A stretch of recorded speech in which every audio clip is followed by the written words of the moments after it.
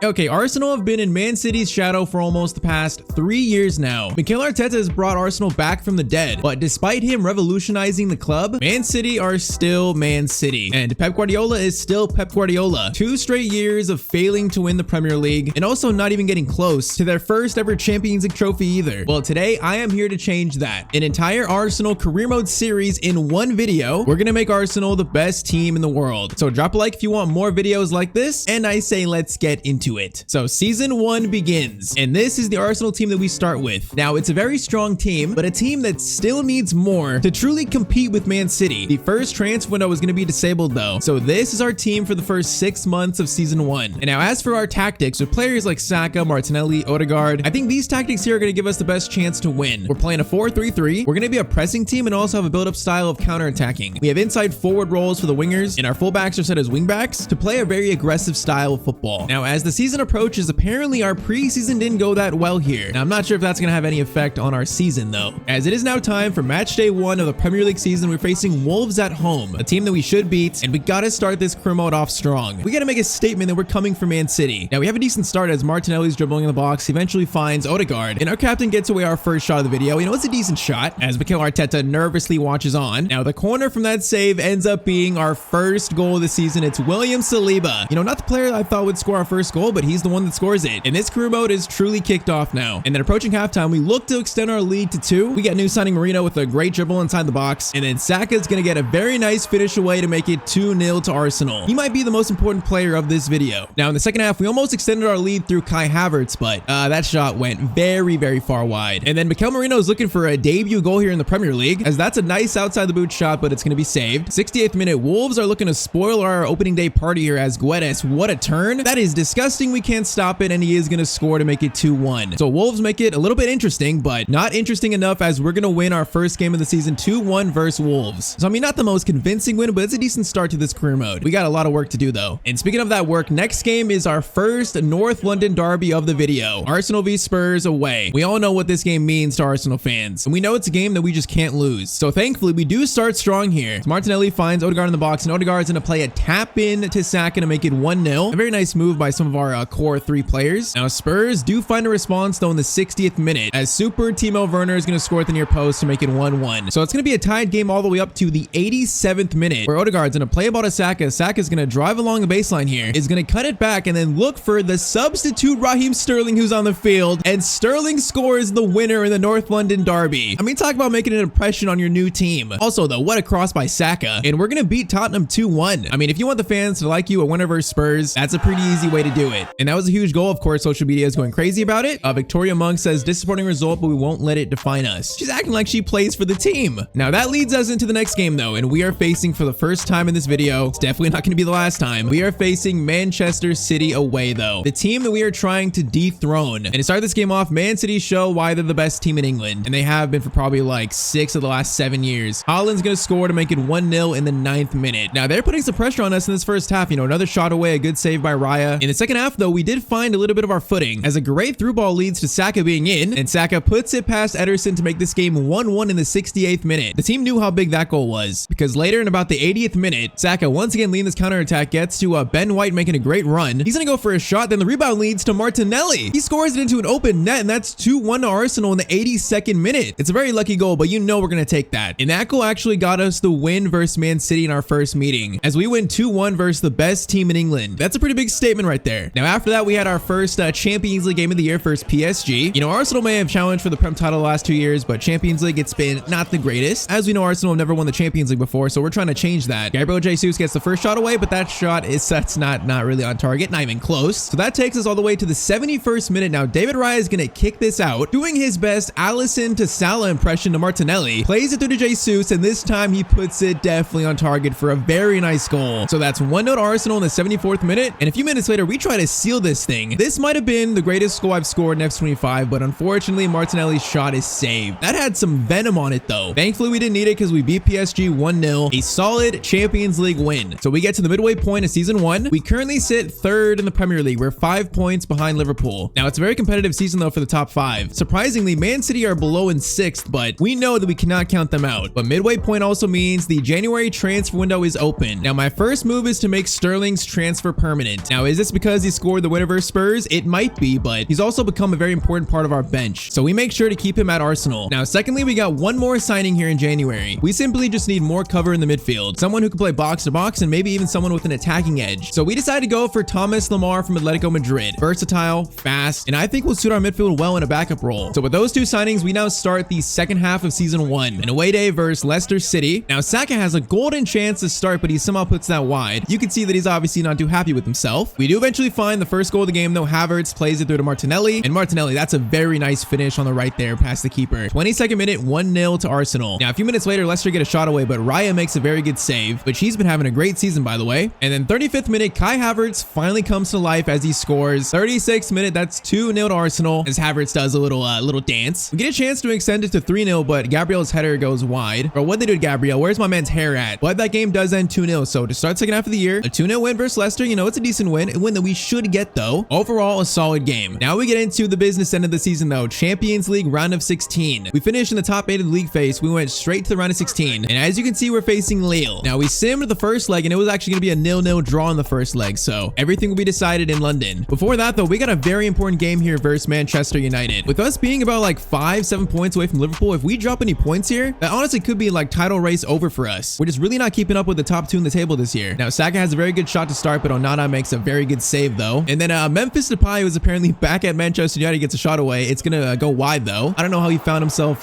back at Manchester United. Now 38th minute, a good chance for Kai Havertz here, but that shot is not really gonna beat Onana. And then right on halftime, Garnacho makes the solo run of his life, plays a little 1-2, gets it back, and he's gonna score at the near post to make it 1-0 to Manchester United. You know, sometimes we found it hard this season to really score goals. Saka and Martinelli are doing great, but that striker position, I'm not sure we're getting enough there. We get a chance to tie it up in the 59th minute, but that header goes wide, and that is how this game is gonna end. So it's gonna be a 1-0 loss to Manchester United. Now we're gonna see in a few minutes here, but that is devastating for our Premier League title hopes this year. But before we get into that, we have the second leg versus Lille in the Champions League. Now I decided to start Gabriel Jesus this game to try and find something at striker. Now he wins us a corner. Saka plays this into the box into Gabriel. Ball is lofted in the air, and then Gabriel decides to score probably the best goal of the season. Like, are you kidding me? How do we score that in a Champions League round of 16? And especially from a center back. That literally came out of nowhere. That's probably the best goal of season 1. Now in this game though, Lille proved to be like a very tough opponent for us for some reason. As 44th minute, a great through ball, they cut us apart, and they're actually going to tie this game up. They were giving us so much trouble. So much so that it's tied up in the 91st minute with like 10 seconds left. Martinelli gets the ball, plays it into Kai Havertz, who's on for Jesus, and his shot is going to be saved. A chance to win it in the final 5 seconds. Havertz could not do it for us. So we are heading into extra time now. Now, honestly, not much happened in this extra time. This was one of the toughest games we played of all season 1. They had a chance there at the end, but we steal it. This is our final chance in regular time. We get the ball forward, but it pretty much amounts to nothing. So ref blows the whistle. We are heading into a penalty shootout in the Champions League round of 16. Unable to have that attacking edge to like really close out the game. Now our season rests on penalties. First penalty is going to be Saka, and unfortunately he is going to go right, and the first penalty is going to be saved. That is not a good start as they score their first penalty. Now Kai Havertz tries to make up for that miss earlier as he does score his penalty. Next up for them, that penalty is going to be actually saved by Raya. Okay, it's all tied up. Next up, Declan Rice, he scores his penalty. Now next pen for Lille, this one is going to go to the left and it's going to go in. Now we got Mikel Merino stepping up, and he does score his penalty. Okay, so we still have the advantage here. Just Raya needs to make a save. Oh man, they go right down the middle and Raya still can't save it. That guy had some guts to do that. Now steps up though, Raheem Sterling. I tried doing the same thing they did, but this time it did not work for us. It goes right down the middle, keeper saves it, and now it's up to Raya to save our season here. Otherwise, we are out of the Champions League in the round of 16. Unfortunately, this is how our season ends. Raya unable to save that penalty. Lille played their absolute hearts out in this game, and they just got probably one of the best wins of their club's history, knocking Arsenal out of the Champions League. That is such an embarrassing defeat, and yeah, that one's gonna haunt me for a while. But okay, Champions League run is over. A heartbroken Arsenal walk off the field. Now all that's left is the Premier League. So only a few days later, we gotta try and pick ourselves up. We face Chelsea at home, a very tough game, and you could tell that loss was, you know, hurting us as a team. Our heads were just not there. As Chelsea score the first goal of the game in the 24th minute, it's going from bad to worse. Now, thankfully, we find some kind of luck here with Havertz getting a very nice touch off a cross, gets around the keeper, and he's gonna score it. So 43rd minute, we tied up at 1-1. We have a chance to save our season here with the win, but unfortunately, that game is gonna end 1-1 versus Chelsea. So more drop points, and with that previous loss versus United, this draw versus Chelsea, that is season 1 done for us. We have no hopes of winning the Premier League. Just Arne Slot and Liverpool had an amazing season as they win the Premier League title and ended the season. It really wasn't even that close. close. We're gonna finish third in season 1, 10 points behind the champions. Now, Man City finished 5th, which is very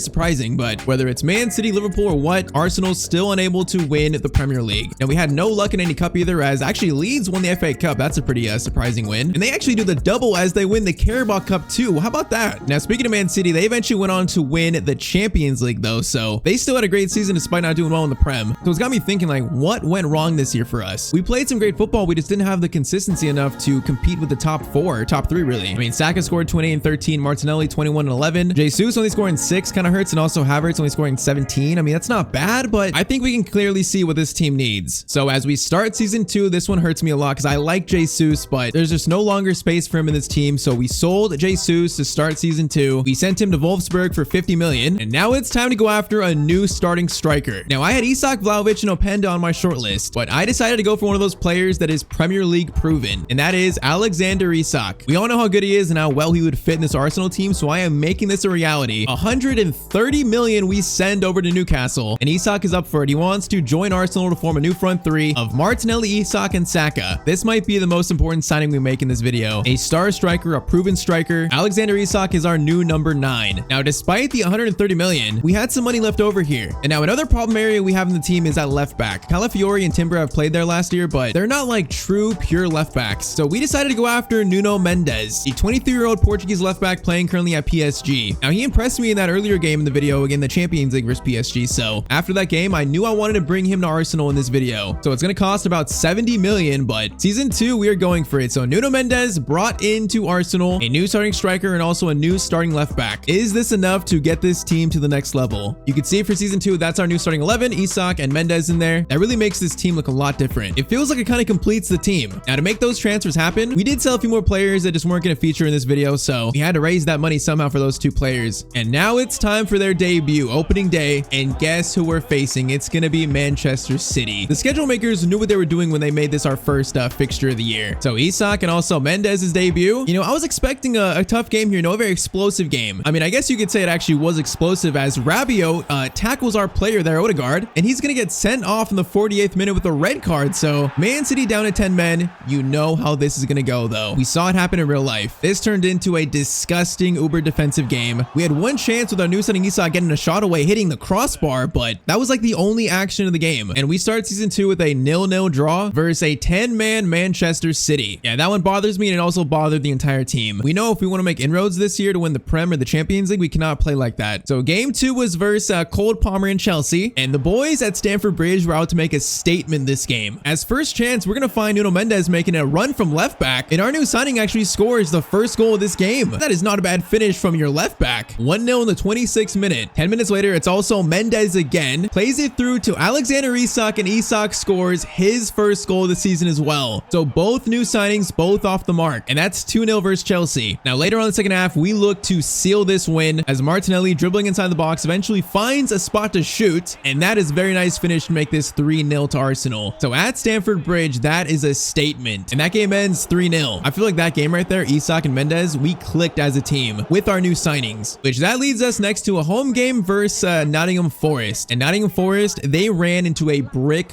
wall this game. As 14th minute, we're going to find Isak in the box for the first goal of the game. It's as easy as that. Isak is starting to fly here, showing why we signed him. And then 25th minute, we're going to find Martinelli in the box here, and that is a pretty nice curling finish around the keeper to make it 2-0 to Arsenal early on. And then later on, 31st minute, you know, Saka, he's like, let me get in on this action here. Isak gets the assist, but Saka, that is a nice finish. 3-0 in 30 minutes. And we're not stopping there. Later in the second half, we get Martinelli again for another goal to make it 4-0. 10 minutes later, Isak gets another chance, which he's going to score his second of the day to make it 5-0. And then to cap it all off, we have Odegaard here taking a shot. And that is just the story of the day from Nottingham Forest. It deflects back in the net, and that is going to be a 6-0 win for Arsenal Football Club. That is an absolute statement by us. We are not the same team from season 1. Now, next up is our first Champions League match of season 2, facing Dynamo Zagreb. And our play transitions right into the Champions League though, as Isak scores the first goal of the game, 10th minute, a very nice finish. Man, he is proving to be absolutely insane insane for us this year. And then a chance later in the 70th minute. Now we're in the box. Saka has it. He plays it. Isak gets it back. This is an absolute mess, but Saka eventually finds the shot to make it 2-0.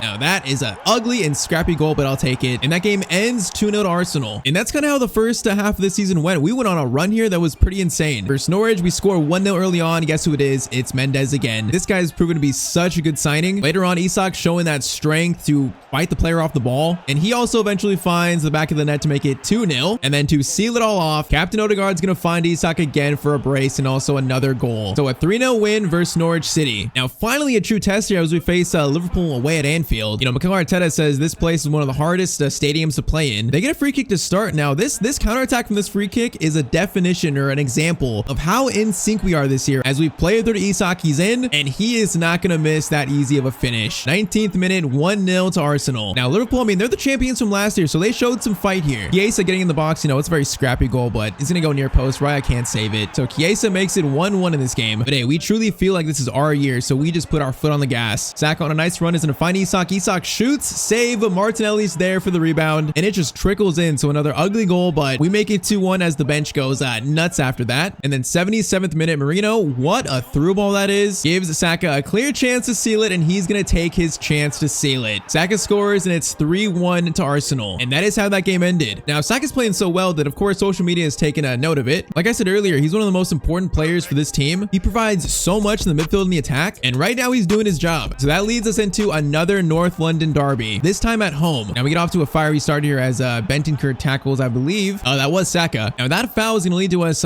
playing this free kick short, eventually finding Odegaard, and Odegaard just lofts this to the far post, and it's going to be, look who it is. It's Alexander Isak with another goal. This man just can't stop scoring for us this year. It is such a big change from last year. 28th minute, those Spurs do find one. They get one back. Kulishevsky scores. You know, that's not our greatest defensive moment. Definitely not. But just like the last game versus Liverpool, we are a different team this year. Saka is going to find, guess who it is? It's Isak again. He scores to make it 2-1 in the 57th minute. What a finish that is. And that ended up being the last goal of this game. So a 2-1 win versus Tottenham. We are absolutely flying right now. Now, the sad thing is, you know, when you're flying, you feel like you're on top of the world. Like no one can beat you. Well, our next game was at home in the Champions League, but Real Madrid were coming to town, facing probably the best team in Europe alongside Man City. And let's just say that we got absolutely humbled this game as Mbappe scores the first goal 14 minutes in. That was just way too easy for them. 5 minutes later, they're going to get a loose ball steal. Vinicius is in, and they're going to score their second. 2-0 in 20 minutes to Real Madrid. It's like a training match for them. Later on, second half, Mbappe is going to get a chance to make it 3, and he does make it 3. So we are getting absolutely thrashed here by Real Madrid. We tried to make some kind of comeback, but we just could not. About the 80th minute, they're going to seal it with Mbappe scoring yet again another goal to make it 4-0. We just got absolutely slapped this game. And after the run we had, I kind of feel like we needed this loss though. Some kind of reality check, a humbling. Mbappe definitely gave us that. Now, midway point of the year though, we are currently sitting in first place with a 9-point lead over Man City. We haven't lost a game yet in the Premier League this year. So Isak and Mendes, I guess so far they've been pretty good signings. And yeah, you can see why. Isak has 24-6, Martinelli 18-8, and also Saka 12-6. Isak is carrying so much of that burden now, the scoring burden, and he's just simply playing amazing. Now our team is doing so well right now that in January we decided to not make any signings. I trust this team 1000%. So no signings in January. We move on to the Champions League round of 16. So yep, we finished in the top 8 of the league phase again. So we skipped the round of 32, the playoff round. And our first matchup is Atletico Madrid. I would say this would be a tough matchup, but we sim the first, like it's actually going to be a 2-0 win away. So I just thought, okay, probably don't need to play the second leg. We sim the second leg, it's going to be actually a 4-1 win. So we just slapped Atletico Madrid. So through to the Champions League quarterfinals already. Now next up though is actually a chance for our first trophy of the video. We've made it all the way to the Carabao Cup final, and we're facing Liverpool in that final. You know, so far in this video, we have not played a final yet, so I don't know how these players are going to perform in that. We know they've won trophies before, but now the pressure as a team is just so much bigger. And yeah, Liverpool, they were definitely in form today for this game, as they get the first shot, but Raya makes a very good save. And then 43rd minute, more pressure by Liverpool, and another save by Raya. Yeah, unfortunately, the signs were there for Liverpool. Right on halftime, they're going to score the first goal of this cup final and make it 1-0. They just played that much better in the first half. So is this going to be one of those games again where it derails our season? 51st minute, Odegaard gets the ball in the midfield. He's going to find Alexander Isak, showing off his strength, and that is a very nice finish from Isak. See, last year we did not have that. He's proving to be the difference. So we make it 1-1. Later on, 77th minute, they get a chance to take the lead here. A crossover. Soboslai, a great shot, but Raya an even better save. Now, Darwin Nunez puts it in off the rebound, but apparently he's offside. That could have been the game right there. That could have sealed it for Liverpool. But instead, 82nd minute, Trossard, our substitute coming on, running down the field, gets inside the box, goes for a shot that's blocked by Kim Min-jae. Now we eventually recycle it back out to Mendes, into Marino. Marino is gonna find Bukayo Saka, and what a finish by Saka in the 85th minute. With 5 minutes left, could that be the winner in the Carabao Cup final for Arsenal? And is that our first trophy of the video? And that was a high pressure finish by Saka. This right here is Liverpool's last chance to tie it up. Szoboszlai in the box, an absolute mess of a tackle, but he just kind of doesn't shoot. He kind of just runs with it towards Raya, and then we eventually get it. He just kind of froze up there in the box. They had a chance to tie it up, but Raya kicks it forward, and that is going to be full time. Arsenal 2-1 against Liverpool, and we win our first trophy of the video, the Carabao Cup, with Saka being the hero in the 85th minute to score the winner. And that was a tough game, but that felt like a hurdle for this team to get over. Proving to ourselves that we can win in a cup final in a high pressure game, to our first trophy of season 2 as Odegaard lifts the Carabao Cup, but we're going to try to make that not the only trophy this year. We still got a lot of work to do. Now that leads us into our next game, which is another game versus Spurs, another North London derby. Now if you remember, we are flying in the Premier League title race right now though. A huge lead, and we are looking to extend it as Saka scores the first goal versus Spurs, make it 1-0 in the 29th minute. That was a very nice finish. And then it took us all the way to the 68th minute, but Saka is once again going to be on a run, finds a finesse shot finish, and puts it past Spurs keeper, and he makes it 2-0 in the 68th minute. But now about 10 minutes later, you know, Declan Rice in the midfield hasn't scored much in this video at all. He decides to do this from about 30 yards out to make it 3-0 to Arsenal. What an absolute banger by Declan Rice. And he also does the sun celebration to rub it in their face. Now Spurs do get one back to make it 3-1. You know, they got one back. Kulishevsky scores again against me, but in the end it proved to not matter that much, as an Isak shot is saved, but then Isak stays with it. He goes for the keeper, makes a tackle, and leads to Saka having an open net. Like, what a weird goal that is to end the game, but okay, 4-1 versus Arsenal, I'll take it. We just demolished Spurs there, and we just continue our dominance in the Premier League. Now a break from the Prem, we are back in the Champions League here. Quarterfinals, we are facing Napoli. You know, Napoli are a very tricky team. So we sim the first leg, and the first leg's gonna be actually a 1-1 draw. So now we have to go to Italy to try and stay alive in the Champions League. And as you can see, Martinelli was the man of the match in that first leg. Now he also got injured in that first leg. It's an eye injury, and he's out for 2 months. Now we only have 2 months left of the year, so he's pretty much out for the rest of the season. That is a heartbreaking loss for this Arsenal team. So Martinelli out for the second leg versus Napoli, and Leandro Trossard takes his place. These are the moments that teams need players to step up. And 51st minute in the second leg, you know what? Trossard decides to step up. He scores the first goal of this game to make it 2-1 Arsenal, providing that spark in Martinelli's place, and that proved to be a crucial goal for us. Isak gets shot away in the 65th minute, but that's going to be saved. Now into the 86th minute, we have a chance to seal this here. A cross by Trossard finds Marino. If he would have scored that, that would have been insane. Kind of a miss hit though, and that is how the game ends. 1-0 to Arsenal. So we just scrape by in the quarterfinals, get by Napoli, and we are heading into the Champions League semis on the back of Leandro Trossard and for Martinelli. So now back to the Premier League title race. And I remember last year we lost at Old Trafford, and that pretty much ruined our season. This time it's the complete opposite. If we win here, it might give us the Premier League title, as Trossard again is just playing so well in Martinelli's place. Flicks up to Isak. Isak goes for a shot, and then it's gonna bounce back to Trossard, and he gets an open net finish. I can't believe it. It's Trossard again. What did I say about players stepping up? And actually, other than that, this game was boring and had nothing. But you know what? That worked out for us as we win 1-0 versus Manchester United. And like I said, as last year, this fixture ruined our Premier League title hopes. Again, this game in season 2 was the exact opposite of that. As we check the table, 83 points. That is 14 points above Spurs in second. That confirms us as Premier League champions in season 2. 25 wins and only 1 loss. Like, what an insane year for us. Best offense, best defense. We truly found it this year in the Premier League. Next up, Champions League semifinals. Now we have Benfica in the semis. I'm not sure they've made it here, but we got a very fortunate draw. Other side, as you can see, is Man City versus Inter though. So Man City's still there. Now this first leg versus Benfica was actually going to be a 1-1 draw. So again, the second leg at home decides everything. 1 win away from a Champions League final appearance. We are so close to hitting our goal, making this team the best team in the world. We cannot fail this now. In the 18th minute, we were not going to fail at this game, as our star players stepped up. Saka scores the first goal of the game to make it 1-0. That signature left foot finish across goal. And then 26th minute, Odegaard runs forward and gets an absolute tap in for Alexander Isak. Yeah, this front three is just absolutely deadly. Later on, 63rd minute, it's Isak again. The strength, the pace, the finishing, he's got everything, and he makes it 3-0. Boys, I think we're heading to a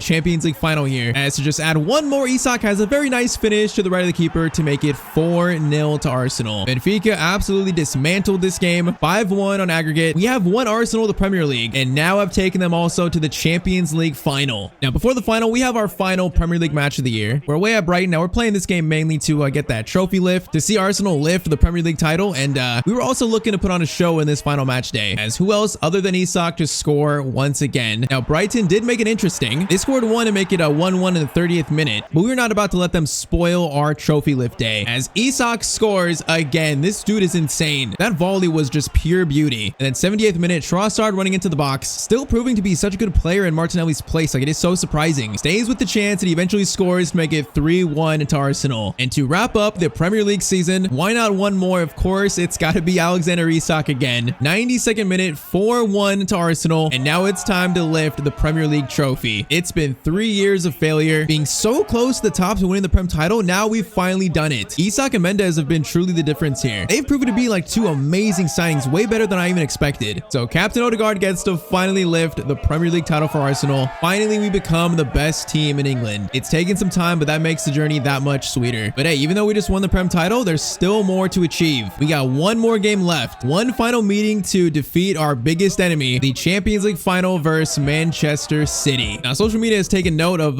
yeah, if we win this Champions League final, well, that'll be the treble, the Carabao Cup, Prem, and Champions League. But there we see the official tweet, Arsenal winning the Premier League. You know, Odegaard taking a nice pic with the Prem trophy, despite the, I don't know why there are purple ribbons on it, but it's a very nice picture. So final Prem standings, we finish on 95 points, 16 above Manchester City. It really wasn't even close. Now, Liverpool won the FA Cup. Of course, we won the Carabao Cup. Final stats on the year, Isak scored 42 and 11, Martinelli 34 and 12, Saka 31 and 10, and then also Odegaard 11 and 16. That scoring is so well balanced. That is 100 goals from our front three. That's got to be one of the best front threes of all time. Now, sadly, of course, Martinelli is going to miss the Champions League final. It's going to hurt, but Trossard in his place. It's time now for the Champions League final, Arsenal versus Man City. Of course, it had to be Man City, right? It's almost poetic that it's ended up like this. To become the best team in the world, we have to get by the team that has blocked Arsenal the last 3 years. There's one final chance to truly become better than Manchester City. 2 years of developing and building this team all leads to this, the final game of this video, win or lose, the biggest game of most of these players' careers, and we are kicked off. Now, literally 1 minute into this game, the ball is played to Merino. Merino is gonna feed in Bukayo Saka, and he scores in 2 minutes with a finesse shot. Like, Saka, are you kidding me? What a start to a Champions League final. We're not even 3 minutes in yet. That is one of the craziest and fastest goals I've ever scored in a Champions League final. That finesse shot was just perfection from Saka. It was almost his first touch of the game, and Mikel Arteta is going nuts on the sidelines. Now, even with that start, Man City showed why they got that championship DNA. Foden gets by my defense, and Foden scores, make it 1-1 only, what, 6 minutes later. So Man City find their response, and it's tied up. Yeah, this is about to be a very, very long Champions League final. Now, our second best chance comes in the 34th minute. Trossard plays a cross in back post, but it's cleared. Merino then tries to go for a hero volley, and it's actually a pretty decent shot. It's going to be saved, though, and that's how the first half ends. So it's 1-1. Both teams striking early, but nothing after that yet. That takes us into the 62nd minute as Isak dribbling backwards and to find Merino. Merino plays it up to Bukayo Saka. Saka chest down, goes for the volley, and look who it is. It's Leandro Trossard there at the right place, right time to score. Are you kidding me? He shouldn't even be playing in this final, not starting at least. And he scored one of the biggest goals in Arsenal's history. 2-1 in the 65th minute for Arsenal. Could that be the goal that wins Arsenal their first ever Champions League trophy? Only a few minutes later, a chance to seal it here. Saka, another left foot finesse shot, but this time it goes right to their keeper, Unai Simon. Time is running out. We got 10 minutes left here. 83rd minute, a chance, plays over the top. Grealish controls it, brings it down. Trying really hard to find a shot here or a pass, but eventually, Saliba is the one to clear it. Yeah, that was desperate and shaky. Man City have one chance left here. 90th minute, they're searching, and Rabiot is going to play a through ball to Erling Haaland, and Haaland is going to tie this game up in the 92nd minute. We were less than a minute away from becoming Champions League winners, and Haaland has just reset this game back to being 2-2 with like no time left either. This final is not over yet as we get no chance come forward. That's literally the last kick of full time, and we are heading into extra time now. Now, Man City have found their second win to start this extra time. They dominate the first like 10 minutes here. Chance in the box, which if that goes through, that could be us losing this final. Saliba though, what a block. Eventually they get another shot, which is definitely less threatening, but they dominate the first 15 minutes of extra time. And now into the 113th minute. Ben White, good defending on the wing here, is going to play it back to Saliba. We have not found any attacking option next time. We got to find something here though. Gabriel is going to lift over the defender, get to Mendes, into Trossard. Trossard is going to find Mendes in space with no option to cross it. Mendes goes back to Trossard, and then Trossard into the captain Odegaard. What a finish by Martin Odegaard. 118th minute. Is that the biggest goal in the history of Arsenal Football Club? Scored by Odegaard, the captain. With only 2 minutes left, that's surely got to be it. What a finish though. Outside the boot to the right, that is a disgusting finish with no stamina left. Legs are absolutely gone for everyone, but Odegaard Odegaard finds that finish. Man City have one final chance to tie it up again, but Ben White is going to steal it. He's going to clear it, and that is full time. Arsenal 3, Manchester City 2, and Arsenal win the Champions League final. That is one of the most dramatic Champions League finals I've ever played. An absolute instant classic, but we have done it. We have made Arsenal the best team in the world. Carabao Cup, Premier League title, and also Champions League trophy. Man City showed how good of a team they are to fight back, but in the end, we found a way to win, and that's what champions do. Odegaard gets to lift the Champions League trophy. He deserves it after scoring the winning goal, and Arsenal have won the first Champions League in their history. What a team, what a season, and with that, our job is complete at Arsenal, the best team in England and also the best team in the world.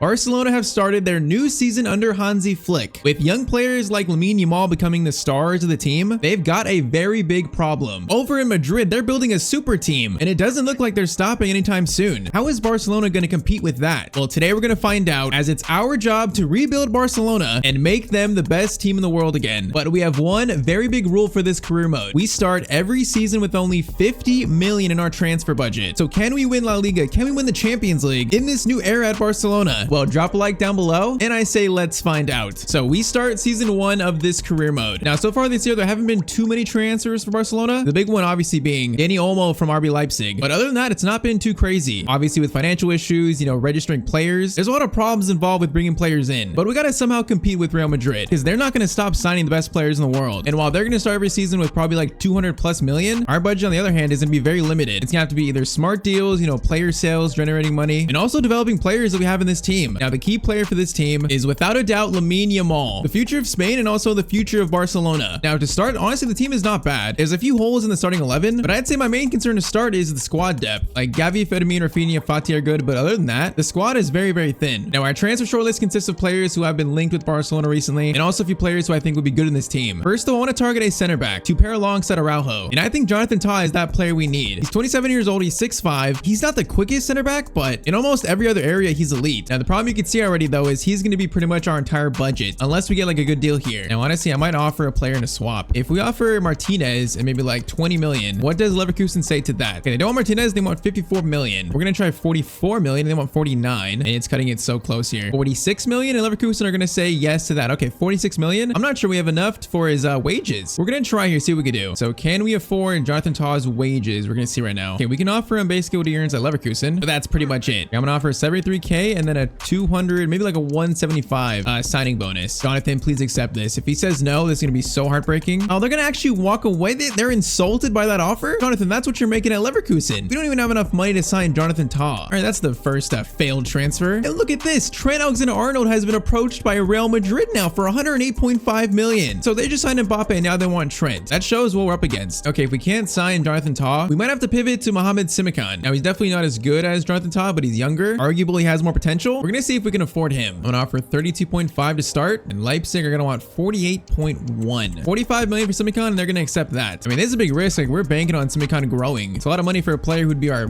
third best center back. And he wants 100k per week? Bro, I'm not even sure we can afford his wages, or at least his demands. 85k per week, he wants 105. I'm not sure we can afford this. Real Madrid are out here buying Trent Alexander-Arnold. We can't even buy Simikan or Jonathan Tah. Nope, they reject our final offer, and that's it. So already 2 failed transfers. Okay, I think I'm giving up on center backs for now. I think first half of the year, I'll go with Araujo and Christensen, and also, of course, Cabarsi and Martinez as 4th choice. What we do need, though, is a backup striker to Lewandowski, because we literally have no other strikers on the squad. Now, I got some players here for maybe Lewandowski's potential replacement in the future, but for now, we just need a backup. I think Zapata from Atalanta could be like a decent option off the bench, and he won't be that expensive. So I'm gonna offer about 20 million for him, see what Atalanta say to that. They want 28.4, make it 25, and I think that's a decent deal. All right, 25.8, I'll accept that. All right, it's taken what, 2 transfers? Will this be the first officially completed transfer? 145k per week. Bro, these players are trying to rob me. 125, and Zapata is gonna accept that. Okay, I mean, we need a backup striker, now we have one. Now, is it a player that's gonna light the world on fire? No, but he should be a very decent backup striker. So that fills out the bench, and I think now we're gonna sim the first half of the year until January, see where this team is at. And hey, we do have 16 million to spend in January. We could do something with that, although probably not much. So we simulate to January, and I'm not gonna lie, I was watching the results a little bit while the game was simming. I saw a lot of wins for Barcelona. So we're in the round of 32 for the Copa de España, but in La Liga, Barcelona are currently sitting in 2nd place, but only 2 points behind Real Madrid. Okay, for all the the transfers they've made, for us to only be 2 points behind them, I'll take that. That's actually like a really good first 6 months. And then Champions League, we are in the round of 16. We finished top our group with 13 points. Okay, really not a bad start at all. Now, who's the one getting it done for us? It is going to be Lewandowski, Pedri, Dani Olmo 4-4. Where is Lamine Yamal? He's only played 4 games. How does that make sense? But okay, honestly, I like that start. Now, Balde is currently hurt. How bad is that injury? He's going to be out for 2 months with a torn hamstring. That is not good. So who do we even have playing left back in his place? Hector Fort? I guess, although that's definitely not ideal. I mean, Zapata's got 2 goals in 5 games. It's not bad. Lewandowski's just playing really well, I guess. He is starting to go down in overall though, so that's something to watch. So do we make any moves in January? With 16 million, that's just really tough. I'm not sure we could bring in a player for that amount that would make a difference this season. So I think we ride out the rest of the year with this team. They've played well, so I don't want to make any changes to mess that up. But okay, Champions League round of 16 time. We're facing Leipzig in the first round. Now we should beat them. I mean, we just stole Dani Olmo from them. First leg is going to be, it's going to be 2-2. Second leg is going to be 5-4. We barely beat Leipzig. Okay, Lewandowski scores 2 and then Dani Olmo scores 1. And we just barely get by Leipzig though. Okay, quarterfinals, we have been given an absolute gift right here. We are facing FC Porto. Like, that is the luckiest draw out of all those teams left. Real Madrid facing Arsenal, by the way. But there's no reason we should lose to Porto here. There's no reason. Balde's back, which is good. So first leg is going to be, it's going to be a 1-1 draw. Don't tell me FC Porto are going to knock us out. Second leg is going to be, we barely beat FC Porto. Lamine Yamal scoring an 83rd minute winner to send us to the semifinals. Man, that's an insanely easy path though. So Real Madrid go through, also Bayern and Napoli go through. Into the semifinals in season 1 though. Semifinals, we are facing Napoli, so we avoid Real Madrid. Man, I am so surprised by the simming in this first year. But okay, first leg of the semis, it is going to be a 1-0 Barcelona win. There's no way we're going to reach the final in season 1 with like literally no transfers. Second leg is going to be, it's going to be 2-0 to Napoli. We get knocked out. We made it all the way to the semis to just lose a 1-0 lead in the second leg. I can't believe we got that close though. We got way closer than we should have. Oh, so it's probably going to be a Napoli Real Madrid final. Now that does suck, but now we simmed to the end of the season. Where did we finish in La Liga? So Barcelona are going to finish in the top 2. Okay, so it's Real Madrid Barcelona. I saw a lot of wins simming, so I think we actually did pretty good. Did we win the title though? No, we did not. It was a 2-point lead. We missed out on the title by 2 points and also the Champions League final in the semis. I can't believe that was such a good season, but Real Madrid still did better. And then Champions League, they won the Champions. You gotta be kidding me. We just had such a good season, but they just went that much further. Copa de España is gonna be won by Atletico Madrid. Okay, at least they lost the Copa de España. Supercopa was won by also Atletico Madrid. All right, so a trophyless season 1, but honestly, we did way better than I thought we would. Final stats, Lewandowski 25-7. Man, Pedri 21-21. That's actually insane. Rafinha 15-3. De Jong 8-10. Yeah, Yamal is not playing enough. He scored 6-16, but he's definitely not playing enough. We gotta change that for season 2. Look at Zapata though, 8 goals and 23 games off the bench. All right, so a solid first season, but no trophies. We got very close though. I am optimistic about the future of this team. All right, so season 2 begins. I want to make some like decent sized changes. So to do that, we got to sell players because 50 million is not enough. We learned that in season 1. So we're going to put Rafinha on the transfer market. I'm going to put Christensen on the transfer market too. And now I am thinking about Lewandowski. I think he played pretty well last year, so I don't think we need to replace him right now. He might have like 1 more season in him, but we do have Vitor Roque back from his loan Real Betis, so I think he'll become the backup to Lewandowski and Zapata will be like 3rd choice. He's also retiring too, so I guess it fits our timeline. Yeah, we need to get Lamine Yamal like playing every game this season. So Rafinha, you are being sold. Okay, Real Betis want Christensen for 54.9 million. Okay, let's see if we can get a little more. This will basically double our transfer budget. Let's try 59.5. Real Betis, they want 54.9. 57 million. Don't give me a sell-on clause. Give me straight cash. 57. They want 56.9. Okay, they just offered 100k less. What a dirty move. You know what? We're gonna accept that, but that's a dirty move right there. That's a lot of money for Christensen though, who I do like, but I feel like we gotta make some kind of money here. And now Bayern want Rafinha. No, I don't want Sudakov though, so let's try and get maybe like, I'm gonna start with 70. See what Bayern say to that. 73 for Rafinha, and they're gonna accept that. Could I have gotten more? Okay, that's still a lot of money. That's like almost 20 over his value. So that's potentially 120 million being brought in. Yeah, we're gonna do some work in season 2 here. Oh, okay, Christensen's talks have broken down Real Betis. I guess he didn't want to join them. That is unfortunate. Apparently Newcastle have bought Jonathan Tah, or trying to, for 39.5. These deals are not going through though. All right, Jonathan Tah, now he's 84 overall. Is he still the player I want though? Because we're gonna have a lot more money. I might try and get someone better than Jonathan Tah, I think. I just need these deals to actually go through. All right, Chelsea want Christensen now. They want him back, I guess. Let's try 54 million, and they are going to accept that. Okay, please go through this time. And I think the Rafinha deal, I think it went through too. Or no, apparently it's still ongoing. Rafinha, make up your mind. They've been talking for like 2 weeks. Okay, thank you. Rafinha's gone to Bayern. Okay, so that's 73 million brought in. That's gonna be very useful. And now Christensen has gone to Chelsea, so that's also good. About 120 million brought in, so we should have 170 to work with. I like the sound of that. Actually, 184 million to work with. All right, so we definitely need a new center back to pair alongside Araujo. And then I think other than that, maybe just reinforcing the bench. Okay, center back targets other than Jonathan Tah. I think I'm looking at Gonzalo Inacio now playing at Sociedad. Sven Botman and also Lisandro Martinez from Manchester United. You know, he's a player that intrigues me. I feel like he kind of fits the Barcelona style, and his price is not crazy for a 26-year-old 85 overall center back. I think the plan is go after Inacio, but if we can get a good deal for Martinez, I might go for him first. So I'm gonna try like 68.5 here. They're probably gonna want like 80. We're just testing the waters though. We're just testing the waters. They want Gavi. I am not giving you Gavi. Let's try 72.5, and they're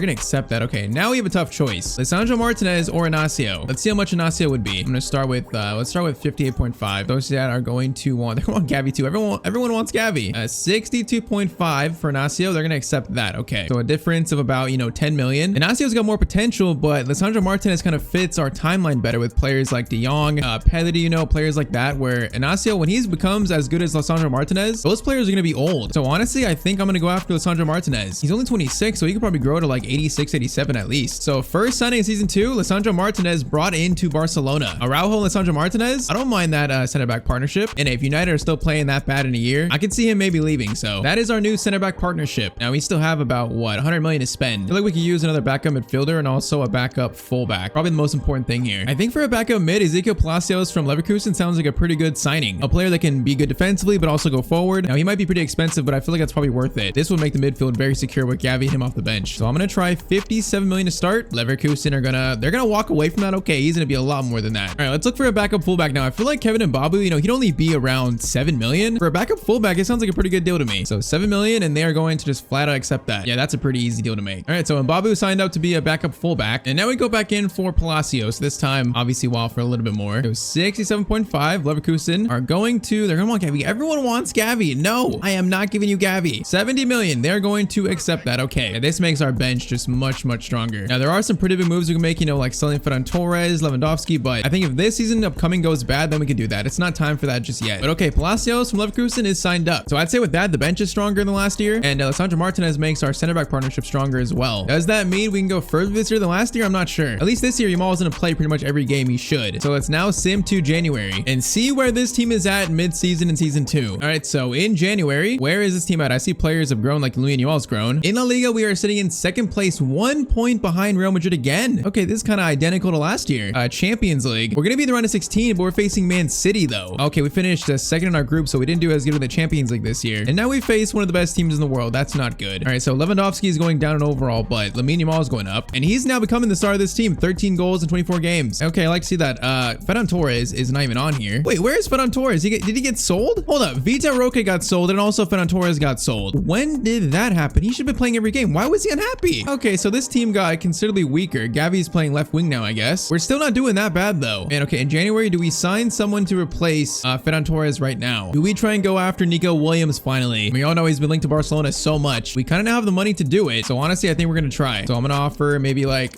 90 million to start. 90 million, and they're gonna accept that. Okay, that's an easy done deal right there. So pairing up Nico Williams and Lamine Yamal, this might not get us to win the Champions League this year, but with Nico only being 22 years old, this is a move that sets up the future. So Nico Williams signed up to Barcelona in January. Okay, we're definitely gonna make him a left winger. I might make his overall go up even more too, by the way. But left winger will take 2 weeks. So I mean, that should help with Ferran Torres' absence, but Ferran Torres was 88 rated, so he's not quite as good as him yet. I think that's gonna be the only move in January though. This might be a year for just developing players like Dani Olmo, Lamine Yamal. Not sure we're gonna win anything this year. We're gonna see though. All right, so now the big game though, it's gonna be Barcelona versus Man City round of 16. Yeah, I have no clue how this is gonna go. So first leg, okay, Lamine Yamal is going already up to 87. That is really good to see. But first leg is gonna be 2-1 to Man City. And last year's semis, it might be a round of 16 exit this year. Second leg is gonna be 2-0 to Barcelona. We just made a comeback? Hold up, second leg, we just came back and beat Man City. Nico Williams and Dani Olmo. Are you kidding me? That's like the most surprising sim I've had in so long, I think. We just beat Man City.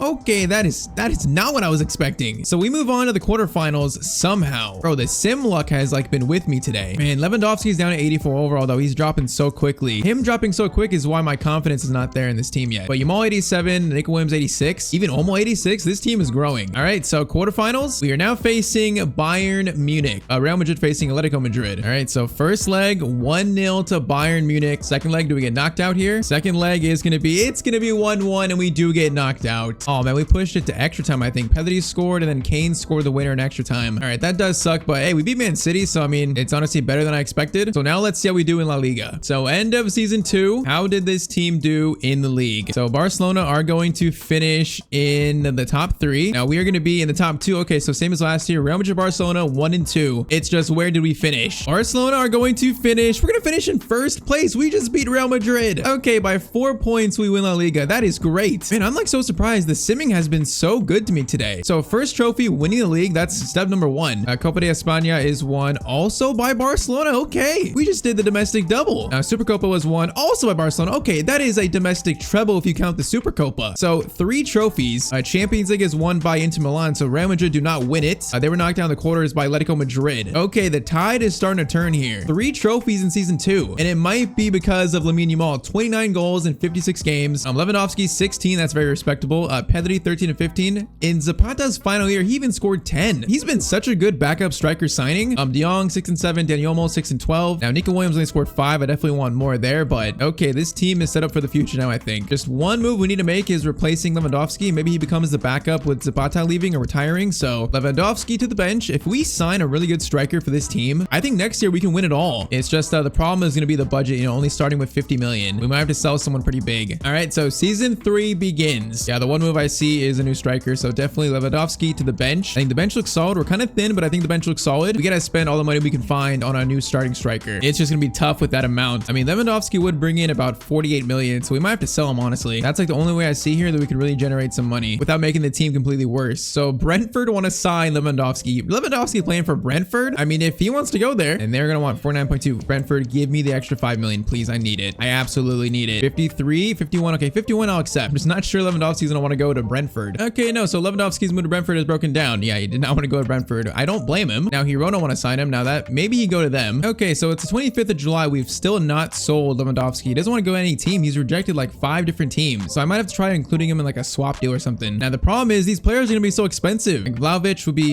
be very close if we sold Lewandowski. While Benjamin Sesko could be good, that might set us like a year back again for time for him to develop. But I mean, that could be a good move. I think I'll try Benjamin Sesko first. So if we throw Lewandowski plus like maybe 30 million, what do Leipzig say to that? They accept that. Okay, so that's one move that could work. And it's just like, would Sesko grow fast enough to help us win the Champions League this year? He's 22 years old, 8th overall. I mean, he's got really good pace. He fits the timeline of this team with Lamine Yamal, you know, Nico Williams. It would just be a big risk of signing him instead of a player like Vlahovic. Honestly, my gut's telling me to go with Sesko. I think we're doing that. I think it sets this team up better for the future. If not this season, a front 4 of Lamine Yamal, Dani Olmo, Nico Williams, and Sesko. That's a deadly front 4. Like, while Real Madrid are going out to sign the best players in the world, we're trying to sign like the future stars of the world. So Lewandowski replaced with Benjamin Sesko. I'm hoping that works out. So that leaves us with 27 million. It'd be nice if I can find another backup here. Okay, a player that could be our new Zapata maybe is Gonzalo Guedes playing at Leeds. A striker who could play on the left wing too is hopefully within our budget. This might just be like the best available option. So we're going to try his value 15.5 and Leeds are going to want 17.7. We're going to do that. All right, so hopefully, I mean, he's not bad. Definitely 78 overall. All I'm looking for is another Zapata off the bench. He's got to be able to do that job at least. And plus he's more cover out wide. And okay, so Gonzalo Guedes is signed up. So Sesko, Guedes brought in. And our only hope this year is for Sesko to turn into an absolute superstar. That's our only hope. If these 4 here can turn into superstars, then this year we definitely have a chance. But okay, that is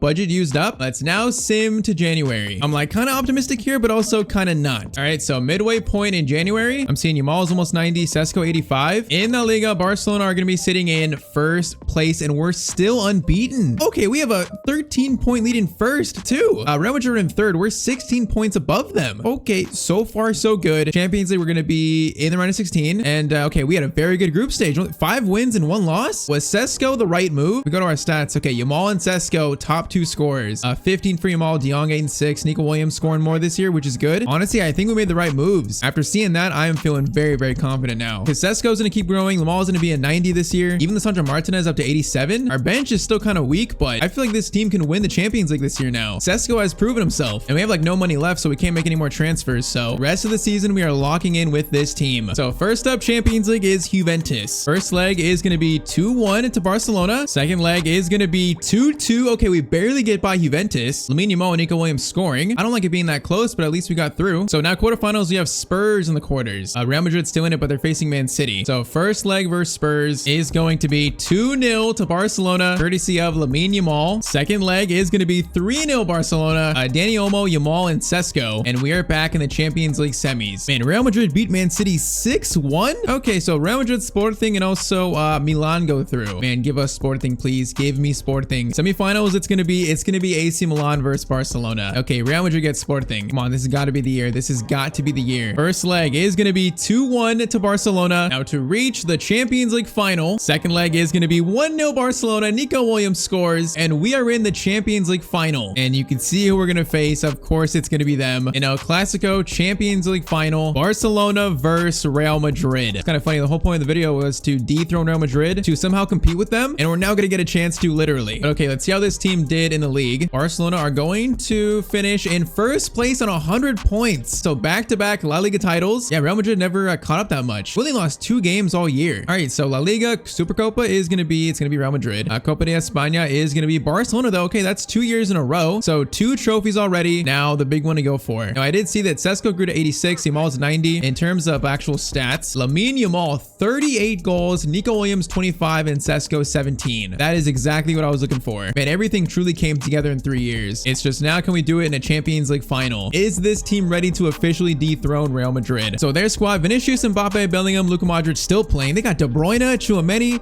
Davies, Ruben Dias, De Ligt, Gusto, and Courtois. Bro, what an absolutely insane team. It's kind of an old midfield though, De Bruyne and Modric, while we're like a much more younger team. We'll see if that plays in our favor here. Man, this team looks amazing though. Like, I am very excited to use this team. So Champions League final, Sesko gets us kicked off. Can we beat Real Madrid in this El Clasico? Also, Lamine Yamal, 90 rated. I definitely want to try to use him. Koundé right up to Lamine Yamal. Lamine in the box, cuts inside. Lamine Yamal already. Courtois, what a save though. Man, that was almost an instant start. Now Frenkie de Jong that's going to go all the way to, I don't even know who that went to. It's going to be another corner though. Trying this again, goes to Sesko. Sesko, man, that fell right in front of him. Yamal back to Koundé. Koundé, no, I wanted someone to run at the top of the box there. All right, not a bad start though. It's just Modric and De Bruyne. We could definitely run past them. That's going to be our way to win. So the issue is going to be defending this insane team. Araujo though. Oh, Mbappe from behind, send him off. It's a red for Mbappe. You gotta be kidding me. Mbappe in what, 10 minutes? Maybe 15 is sent off in the Champions League final? Oh, that is so hilarious. Real Madrid down to 10, man. You gotta be kidding me. There's no way we lose this now. There's no way. I can't believe what I've just seen. He's had like a Zidane moment. Koundé, now Yamal's gonna run. Koundé back to Sesko. Sesko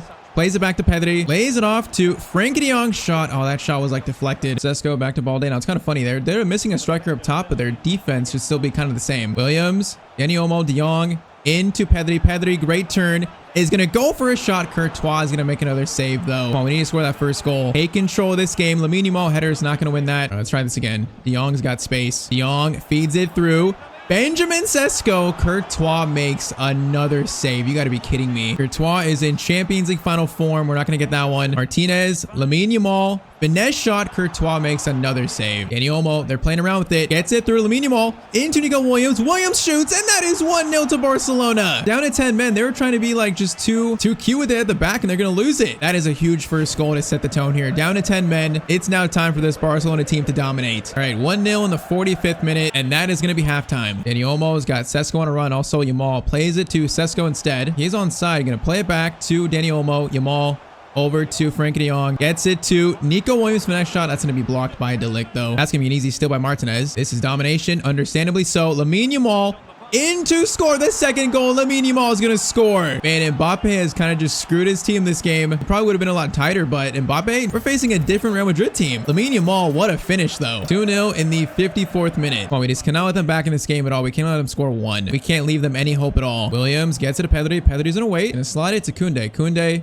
into Yamal. Yamal, wait, get it to Koundé. Koundé can't get around Davies there, though. Now, Davies is going on a run. De Jong, though, that is some very solid defending. This team doesn't need a CDM. Now, that's a good ball over to Gusto. Gusto's going to get by Lisandro Martinez into Vinicius. Vinicius shot, and Bellingham gets it. Is he onside? Oh, man. Real Madrid score in the 75th minute. Oh, man, it just felt, the rebound fell right to him. It's a good save by Ter Stegen, but all right, we got 15 minutes. Is this going to be a game now? If we just score 1 more, it'll seal it. Dani Olmo into Sesko. Sesko is not, no, I tried to play to Koundé there. I don't know how we didn't play that. Don't do this to me, game. Do not do this to me. Gusto into Bellingham, into Kevin De Bruyne. Lisandro Martinez, good block. Keep it, please. We get it out. We get it out. That's great defending by Araujo. Pedri gets it to Balde. Balde, Williams. This could be it. Williams turns. Gonna find a pass to Pedri. This should be it. Pedri to win. Barcelona in the Champions League. He's going to score and they're going to win. Okay, Real Madrid made it a little bit interesting, but in the end, Barcelona got it done. This team is insane. Like the ages of these players, this team could be dominant for another like what, 5-6 years. Great finish by Pedri though. Okay, I got a little scared when Bellingham scored, but the better team won today. To be full time. Tchouaméni goes for a extremely long shot. I mean, respect to them for continuing to play to the last minute, but that's going to be it. Araujo clearance. Now, final clearance. Dani Olmo clears it, and that is full time. Barcelona win the Champions League. It's taken 3 years, but Barcelona are now back on top. Doing it with only 50 million per season to start with. We have made Barcelona the best team in the world again. And that front four, Yamal, Sesko, Dani Olmo, Nico Williams, that definitely worked. That was the key to all of this. Now, Ter Stegen's going to get to lift the Champions League trophy. Despite all the financial just drama, the crisis the team is in, we were still able to do it. Barcelona win the Champions League in season 3. And with that, this rebuild is officially complete. Okay, Man City are having the biggest crisis they've had under Pep Guardiola. 3 straight losses in the Premier League, which that is unheard of, while Liverpool are just flying away with the Premier League title. This could be the end of Pep's dominance in England. Well, lucky for him, EA just released a new career mode update that includes live start points. And in this video, we're going to take control of Man City from their current position in the league. We're going to try to catch Liverpool, win Man City's 5th Premier League title in a row, and also go for Champions League glory. This will not be easy though. We have the updated injuries from the live start points, so Rodri's hurt pretty much for the rest of the season. So we have to make the right decisions, execute on the pitch to keep Man City as the best team in England. So drop me a like down below, and I say we get right into it. So we take control of Man City in November before the Spurs game. The game in real life, they just lost 4-0. That is where our journey with Man City starts. Our first goal, not lose 4-0. But this team is currently in an injury crisis. We've seen that without Rodri, this team is simply just not the same. Now, in real life, I think Rodri said that he wants to play in around March, that he doesn't think he'll be out for the entire season, but I don't know. That's a very tough injury to come back from. So we're pretty much going to plan like he's out for most of the season. Now, currently also Ruben Dias is out for about a week. John Stone's out for week 2. Even Jack Grealish is a knock too. So we got some injuries in this team right now. But the most important thing is, how do we replace Rodri in this team? Literally a Ballon d'Or winning midfielder. January is in about 2 months where we could sign a replacement. But what do we do until then? I think the best thing we could do is actually switch our formation. Instead of playing Pep's like foundational 4-3-3, we're going to try this 4-1-4-1. Basically pulling the wingers back a little bit and then pushing up forward De Bruyne and Silva to help out Haaland. And then Gundogan and Kovacic have to play the Rodri role in the midfield, which is definitely not their best role, but it's the best we can do right now. So we're going to try to survive with this until we can make a signing. We do have 240 million in the budget, so we have that Man City money. We cannot let Liverpool build a big lead before then though. So right now we get our first chance to rewrite history, and this time not lose to Spurs 4-0. Kind of funny, this new live start points mode reminds me of that old feature from like, what was it, FIFA 17, 16, that match day live feature. I used to play it a lot, so it kind of reminds me of that. But okay, first game, it's time to rewrite history. This time, can we not lose to Spurs and put some pressure on Liverpool? Now, of course, playing on ultimate difficulty, so the highest difficulty the game can possibly be on, just to make it that much more tough. Timo over to Son. Now, this is a bit too realistic. Kulishevsky, is that Kulishevsky? No, that was Madison. He had an open shot at Ederson. All right, Spurs get a good first chance of the game. Corner in, that is going to be cleared off the line by Haaland. And so far, this is going very realistic. Oh, that's a strong tackle. Apparently no foul though. Now, Savino's got space to actually run. Foden is going to play that up to Bernardo Silva. Good touch by him. Now, cross over to Haaland. He's not going to get that. De Bruyne is going to win the header though. Okay, Foden's going to play a very interesting ball over to the left. We find a shot. Vardiol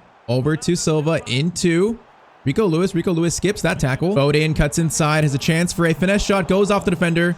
That's De Bruyne with a good volley. That's going to be a save. And then Haaland is offside. That's a good start, though. Kulishevsky, Son, Nathan Ake, good tackle there. Haaland is open down the middle. This could be our chance to rewrite history. The first step. And oh, Haaland, you got to finish that, though. Oh, we got to score there. Corner in by Gundogan. That's going to go to De Bruyne, but his header is going to go wide. Spurs get the last chance. The first half, cross in. Akanji gets it out. And okay, first half, you know, it's not been all Spurs. We're competitive at least without our main man, Rodri. Savinho, great dribbling there. Now Haaland making a great run. Now, is he going to control that? He is not going to control that. Goes to Kevin De Bruyne from distance though. Kevin De Bruyne's shot, it's gonna go way over the net.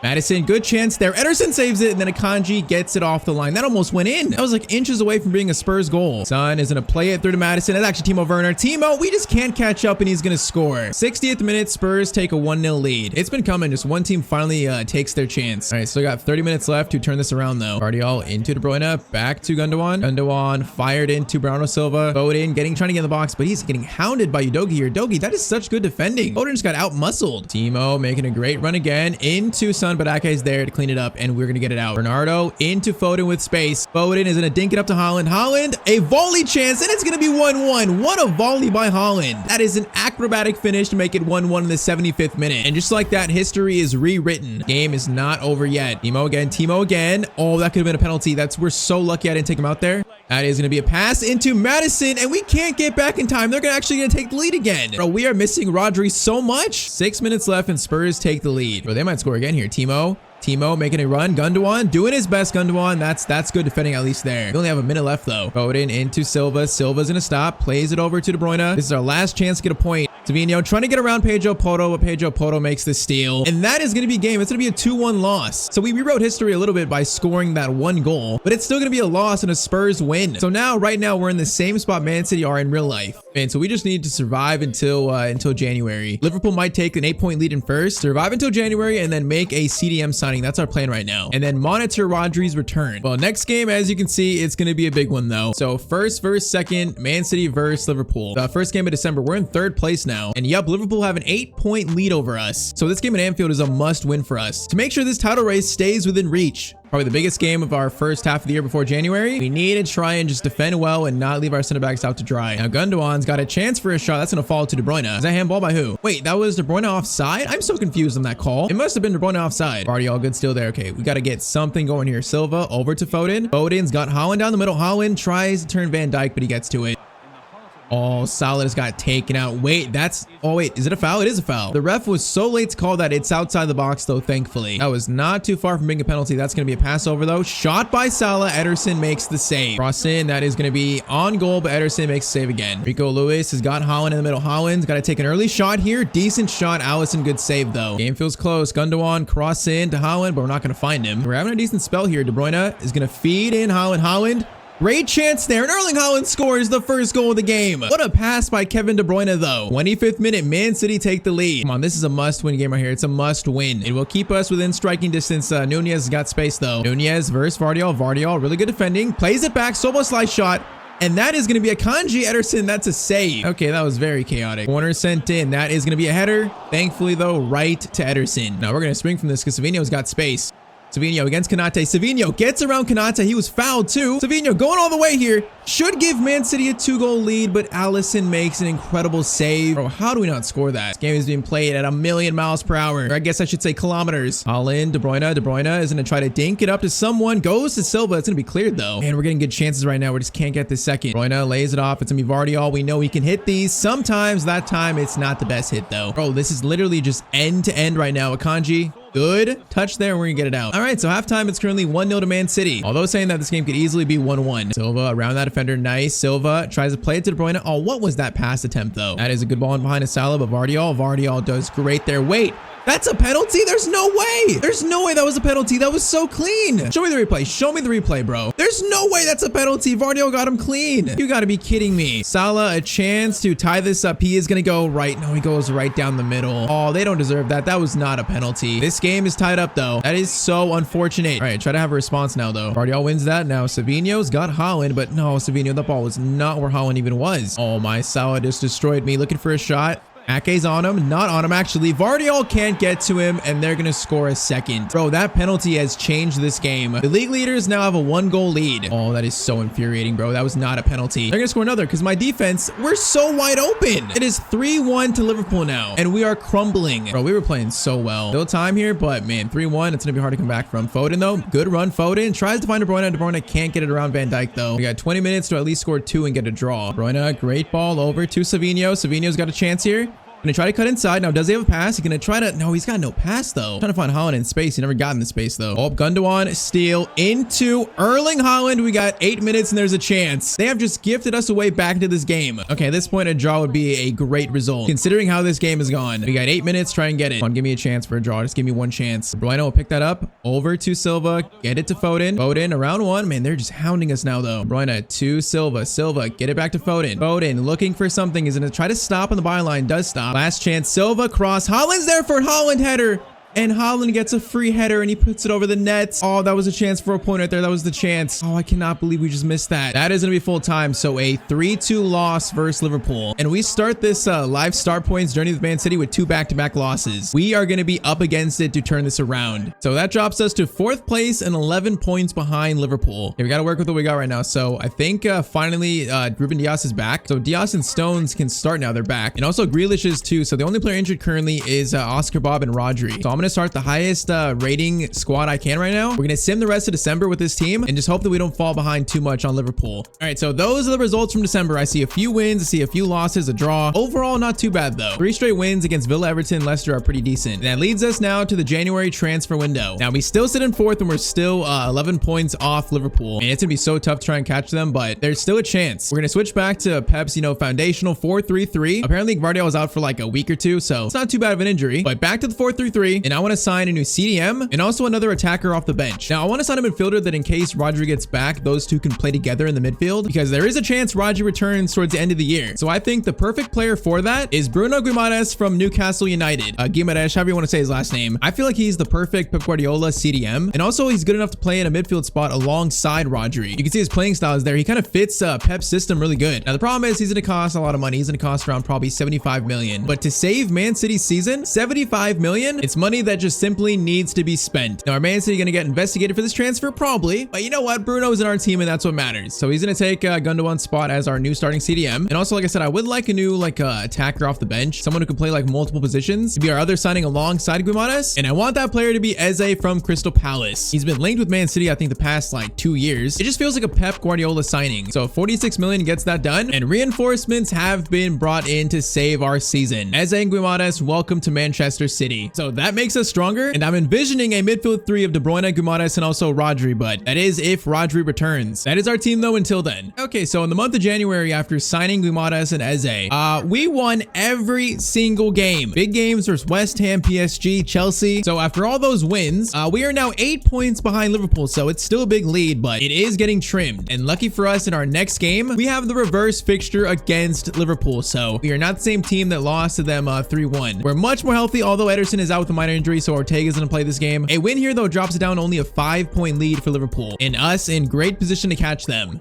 I got a feeling this time around the game is going to be a bit different. I just have a feeling. Well, we got to show we're a different team now. You're not the same team that just lost to them 3-1. Kyle Walker back to Haaland. Haaland has a chance to find a shot here maybe. Hey, don't lose it to Van Dijk. Gvardiol, I see you for a chance there. That shot is right off Van Dijk's head. Is that a free kick? That's a free kick chance. Okay, Kevin De Bruyne with a great chance here. This would be an amazing start to this game. Kevin De Bruyne from the free kick is going to hit the crossbar. That would have been a dream start to this game. Grealish, good ball to Guimaraes, into Kyle Walker. Walker into Phil Foden. Foden looking for a pass. Grealish, where you at? Grealish making a run. Can we score the first goal in this game? Can I find Haaland? Grealish is going to cross it over to Foden, but Konate is there to clear that. De Bruyne, Haaland, chance here. Keep it. Get it to Grealish. Bro, this is just so congested though. De Bruyne, chance for a finesse shot. Konate is going to block it though. Okay, I don't mind that attack though. I don't mind it. Nunez, chance here. Take a shot. Ortega, big save. And this remains 0-0. All right, Liverpool get a decent chance there. Foden, Silva, over to Kyle Walker though. Great chance. Kyle Walker into Erling Haaland. Great chance, and Haaland takes it to make it 1-0. Okay, same as last time, but this time we cannot give up a penalty, and we cannot let them take control of this game here. Come on, for us to be in this title race, it's a must win. Feels like a title decider in February. Yes, over to Nunez. Ortega can't make the save, and it's gonna be 1-1 just like that. Bro, they just won't go away. All right, this game is gonna be one of those games, I guess. Gvardiol into Foden. Foden gets it to Haaland. Haaland. Yeah, that was actually meant for Foden. Goes to Gvardiol though. Gotta find an avenue to attack. De Bruyne gonna feed it over to Kyle Walker. Walker over to Bernardo Silva. Great chance, and it's gonna be 2-1. There's like no defending going on. It's all just, I guess, attacking. 43rd minute, we retake the lead though. Now, can we keep it or even extend this lead? Because Foden's got space here on the right. Phil Foden's gonna, oh, Foden, what kind of touch was that, bro? He left it so far behind him. All right, halftime, it's 2-1. So far, so good. We must win this game. Guimaraes, great pass into Silva. Silva's gonna find Foden in space. Foden, use Haaland. Haaland, no, I gotta flip that over the top, bro. Haaland is so in there. Oh, that's gotta get through. Now, Soboslai into Diaz. Diaz is gonna cut inside. Okay, defended that pretty well.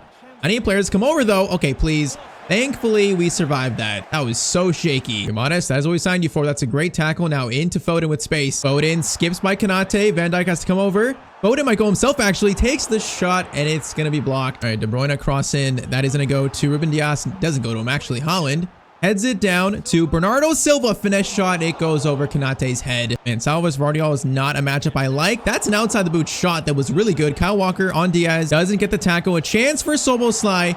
Ortega, that is a huge save again. Okay, we're barely keeping on this lead though. Oh, no way that goes to Salah. There's no way that actually fell to Salah, bro. Salah is going to take a shot. Ortega, bro, Ortega is coming up so big for us. All right, Eze is on for his first time using him. Alongside Savinho too. Crossover, Van Dijk takes a shot. Ortega, another save. We got to try and protect this man. Holland over the top to Savinho. I think he's on side. He's got fresh legs. Oh, Konate barely got to him there though. Come on, a goal here might win it. Foden, corner sent in. That's going to go to Diaz. Diaz gets it, but Konate is going to get to it first. I don't like any part of this. Diaz has space, bro. I don't like this. Oh, down the middle to Gakpo. Gakpo shot. Ortega, he's like 5th save of the game. We got a minute left. We need to control this ball right now. Eze, use your skill to control it. Eze, a great turn there into Holland. Just hold it. I think we have opened up this title race. A slim 2-1 win, but we've done it. De Bruyne, final shot of the game. That's going to be blocked. Wait, that's a free kick. Okay, we get one more chance to shoot. This time, can I actually score it though? Kevin De Bruyne to seal what would be a huge win, and he's going to hit the crossbar again. You got to be kidding me. Okay, though, ref blows for full time. 2-1 win versus Liverpool, and this title race is now open again. Definitely a lot of work to do, but there's now a chance. All right, so after that win versus Liverpool, we got a 1-0 win versus Spurs. And then in the month of March, a win versus Nottingham Forest, a win versus Brighton. Followed by in April, we had 4 Premier League wins and 1 draw versus Manchester United. So that takes us to the final month of the season here. Now, Rodri is still 4 weeks away from returning, so I'm not sure he's going to make it back. But this title race is wide open. 35 games in, we have a 2-point lead on Liverpool. Now, the problem is they have a game in hand. So if they win that game, they go into first with 3 games left. And also they have a much better goal difference. Now what's on our side is they play Arsenal next in the Premier League. Then they face Spurs, Brighton, and finish with, who do they finish with? Crystal Palace. So they have a much tougher schedule to end the season than us. If Spurs or Arsenal can get points off them, we could be in first with 3 games left. That typical Pep Guardiola Man City comeback. Now, by the way, in the Champions League, we ended up finishing 4th in the league. So round of 16 took care of Bayern 3-2. Quarterfinals took care of Liverpool 4-2. So we're now in the semis and we're actually a goal down versus Atletico Madrid. The first leg was a 3-2 loss at home. So before we get into the Premier League title race, the end of it, we have to make a 3-2 comeback to try and get to the Champions League final. Now, the crazy thing is if we can make this comeback in Madrid and reach the Champions League final, there's a chance Rodri could be back in time for that final. Now, that would be insane, but first we got to make a comeback here. We're 1 goal down versus a very tough Atletico Madrid team. 1 game at a time. Let's try and make this comeback. Bernardo Silva gets it over to Vardiol. Vardiol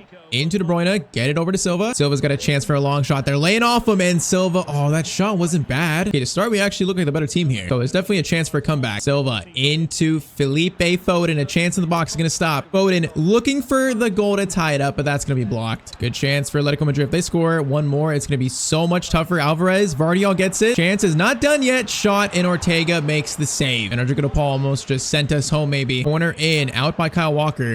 Griezmann into Gallagher, and Ortega makes another save. If it wasn't for Ortega, we would not be in this spot. That's a corner in again. That's off the crossbar, and Holland, okay, Ortega will catch it. All right, maybe we're not the better team so far in this game. Bruyne, great run, is in a play to Holland. Now, it's not where I wanted the pass, but it works, I guess. Savinho picks it up, and I've got to find a chance here, bro. Vardiol into De Bruyne. De Bruyne, good chance here to tie it up. Kevin De Bruyne shot, and this is tied up. That might be against the run of play the last like 15 minutes, but the score is 3-3 in this Champions League semi. All right, still so much work to do, but that's a good first step, and that is going to be halftime. Foden run here. Kyle Walker's there for a chance. Kyle Walker is in the box, and his shot is gonna go wide. Oh, that was a great chance. It just fell to Kyle Walker, though. That's a great ball to Holland. Out to Foden. Now Foden, get it right back into Holland. He might have pace here.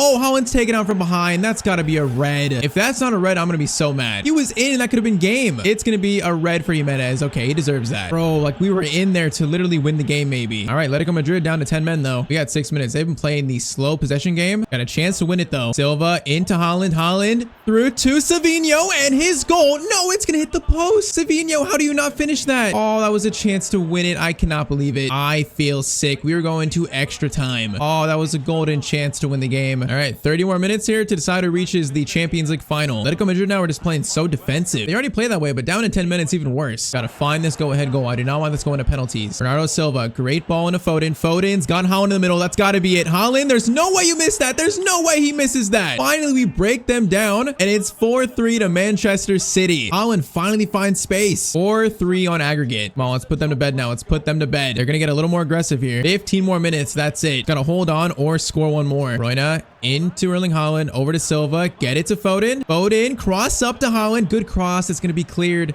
De Bruyne tries to head it back to someone, finds Jeremy Doku. Gotta break down this this low block here. Vardiol into Doku. Doku plays it back to Vardiol. Vardiol into Kevin De Bruyne with space. Good shot, but a good save. All right, win that though. Control the ball. We're still controlling it. I don't want to let them get any possession here. Got 20 seconds left. I think we've done it. We have done it. We have made the comeback in Madrid. That was not easy, but we're now playing a Champions League final that Rodri might return for. He might. All right, so now we focus on the Premier League title race, which Liverpool have still not played their game in hand yet. So as we face Southampton, they face Arsenal, and then they play after that. They face Tottenham before our next game. So we're going to sim this Southampton game. If Arsenal can get points off Liverpool, we'll be in first place. So Southampton is going to be a 2-1 win. Oh, man, but Liverpool beat Arsenal 4-2, though. So Arsenal take no points off Liverpool. That means they need to beat Tottenham here to jump over us and get into first place. Only a win will do it for them. So we're going to sim to, or actually pass the 14th, and I cannot believe it. Spurs beat Liverpool 4-2. So that means with 2 games left, we control our own destiny. If we win our final 2 games, we win Man City's 5th Premier League title in a row. Liverpool have bottled their lead. Okay, so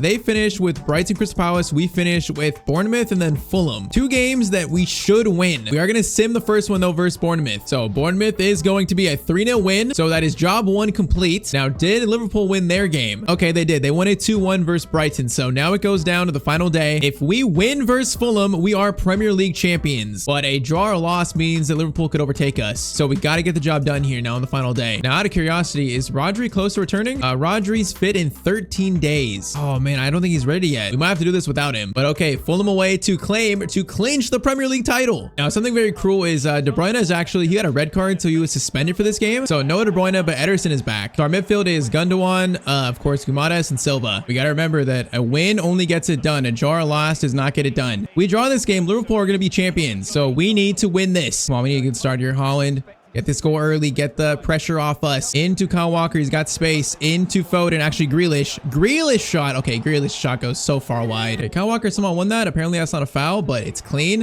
Okay, Walker into Foden. Foden, great chance. Oh, what a good tackle though. Bro, that tackle was insane. The timing was perfect on that. That is a great ball in behind. Is he onside? I don't know, but Ederson makes the save. Bro, if they score, that is disaster for us. We cannot let that happen. Corner in. That is going to be cleared by Guimaras. Okay, Foden, did he actually win the header? Okay, where did that header even go? Wobie gets it. Grealish will actually win it back. See Haaland making a run. Silva, oh, dribbling there is beautiful. Haaland, Gundogan, Haaland. That defender's on the ground. Oh, Bernardo Silva, we don't have a pass though. Get it back. Swing it around. Find a shot. Gundogan. Into Grealish. Grealish gonna find a left-footed shot, saved by Leno. Corner sent in. Can we find a header? Not there though. Okay, Haaland is gonna play it back to Gumares. Over to Bernardo Silva. Man, they're just playing so defensive. Like, where's the space in the box? We gotta find it. Patience will find a good shot. Gundogan. That is going to be in Haaland. Haaland, that's the guy you want shooting. That's the guy you want shooting, and Haaland scores in the 33rd minute. 1-0 to Man City. That's such a big goal for us. That's a goal that could win the Premier League title. Patience found the best shot. Haaland, great finish. 33rd minute, 1-0 to Man City. And they're playing stingy defensively, so that goal makes me feel so much better. It might open things up. Haaland's got a chance for a long shot. It's going to be blocked, though. Gundogan, great ball to Kyle Walker. Come on, I want this second. I want to seal this. I don't want to leave this late. Foden looking for a pass here. Oh, he just got fouled there. Is that a foul? The ref does call it at least. All right, no De Bruyne. Who's taking this free kick? I guess it might have to be Foden. Yeah, it's got to be Foden. Now, this would be the biggest free kick of Phil Foden's life. Gonna put a lot of power on that. This would be huge. Foden from the free kick. Oh, what a free kick by Phil Foden. 48th minute, the best free kick of his life. And that could win the Premier League title. Bro, that is a far free kick. He only has 75 free kick accuracy, but he used every bit of that to get it over the wall and beat Leno. What a free kick. Oh, man, Man City just always find a way. And right now, we are finding a way at halftime. It's 2-0. That is ridiculous. All right, we need to just see this game out now. Do not let them score and get back in it. Foden back to Silva. Foden dinks it up. Haaland is going to go for an outside the boot volley. How does he save that, though? Bro, that save was insane. Short corner, Silva. Gonna dink that to the far post. Oh, I thought that was going to work. It looked like it would. We got a chance here. Diaz header. His header is nowhere near the target, though. Silva, that pass to Foden was insane. Now, Foden's got space. Gonna go for a... Oh, man, that shot was looking so good. Falls to Grealish. Grealish doing some moves here. Finesse shot of his own. Leno makes another save. Leno's the reason it's not over yet, and that we're not crowned Premier League champions yet, but a goal here might do it. That's cleared. Silva to Walker. Walker lays it off. That's going to be Stones, I think. Stones with a shot. Okay, we shot it right at our own teammate though. Bernardo into Bruno Guimaraes. He's on a good run here. Guimaraes. Oh, I tried doing his skill there. That was risky. Tete into Wilson. If they score, they get a chance. Oh, why are we so separate here? My center backs, please. Pass over. And Fulham are going to score 2-1 in the 68th minute. Bro, I am not letting this comeback happen. We cannot allow this. It is a 1-goal game again. Title is not won yet. Silva, Foden, come on. Quick counterattack. Haaland into Grealish. Grealish. Oh, we just couldn't stop fast enough. Okay, Liverpool are up 3-0 on Crystal Palace. I'm seeing top right. So further proving only a win gets it done here. Only a win. Silva over to Gundogan. Plays it to Savinho, who's just on. Savinho into Foden. I want to get this goal so badly. Savinho, keep it. Do not lose it. Gundogan into Walker. Walker over to Foden. Foden, can he find the shot? Savinho. Oh, I think it's going to be blocked. Savinho, Haaland. That shot's not going to be blocked. Oh, yes, it is. Diaz, good tackle there. My defense, bro. I'm so nervous right now. Savinho. Oh, I just can't lose it there. I'm just looking for the pass to seal it. We just can't find it right now. 6 minutes. Gundogan, we just cannot let them attack, bro. Come on. Everyone get back. Oh, that's a block. No, it's handball. Vardy. Oh, they get a chance for a free kick with 4 minutes left. All right, clear this and take control, and that might be the Premier League title. Gotta make sure that they don't get anything from this. Okay, first free kick is going to be... No way. No way. Ederson has it. Please let that be it. Get this ball to the corner and waste time. 3 minutes added on. Kyle Walker, get to the corner. Use your strength, Kyle Walker. I think we've done it. Gundogan, final shot of the season. That's going to go over the net, but we just won the Premier League title. I can't believe Fulham made it that close and made me that nervous, but Man City on the final day make a 11-point comeback at the midway point of the year, and Man City win their 5th Premier League title in a row. I'm pretty sure it's 5. You know, if it's not 5, I'll be embarrassed, but Liverpool gave us a chance to get in the title race, and they bottled it basically, and Man City had their typical end of season heroics to get back in the title race and now win the Premier League title. If this happens in real life, I might actually throw up. But hey, the video is not done yet. We still got one game to play. The Champions League final to once again make Man City the best team in the world now. So one more game. That's a really insane comeback though. So we win it by 2 points in the end. Oh, that just felt like too realistic to me. All right, now Champions League final, we are facing Barcelona. Man City Barca. Now final stats on the year. Haaland scored 53 goals in 55 games. That is incredible from Erling Haaland. Now my one question before this final is Rodri back at all? Like, does he have a chance to play this game off the bench, make some kind of appearance? We take a look over here. Rodri is, oh, he's not back. Oh, he's fit in 1 day. It actually says 1 day. I can't believe he's 1 day out from the Champions League finals today. Oh man, one of the players was severely injured and cannot be substituted. All right, so Rodri unfortunately does not make his comeback in time. We go with that team in the Champions League final with Bruno Guimaraes starting at CDM. Hold up, gotta put Ederson in there. Ederson in, and that's the team. Okay, actually made a slight change. So also Savinho starts over Jack Grealish. Barcelona, Man City, what a matchup. This would be one of the craziest like season turnarounds of all time, but we are kicked off. Now, I'm not seeing Ansu Fati. I'm seeing Rafinha. Hold up, we got a chance here. Savinho, Haaland, goes around Araujo, takes the shot. That could have been a good start. Yeah, I'm not seeing Lamine Yamal. I guess Rafinha's right wing, Ansu left wing. How is Lamine Yamal not playing this game? FC, fix your stuff. Lewandowski off to Rafinha. Rafinha is still dangerous though. I mean, in the game, he actually might be more dangerous than Lamine Yamal, so it's not going to make it easier. Danny Olmo a chance here. Good defending though. And a fine ball day. Where are they going to shoot? We got to take a tackle here. Stones doesn't get it fast enough though. The ball is glued to their feet and oh my. Ederson, what a save. All right, corner in. Barcelona getting a chance here, and that's off the line by Ederson or Haaland. I'm not sure which one. This is an insane attack by Barca. Araujo.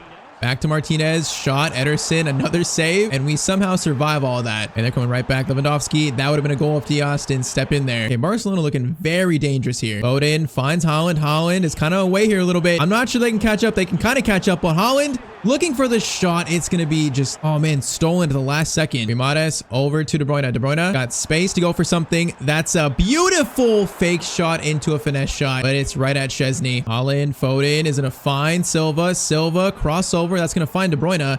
Good touch there. Pass over to, okay, I tried to go for a shot there. It's going to be just blocked and cleared. All right, halftime, it's currently 0-0. Rafinha, John Stones has him. John Stones, good defending by John Stones. Foden is going to find Haaland. Haaland's not finding too much space. He had that one chance, but couldn't break free. Saying that though, Silva, oh, that was meant for Haaland, bro. I tried to get it to him. Walker keeps it though. Walker kind of keeps it. He actually does keep it. He tackled it back. De Bruyne's got Savinho. Do you have a pass here? Foden, get to it. Foden wins it back. Foden dinks it up to Haaland. Haaland goes for a bicycle kick, and it's going to go so far wide. At least he tried it. That's respect for trying it. Oh my, Foden into Haaland. This is the chance. Haaland around Araujo, but Szczesny makes a good save again. We're getting closer. Foden cross in, goes to Diaz. Diaz header. Oh, that's so bad though. All right, 30 more minutes. Rafinha's got way too much room here and also a bit too much pace. Good defending by Stones. Gets to Lewandowski. I thought we had the block on that shot, but Lewandowski went far left. 67th minute, it is 1-0 to Barcelona. I thought we had that, honestly. I thought we had that. I brought over, I think it was, yeah, Diaz. Man, he just went left. I actually gave him the left shot. It was actually my fault. All right, now we got to tie this up. Bruyne looking for a pass. He's going to find Haaland. Man, I was going to try to head it to Savinho. All right, that changed this game dramatically, and now they are in with space. But on Torres, there's a lot of space. Kyle Walker catches up, though. If they score here, it could be game. Thankfully, Diaz gets it, and we do get it out. Oh, they're coming right back, though. Lewandowski is gonna John Stones prevents the shot barely. Silva, Foden. Man, Foden's not gonna be ball day. That's been a challenge this game. Silva skips that tackle. Well, that's a foul, right? Yeah, ref, call that, please. All right, 15 minutes. Silva to Guimaraes. Guimaraes turn. Guimaraes has a pass to Haaland, but Araujo sees it first. Man, that was a really good pass from him too. We got maybe like 1 or 2 chances here. That's it. Savinho with 5 minutes left. Waits for Haaland. Wait for him. Haaland is kind of in here. Haaland to tie up the Champions League final, but Szczesny makes the save. Bro, the free agent signing could be the hero of this final. Kevin De Bruyne crossing. That looks good. That looks really good. Oh, it's gonna be cleared. Silva. Oh, he can't win the header either. Balls to Guimaraes. Guimaraes. Oh, he can't keep it. I was looking for a pass there. Is that it? Okay, still have a chance. Still it. We have a chance. No, the ref calls a foul. Is that it? 40 seconds left. That's gonna be it. We make it all the way to the Champions League final, but we lose to Barcelona 1-0. Are you kidding me?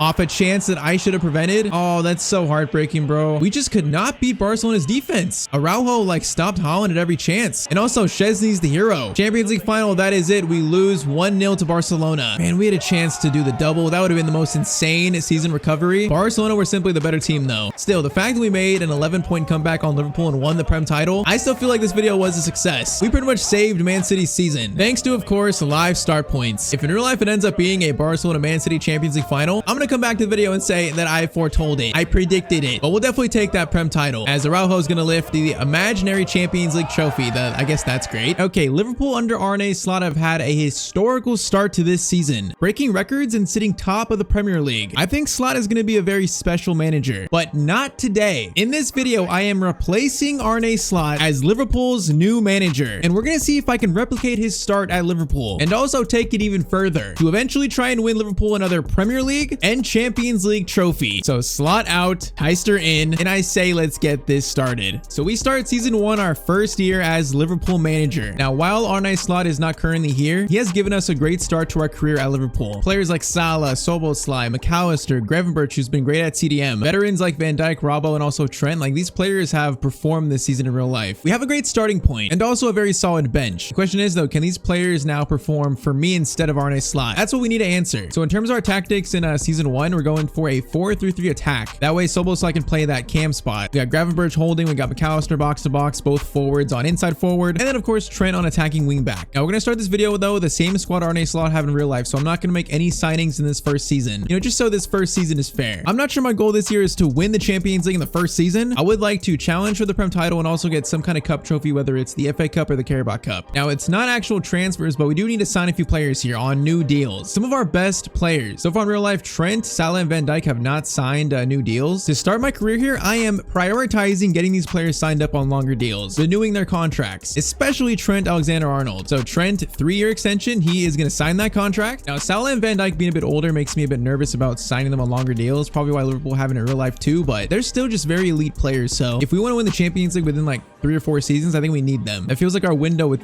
Salah and Van Dijk to win a Champions League or Premier League. So Van Dijk only wants a 2-year extension. That's interesting right there. Doesn't want that 3rd year. But okay, Virgil van Dijk is signed up on a new deal, so he is extended. Now finally, Mohamed Salah. It feels like in real life, his form has definitely dipped from his prime, but that's to be expected. He's 32 years old. He's still just a crucial part of this team. Now I think like Van Dijk, he's gonna want only a 2-year extension, so they're both on the same timeline, which does make sense. And just like that, Mohamed Salah is also extended. So our 3 core players are here to stay for at least 2 or 3 more years. Trent a little bit longer. So I think our team is set for this first season. The question is, can we replicate Arne Slot's start? Can we have a good season under my leadership? I'm a little bit worried, not gonna lie, but we're gonna find out. So season 1 is gonna be simmed. Now also, by the way, drop a like if you want to see more videos like this, and also hit that sub button if you've not. We are chasing 250,000 subs. So season 1 as Liverpool manager, we are gonna finish in 2nd place. Okay, we're tied on Arsenal. We're tied with Arsenal. We're only 4 points behind the champions Man City again. Oh man, we just drew 2 more games than them and they won 2 more games. We got a very similar goals for and goals against, so they're probably the 2 best attacks and defenses in the Prem. We fall fell short though in the Prem in season 1. Now, did we get at least a domestic cup? FA Cup is going to be, okay, we saw it. It's going to be Manchester United. Carabao Cup is going to be, it's going to be Man City. So they do a double in England. And all that's left is the Champions League. So we finished third in the group stage of the league phase. Look at the top 3 English teams: Man City, Arsenal, Liverpool. We're kind of the same record. That's kind of weird. So that means we skipped the playoff round. Round of 16, we are going to, where are we at? We're gonna knock out Atalanta. Okay, 5-2. Quarterfinals, we're going to knock out Arsenal 4-0. Semifinals, we are going to lose to Xabi Alonso's Leverkusen against the coach that most Liverpool fans wanted. And then Champions League final is won by Leverkusen. That's insane, over Man City. All right, so trophy list in season 1, despite getting very close to the Champions League and also the Premier League. Stat-wise, Diaz had 30, Salah 26 and 10, Jota 24 and 5, McAllister 17 and 11 is actually insane, and then Szoboszlai 8 and 10, very solid. I mean, it was a good season. We just went trophy list. And now the sad thing about this is our best players, you know, like Salah, Robertson, and Van Dijk, they're going down in overall, so our window is closing. Salah's down to 88, Van Dijk's down to 87, Robbo's down to 87 too, so man, Gravenberch is up to 83 as a CDM. That's pretty good. It's just 3 of our core players are going to start dropping very quickly, and that window to win the Premier Champions League, it's going to close very soon for those players, and then after that, we're going to need like a big rebuild.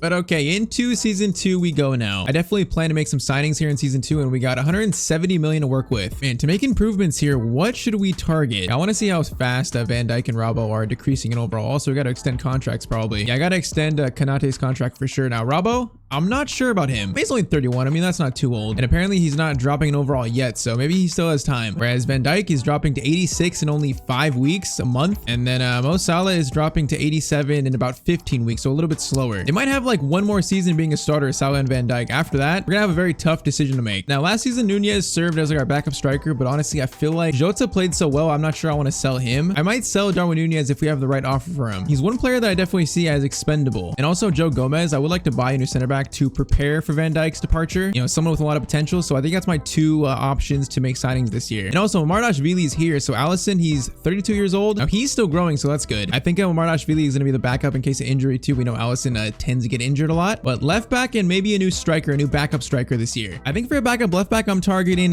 Adrian Truffert. Is that how you say it? Truffert. He has wing back plus, so he knows how to play in our system. And from his stats, he just looks like a very solid left back. Not the quickest, but a solid left back. Yeah, this might be Robertson's replacement, like maybe in a season or 2. So deal accepted. I think we have a new left back. Our first signing of our time here at Liverpool. Now, it's not that exciting of a signing, but the next one, it actually might be. But Truffert, welcome to Liverpool. All right, so Joe Gomez has been sold. Now he's going to Bayern, so we're sending him to a very good team. But that means we're going to need a new center back too. Man, I'm still not sure about selling Nunez. We have an offer from Leipzig. Now, that is very interesting because there's a few players from Leipzig that I like a lot. But without Joe Gomez now, I think a center back takes priority over a striker. Man, a player that I would love to sign to be like the next Van Dijk for us is Mr. Antonio Silva. Unfortunately, apparently he's too important for Benfica. They're not going to sell him to us. That might change though. If they buy a new center back, that might allow us to buy him. So we'll wait for that one. Now, there also is Castello Lukeba here, who, I mean, he's 1 year older, but he's the same rating. Seems like he's a bit better on the ball than Silva. I'm going to wait for Silva, see if Benfica allow us to go in for him. If they don't, then I might go for Lukeba instead. I mean, I'm still not sure about selling Nunez yet. Like, do I really give up on him right now? All right, we simmed a month now. Can I go in for Silva? I cannot go in for Silva. Okay, they might just not be interested in selling him. So that might force us to go after Castello Lukeba here, who honestly might be just as good as Silva. And alongside Kanate, if Van Dijk, you know, if we replace him at some point, that French duo at center back sounds like it could work pretty well. I'm gonna offer about, you know, 45 million for him. See what Leipzig say to that. They want 61.5. Let's try 57. Just give me a little bit less. Come on, 57.5. Leipzig are going to want 58.8. That's a decent counter offer. I'll take that. So almost 60 million for maybe Van Dijk's future replacement. For this season, he'll be like the main backup to replace Gomez. Also right next to Kwanzaa, of course. But 5-year deal. Lukeba is going to be signed up to Liverpool. Could a Kanate and Lukeba center back partnership eventually win us the Prem or the Champions League? That is something we might find out. All right, so Lukeba and Truffert brought in some defensive reinforcements. I think I might give Nunez another season here as a backup behind Jota. I'm not ready to give up on Nunez just yet. So with those 2 signings, we are pretty much running it back with the same starting 11. We got to the semifinals last year, the Champions League, you know, 2nd place in the Prem. If Van Dijk and Salah don't drop too much, we could maybe challenge for both trophies again. And can we please win just at least 1 domestic cup? So we simulate season 2. Okay, my 2nd season as Liverpool manager, and we're gonna finish in 2nd place again? Bro, you can't write this up. It's literally almost a carbon copy of last year. We have the same goals scored and goals against, just they're 6 points above us. Now, honestly, it was almost like a 4-way race. I mean, Spurs only 3 points behind us, but again, 2nd in the Premier League. FA Cup is gonna be Man City again. Oh, I'm gonna lose my mind. Carabao Cup is going to be, it's gonna be Liverpool. Okay, my first trophy as Liverpool Liverpool manager, we beat Man City 2-0. I will take that, despite it just being the Carabao Cup. So out of 4 possible trophies, that's 1 secured. Now though, for the Champions League. So league phase, we finished in second. Man, we're doing really good in the league phases of the Champions League. So skip the playoff round again. Round of 16, we are going to, where are we at? We are going to beat Sporting 3-0. Okay. Quarterfinals, we're going to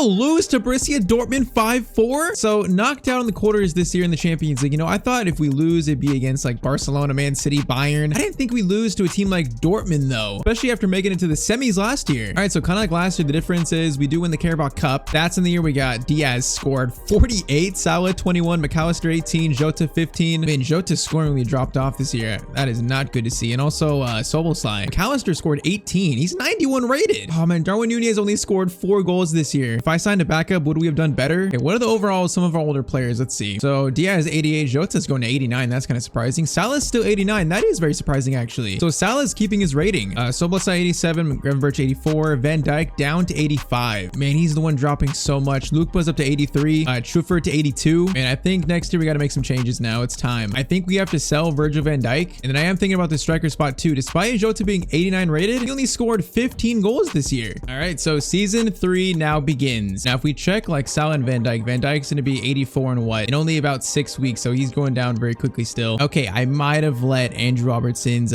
contract expire. I might have let it expire and I might have forgot. I'm sorry, Andrew. All is fixed though. He signed back up. It's almost like it never happened. He's way too important to lose, so I cannot lose Andy Robertson. I think it's time though we sell Van Dijk. I play Lukeba as the new starter. I feel like he's probably going to grow a lot this year if I give him a chance to start alongside Kanate. And I think Nunez's time is up, so I'm going to sell Nunez and try to go after either a backup striker or someone to compete with Jota for that starting spot. There's only 15 goals last year from our starting striker. We need better than that. We need more competition. Now I'm going to see if I can actually swap Van Dijk and Simikan. That way Van Dijk gets to go play with Ronaldo at Al Nassr. That sounds like probably something he might do. So if we do Van Dijk plus about 25 million, do Al Nassr want to do that deal? They want to do that deal. Okay, Van Dijk's going to Saudi. And we get another young center back that could challenge Lukeba for a starting spot, so I'm cool with that. And also play right back too. Simikan, you're way too young to be in the Saudi league. Come on, come back to Europe. Simikan is signed up. He's got the hair to match Liverpool. Come on. He's ready to play for this team. Simikan, a swap deal with Van Dijk. I'm giving full trust to Lukeba as a starter. Now for the striker position. How much money do we got? We got about 155 million. I might sell Nunez though, so I might go up to like 200 million. So striker targets, we got a few here. We got Lautaro Martinez, we got Openda, Julian Alvarez, and also Benjamin Sesko. So to sign Openda, we'd have to pay his release clause, and Sesko would be probably the same amount as Lautaro Martinez, around that amount. Man, I don't know who to get. Like Sesko, if we bought him, he might grow a lot. By like the end of this year, he might be around Martinez's rating, where I'm not sure if Martinez is going to grow that much. So for the same amount of money, we can get a young striker, a younger striker. It's got just like so much potential. We're going to try to sign Benjamin Sesko first. I feel like to ensure the future, you know, for us challenging for Prem and Champions League trophies, he's probably the most safe option for that. So I'm going to do 100 million and maybe try to add Nunez to the swap deal. What about that? What do Aston Villa say to that? They want 87.6 million plus a 10% sell-on clause. You know what? That's a pretty good deal if you ask me. Sesko, I think he's coming to Liverpool. Nunez can go be the starter for Villa, so that's probably a good move for him too. But maybe the highest potential striker, young striker in the game, Benjamin Sesko, to challenge Jota for that starting spot. This might be the signing that gets us to win the Premier League. So Sesko, welcome to the club. That's definitely our biggest signing so far. Just will it be enough to finally get by Man City? I don't know. We're gonna need him and Lukeba to grow a lot. But now with those two strikers, I mean Sesko and Jota competing, like that sounds really good for us. We got some contracts expiring though, so we got to think about who to extend here. We got Alisson, Salah, Diaz,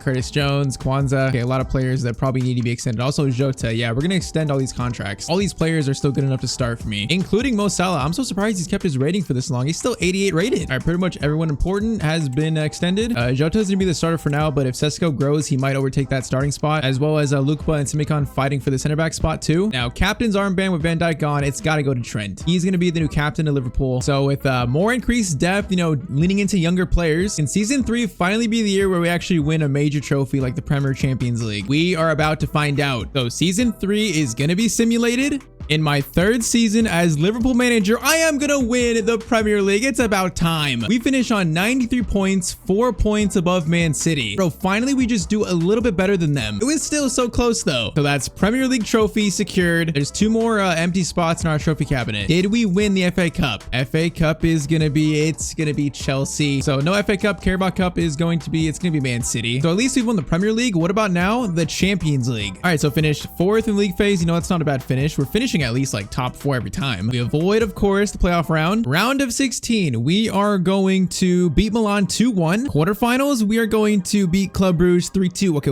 that was 3-2 versus Club Brugge. We should have won that by more, but into the semifinals. Semis, it is going to be 4-3 against Inter Milan, and we are in a Champions League final versus Real Madrid. The team that we've lost, what, 2 Champions League finals against? A chance, though, to make Liverpool the best team in the world. Oh, we're there. We're so close. We're so close. Hey, so I guess our reinforcement type signings helped out while trusting some of our older players. Stats in the year: Diaz 37, Jota 19, McAllister 18, Salah 18, Szoboszlai 12 and 16. Hey, where is Benjamin Sesko? He only scored 2 goals in 6 games? Wait, how is that actually possible? I guess Diaz is just carrying this team. He's 91 rated. I expected so much more from Sesko, but he's 87 rated. So Diaz 91, Jota 90, Salah still 89. Salah has kept his rating this whole time. Trent 90, Simicon looks like he's actually went out that spot over Lukeba. Kanate 86, Robertson also has kept his rating at 88. Allison 93. Midfield looks solid. All right, we are ready for a Champions League final versus Real Madrid though. It's taken me 3 years to get to this point. Now can I make Liverpool the best team in the world? So facing a Real Madrid team consisting of Vinny, Mbappe, Rodrigo, Valverde, Bellingham, Tchouameni, Alaba, Rudiger, Militao, Carvajal, and Courtois. Okay, 3 years in, they have the same exact team. I thought they'd have like some crazy signings. Look at their team stats though. This team is insane. Okay, we're close, but we're definitely not as good as them. So we are the underdogs in this Champions League final, but let's see what we can do versus Real Madrid. So 2027 Champions League final. Now I have made a big call in this final. I am benching Jota and I'm starting Benjamin Sesko. I feel like Sesko, he's got more pace and he kind of fits my playing style more, I think. So it's a big call. I can always, put Jota on a halftime or something, but Sesko gets the start in the Champions League final as Trent, our captain, leads us out. This final is at Old Trafford. That feels cursed for some reason, but that is the trophy we are trying to secure. Champions League final. Sesko is going to kick us off. Our defense needs to have a great game here. Simicon and Kanate are not the highest rated center backs, so I need them to perform. Andy Robertson, crossover to Salah. It happens a lot. That's going to be cleared. Szoboszlai over to Trent. Cross up to Sesko. Oh, that was going right to Sesko. Szoboszlai gets that. Is going to take a shot, and it goes right to Courtois, though. Okay, that's a very aggressive start from us. Oh, this is what I'm worried about, bro. Valverde, cross up. It's going to be right to Mbappe. There's so much space here. Simicon does so well, not well enough though. McAllister tackle. Okay, we do survive that. That was so shaky. Shows how dangerous they are. Gravenberch gets it over to Trent again. Now Sesko, get in the box. Trent is gonna cross it right to Sesko. Man, he's got to fight for that. That cross is right to him. That's why I'm starting him. Valverde, don't let him shoot. Do not let him shoot. Okay, good block by Kanate. Bro, their attack is just an absolute nightmare. Simicon, that's a decent ball. Actually goes to McAllister. No, that was meant for Szoboszlai, not Sesko. All right, 20th minute corner for Real Madrid. Every time they come forward, they look like scoring. Oh, that's a really bad bounce. Vinny into Bellingham. Trent gets it. Trent is just going to clear it. I can't mess around with Bellingham and Mbappe right there. Trent, good still on Vinny. Now get this ball out, please. Thank you. But they're coming right back. Mbappe gets it over. It's going to be Vinny versus Simicon. Simicon doesn't get enough on it. Allison, though, good save. Bro, they're putting us under some kind of pressure here. Corner in. Out by, okay, not out. Out by Gravenberch, actually. Gravenberch, McAllister, good steal. Salah win that back. Okay, we need to get some possession going right now. Trent. Gravenberch into Mo Salah, who's got to be like 34 years old right now. Is going to try to cut inside. Cuts inside, goes for a finish, and Courtois is going to make a save. I'm having flashbacks to that final now. Robertson, Diaz, I believe he's offside. Is he onside? Diaz, onside. No, he's offside. I was about to score that. Bro, what a save by Courtois. Valverde running forward. Okay, do not let him get any chance to attack. Goes to Rodrigo. Okay, thankfully, that was actually, we played Valverde offside there. That was some good work by my defensive line. Trent, great defending. Okay, keep it. Great by Trent. Get it to Salah. We got space now. Salah dinks it up to Sesko. Sesko. Great touch shot, and Courtois is going to make another save. That was a good take by Sesko, though. All right, Trent's corners. I am aiming for someone's head. That's going to go to Simicon, but it's going to be right at Courtois again. Oh, Vinny's got the step on Trent here. This is not good. Trent's recovering, though. He's recovering. Just got to stay strong. Oh, he's doing moves on me. Vinny crosses it. What a weird cross. Valverde goes for a volley. Allison will grab it, though. Not gonna lie, that scared me. Sesko, we might have one chance here for halftime. No, we don't. Okay, halftime, it's gonna be 0-0. And both teams could have scored there. 45 more minutes to decide who wins the Champions League. And I believe 2027. Bravo gets it to McAllister. McAllister tries to find something. Just don't lose it. We can't lose it in this spot. Break the press. Kanate in the middle to Szoboszlai, who's got space. Szoboszlai gets it to Salah. Trent, where are you at? Trent, I see you. Trent. Gets it to Salah. Salah tries to find something. Keep it. Find a shot. Salah dinks it. No, that was actually meant for Trent. That dink pass was terrible from Salah. Oh, no, this is not good. That's going to be a shot at some point. Nope. A lot of dribbling. Where's the shot at? It's going to be there. Oh, my Simicon.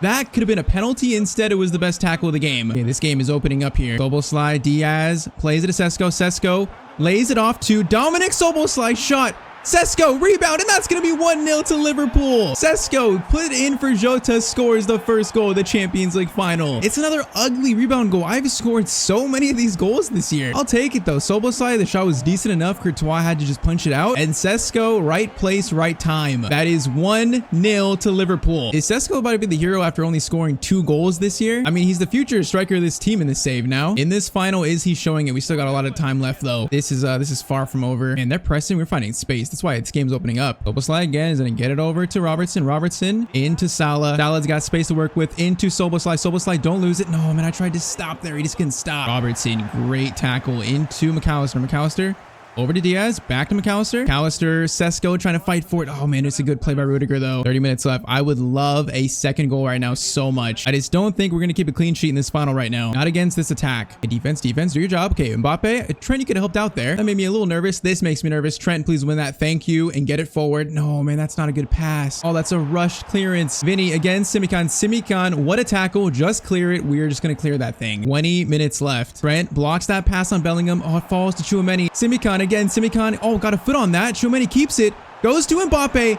Allison, what a save. Keeps our lead. And okay, McAllister. Oh my, Allison just saved us. McAllister, I am just hitting that thing forward. Is that going in? Oh, if that stayed in, we had a chance. Bro, we got 15 minutes to defend. We are defending with our life right now. McAllister steals it though. Robertson, Soboslai gets it in Robertson. I see Luis Diaz. Luis Diaz, good first touch. Can he find a pass? Oh man, I was looking for the tap in. 90th minute corner. Okay, this is going to Trent, not Soboslai. If we score here, that could be game. Corner sent in. That's going to go to, oh, it's not going to go to anyone. Header is going to be cleared. Can we win that? Please win that. McAllister, great win. Gonna play it through to Diaz. Diaz in the box is gonna hold it, turn. Diaz lays it off to Mo Salah, finesse shot. Mo Salah's shot goes over the bar. Okay, we need subs. I'm bringing on Jota for Sesko. I got to do that. And I think that's going to be the only change. But we got 10 more minutes and I'm sweating. Sesko putting pressure on Militao. Gets about to Courtois. Come on, force a rush clearance. Force it. Nice. Oh, the problem is we got to win that header though. We got to win that header. McAllister, thank you. 6 minutes. We got to just relax here. Nothing rushed. Oh, that's so rushed. I didn't even mean to play that. Mbappe running forward. Simikan. What a tackle, bro. This dude's insane. 4 minutes. Just win that, please. Win that. Nice. McAllister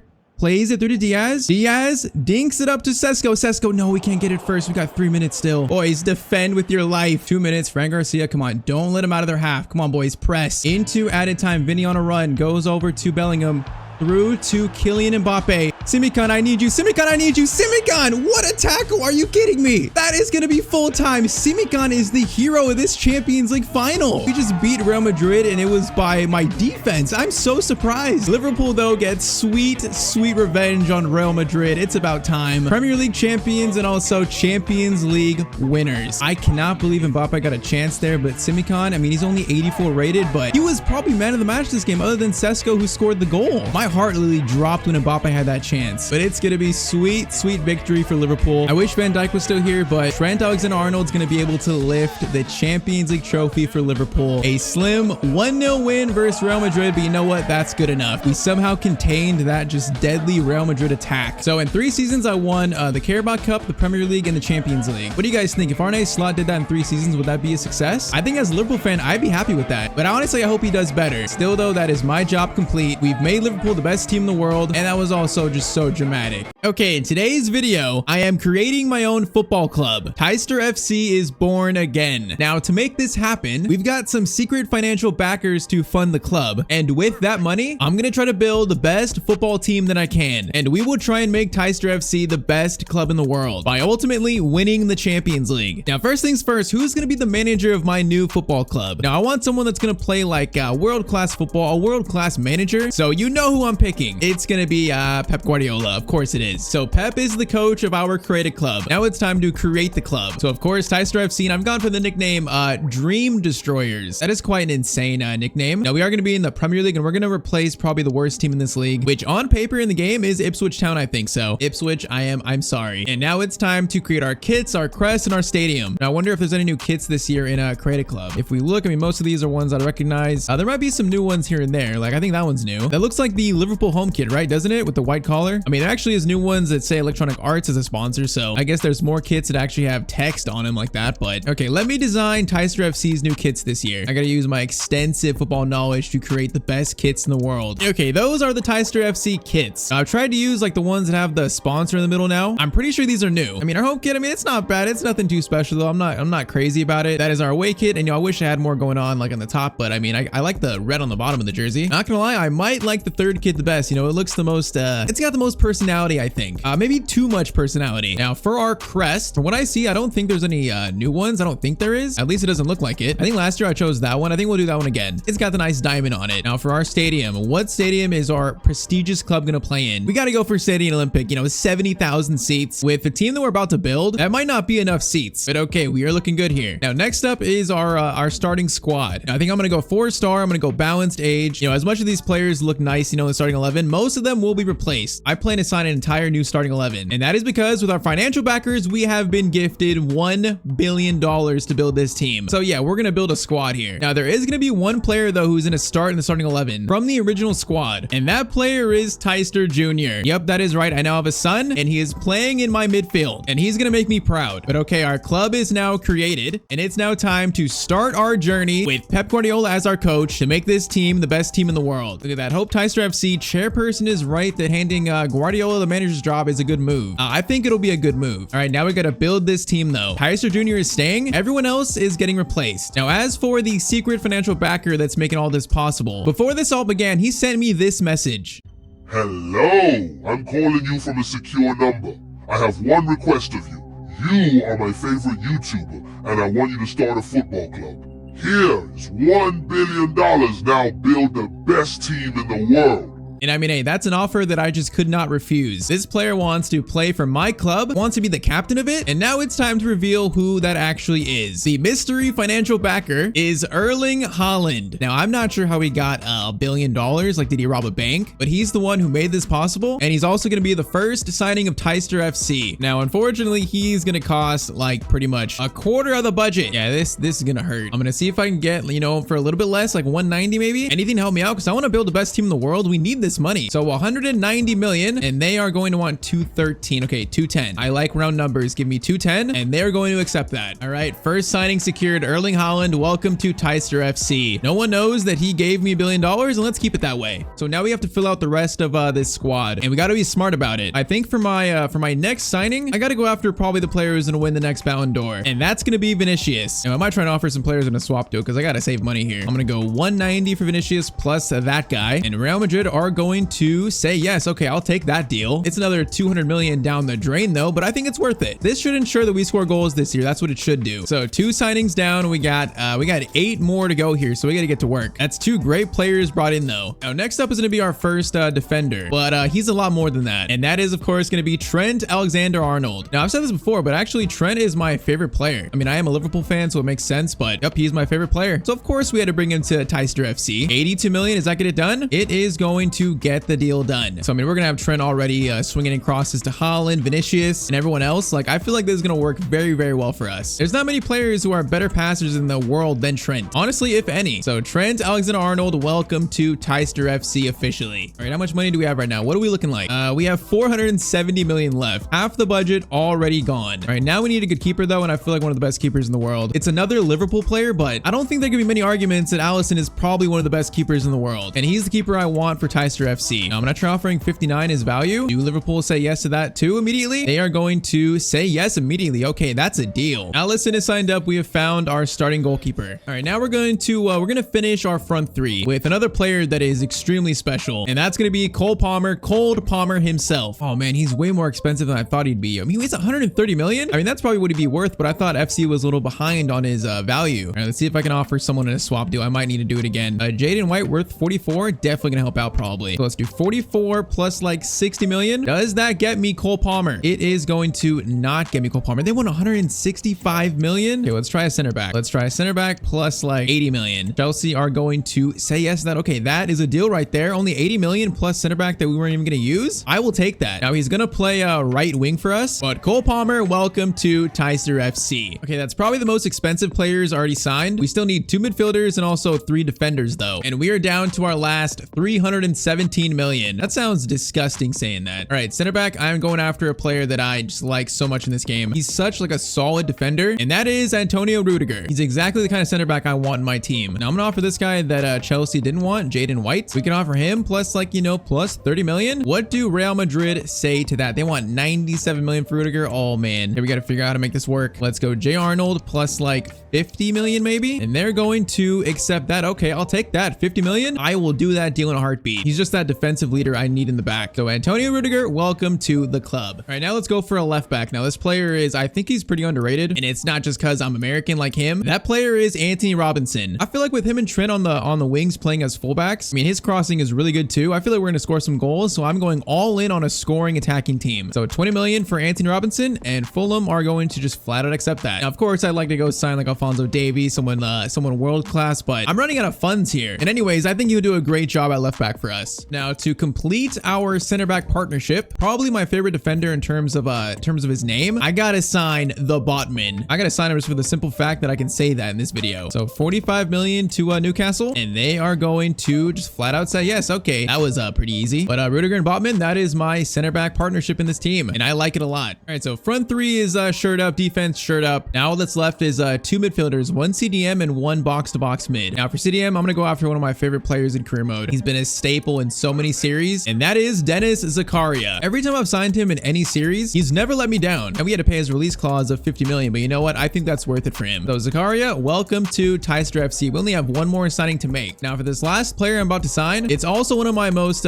favorite players, and that is Jorginho Wijnaldum, currently playing in Saudi, but I'm bringing him back to England. He's exactly the box-to-box I want in this team. Got experience, he's got leadership, maturity. So 12 million, and that gets the deal done. We actually have a lot of money left over than I thought we would, but we're not gonna make it that easy and just sign all the best players in the world. I've built a team here that I think with our tactics we're gonna set up, I think everything works well together. It gels together, and we're gonna play out an entire Champions League campaign today. So we're gonna see if it actually works or not, or did I fail in creating the best team in the world? But the final signing, Jorginho Wijnaldum, welcome to Tyztir FC. And just like that, this team is born. Now all the other credit players we started the club with are actually gonna be off the bench, so we're gonna have a decent bench here. Actually, we got some depth in the team. Now definitely we're front heavy with Vinny, Holland, and Palmer, but I think it'll be great. Now as for our tactics, we're gonna play 4-3-3 holding, of course. I'm gonna play a very pressing and aggressive style. Counter, let's go aggressive defensive approach. I'm gonna put everyone in their best roles here, and okay, I think we're good to go. It's so sad, little Tyztir Jr. is the only one that doesn't have a little plus icon next to his role. I think he'll still be great, and yeah, apparently he's Swedish. Maybe he's not my son. Maybe we need a DNA test. But that is our tactics. Now it's time to see how this team performs actually out on the pitch, and did I create the best team in the world? I guess we're gonna find out. Now if you're curious, those are currently my team stats. So 5-star team, 89 attack, 80 midfield, and 82 defense. Now of course the first goal here is to get into the Champions League, so we got to finish top 4 to do that. All right, so we have simmed the entire first season of Tyztir FC's, I guess, our existence, and in the Premier League we are going to finish in, we finished in 2nd place. Okay, so we don't win the league. We're 6 points off Man City. Man, even without Holland they still win, and also Pep Guardiola. But our goal was to get in the Champions League, so that is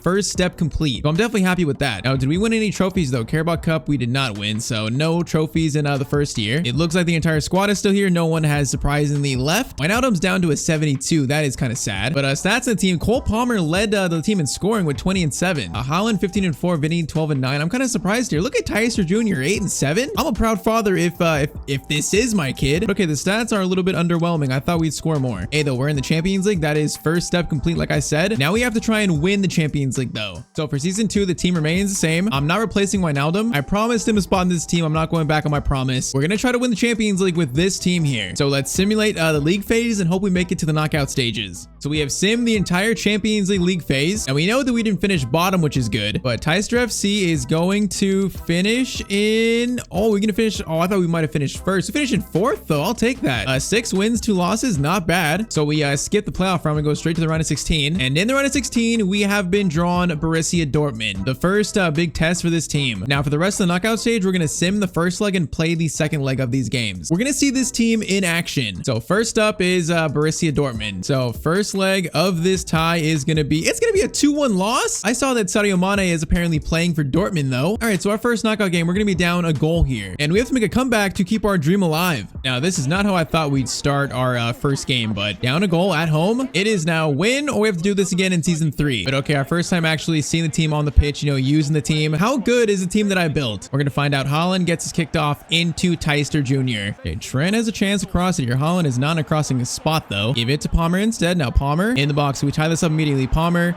gets it to Haaland. Haaland's going to shoot. It's going to be blocked, though. All right, not a terrible first attack. Not terrible. Oh, Wijnaldum, he's like 62 rated, but he's still great. Makes that steal. Now Tyztir Jr. into Vinicius. Vinicius looking for a goal. Plays it back to Haaland. The captain, Haaland shoots. Again, it's blocked though. Zakaria into Wijnaldum. Wijnaldum skips by a tackle somehow. I'm not sure how. He's taken out from behind. Oh, that was a red card? They just give Emre Can a red card for that. Okay, that is very soft. Dortmund down to 10 men. And Vinicius from distance. Okay, the keeper is invisible. Kobel is invisible. What was that? All right, now apparently he's back. I don't know what I just saw. And that header is going to go to Haaland. Punched out by Kobel. All right, this is already chaos. And it's only our first game. Junior is going to play it out to Robinson. Robinson gets it back. Wait, actually a great pass to Haaland. I meant to pass it to Vinicius. That went to the wrong player, but it worked out. Okay, the captain Erling Haaland scores the first goal in a played game for Tyztir FC. And this is tied up. All right, down to 10 men. Honestly, we should beat this team. If we don't, it's going to be embarrassing. So, boys, let's get the job done. Tied up. Free kick for Dortmund. Julian Brandt sent in. Header is right at Allison. That made me scared. If they scored that, I'd be so mad. Oh, now we can break the Wijnaldum. Is the last player I want on this breakaway, but he's fine. He's doing his job. Gonna play it through. Unfortunately, it's not going to go to the intended target, though. All right, second half begins. 45 more minutes, and this is currently tied up. Zakaria, is that a foul? Oh, that is a foul on Zakaria. I don't agree. The free kick, that is lofted in. Allison. Okay, Ali, I need you to come out for that. Don't make me that nervous right there. Robinson, Vinny gets it to Junior. Now Junior, time it, Vinny. It's going to be a little bit in space here. Vinicius plays it to Haaland. Haaland, okay, what is happening here? We still steal it back. Robinson crosses it. Haaland, therefore the header is powerful, but it goes over the net. Okay, Nemecha is in space. Rudiger comes over, and I thought they scored that. Nope, it hits side netting. Bro, Dortmund down to 10 men. There's still a threat here. I'm like sweating in the first played game. Oh no, who is that? That is Graci's in, and Graci has scored to give Dortmund a 1-goal lead again. Are we about to lose in the first played game to a 10-man Dortmund side? Come on, we can't allow this to happen. We can't allow it. Cole Palmer, what a pass to Vinicius. Vinicius needs to have a good first touch. Goes around Schlotterbeck. Vinicius plays in Erling Haaland. Got to score that Haaland. That is a very important finish right there. We had 5 minutes left. This is tied up again. What a finish and play. Started by a crossfield pass from Cole Palmer and a great dribble by Vinicius. Okay, tied up with 5 minutes to go. We saved our hopes right there a little bit. Job is not done yet, though. Okay, they got the final chance here. They're going to send this free kick in. If they score this, I'm not sure what I'll do. Free kick sent in. That is going to hit the crossbar, and we barely survived. We're going to extra time. They just came that close to knocking us out. All right, into extra time we go. I don't know how it's come to this. Palmer back to Wijnaldum. Wijnaldum over to Junior. Junior hold it. Great control. Garia gets it right back to him now. Junior is going to try to find Vinicius, but Schlotterbeck is going to get that pass. Oh, Dortmund have Andy Robertson too? Like, what actually is this team? What are these transfers? Vinny, a chance here running. Vinny. It's going to play it through to Haaland. Haaland, please finish that. Haaland's going to score, and we have taken a lead. How has it been this difficult? I do not know. But okay, we have a lead. The captain has scored a hat trick. We got 15 more minutes to hold this lead now to send us to the quarterfinals. Oh, this has been ridiculous in this first game. This much drama? It's only the round of 16. Please let that be the last drama of this game. I can't take much more. Botman, good tackle by the Botman. And oh no. How does that fall? I am not sure. They are going to score off a lucky bounce. They're going to tie it up. Bro, I'm about to lose my mind. I am about to lose my mind. This is incredible. Vinicius. Oh, that pass was terrible, though. Bro, they're about to win. Look how they're coming at us, bro. They're about to win this. They're playing with so much fire and energy. Oh, my. Graci, Botman. Botman makes the tackle, but he loses it again. Botman. Hey, he got fouled. Never mind. We got 2 minutes here to win this. Wijnaldum gets it to Botman, over to Anthony Robinson, into Vinicius. Vinicius got a turn. Vinicius tries to play in Haaland, but we can't. It's going to penalties. You've got to be kidding me. All right, we're going to a penalty shootout in our first played game. All right, Erling Haaland up first. If we lose this, I might actually cry. First one is going to be in the back of the net. All right, Allison, I need you. First penalty is going to be, oh, we could have saved that one. All right, Cole Palmer, I'm going top right again, top right, and oh, he just missed it. It went off the post. You got to be kidding me. Oh, okay, Dortmund take the advantage. Vinicius up next. How did we actually miss that? We're on bottom right. Bottom right. He does score that. You got to save one. Come on. Ali, I need you. Ali, I need you. They're going to score that one, though. That was left-hand corner. Brent, Alexander-Arnold, we're going top left, and we do score that one. Come on, we got to make a save here, though. I think he's going down the middle. Down the middle. Oh, he's going to go down the right. If we miss this, we're out. Jorginho. Wijnaldum, bottom right keeps us alive. I now need Allison to make this save. Otherwise, we are out. Right alley makes the save. Tyztir Jr. Come on, Junior. Junior, bottom right, please. Junior scores his penalty. Are we about to rescue this? Julian Brandt is going to go left. No, he goes right down the middle. Dennis Zakaria. I'm going bottom right. Bottom right, and we do put it in again. Nathan Ake is going right. He's going right. Nathan Ake goes right. Allison makes the save, and we beat Borussia Dortmund. The fact that that was that dramatic, it's only the round of 16. You've got to be kidding me, but Tyztir FC makes it to the quarterfinals of the Champions League. Allison is the hero of the round of 16. That was disgustingly rough, though.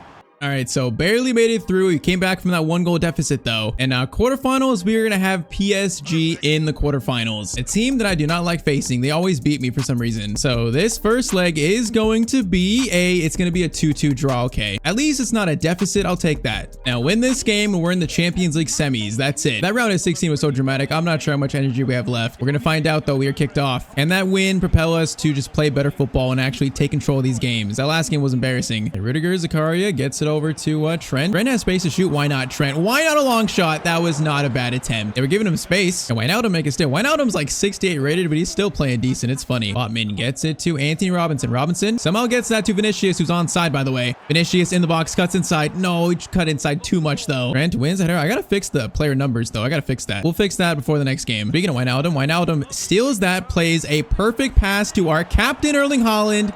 I could have played it to Vinny for the sweat. I should have. I trusted my captain there. And because of that, we have failed to score. Aria, Wijnaldum, into Haaland again. Haaland, you can't miss this. No way you missed that. No way he misses that, and he's not going to miss that. Okay, Haaland's the one doing the scoring. I mean, that's why he has the captain's armband. He built this team basically with his shady money. All right, 1-goal lead for Tyztir FC. Yeah, PSG do not seem as good as Dortmund. I'll say that. At least my first impression here. Aria into Wijnaldum. Wijnaldum keeps finding space. 60 rated.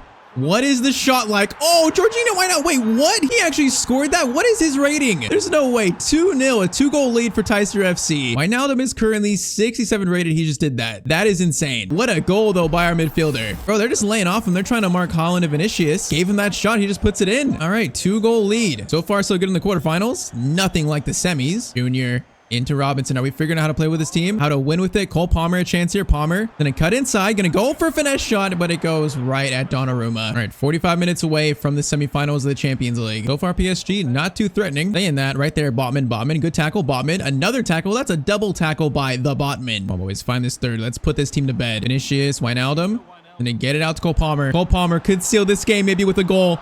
Haaland's gonna get the rebound. No, it's still not gonna be in. Vinicius to Junior. Junior, seal this game. Junior shoots, but it's gonna go wide. All right, PSG are on the ropes. Zakaria into Robinson. Robinson gonna dink it over to Haaland. Haaland gets to it. What a volley by Haaland. Bro, they're not even defending him. They didn't even try to. They just let Haaland shoot. Okay, PSG, that's got to be the end. 5-2 scoreline. That's got to be us through to the semifinals now. Haaland is carrying this team on his back. I mean, I guess they had no really chance to get to it, but what a volley by Haaland. So jump to result, and that's going to end actually 5-0. So Haaland scored 4 in the Champions League quarterfinals, and we are now in the semis. Okay, in that game, we might have figured out how to win with this team now. But in the semis, we are going to be facing Manchester City. So this is the toughest matchup yet. Honestly, this should be the final right here. Now, first leg is going to be, it's going to be another draw. Okay, so same as last time, just one leg decides it now. If we can reach the Champions League final. This is funny. We're facing a Man City team without Haaland and also without Pep Guardiola. Apparently, though, there's still a team that's probably better than us. Let's see if we can reach the Champions League final, though. Junior into Haaland. I want to fast start your Haaland.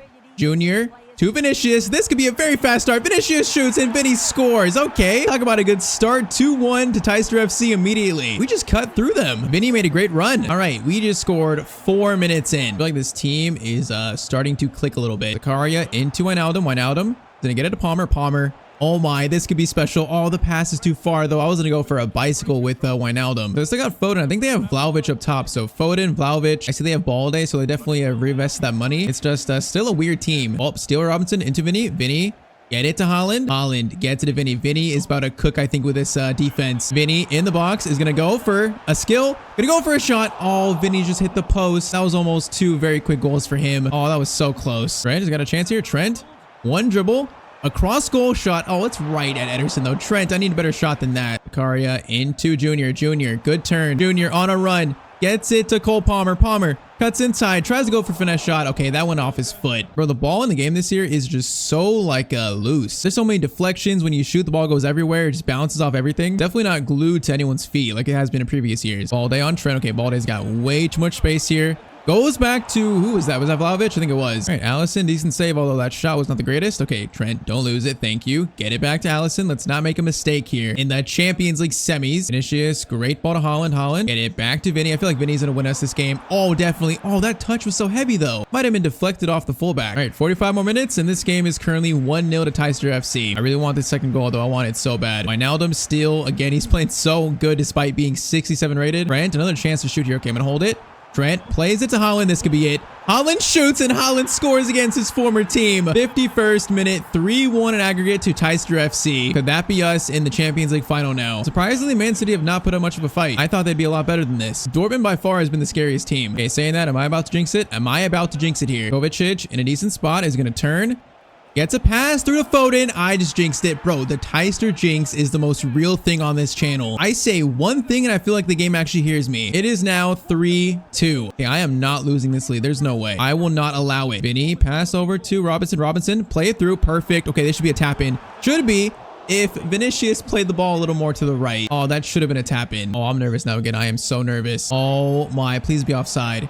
He's not offside apparently. He's not offside. Balde is not offside. Allison, big save though. How was Balde not offside? That is the biggest save Allison's made other than the penalty shootout. Bro, I literally jinxed it. I totally just jinxed it though. We got 20 minutes left to seal this. Vlahovic into Griezmann. Griezmann, they got Griezmann. He's offside, but bro, the transfers in this game are just wild. If we score this goal though, I want the 2-goal lead back. Junior gets it over to Zakaria. Now I see Vinny. Vinny in a good spot. Gets it through to Haaland. Haaland's in a turn. All he needs a pass. Oh, skips around that tackle. Another one. Plays it through to Cole Palmer. Cole, I need you to score this, please. Cole Palmer takes his time, and he does score. That might send us to the Champions League final. He does his signature celebration. That might be it. That might send us to a chance to win the Champions League. All right, the front three have starred in this game. That should be the final action. It should be. I'm not going to fully jinx this one. Wijnaldum, can you score again like the last one? Why not? Why not? We're going to shoot it again. Wijnaldum. Bro.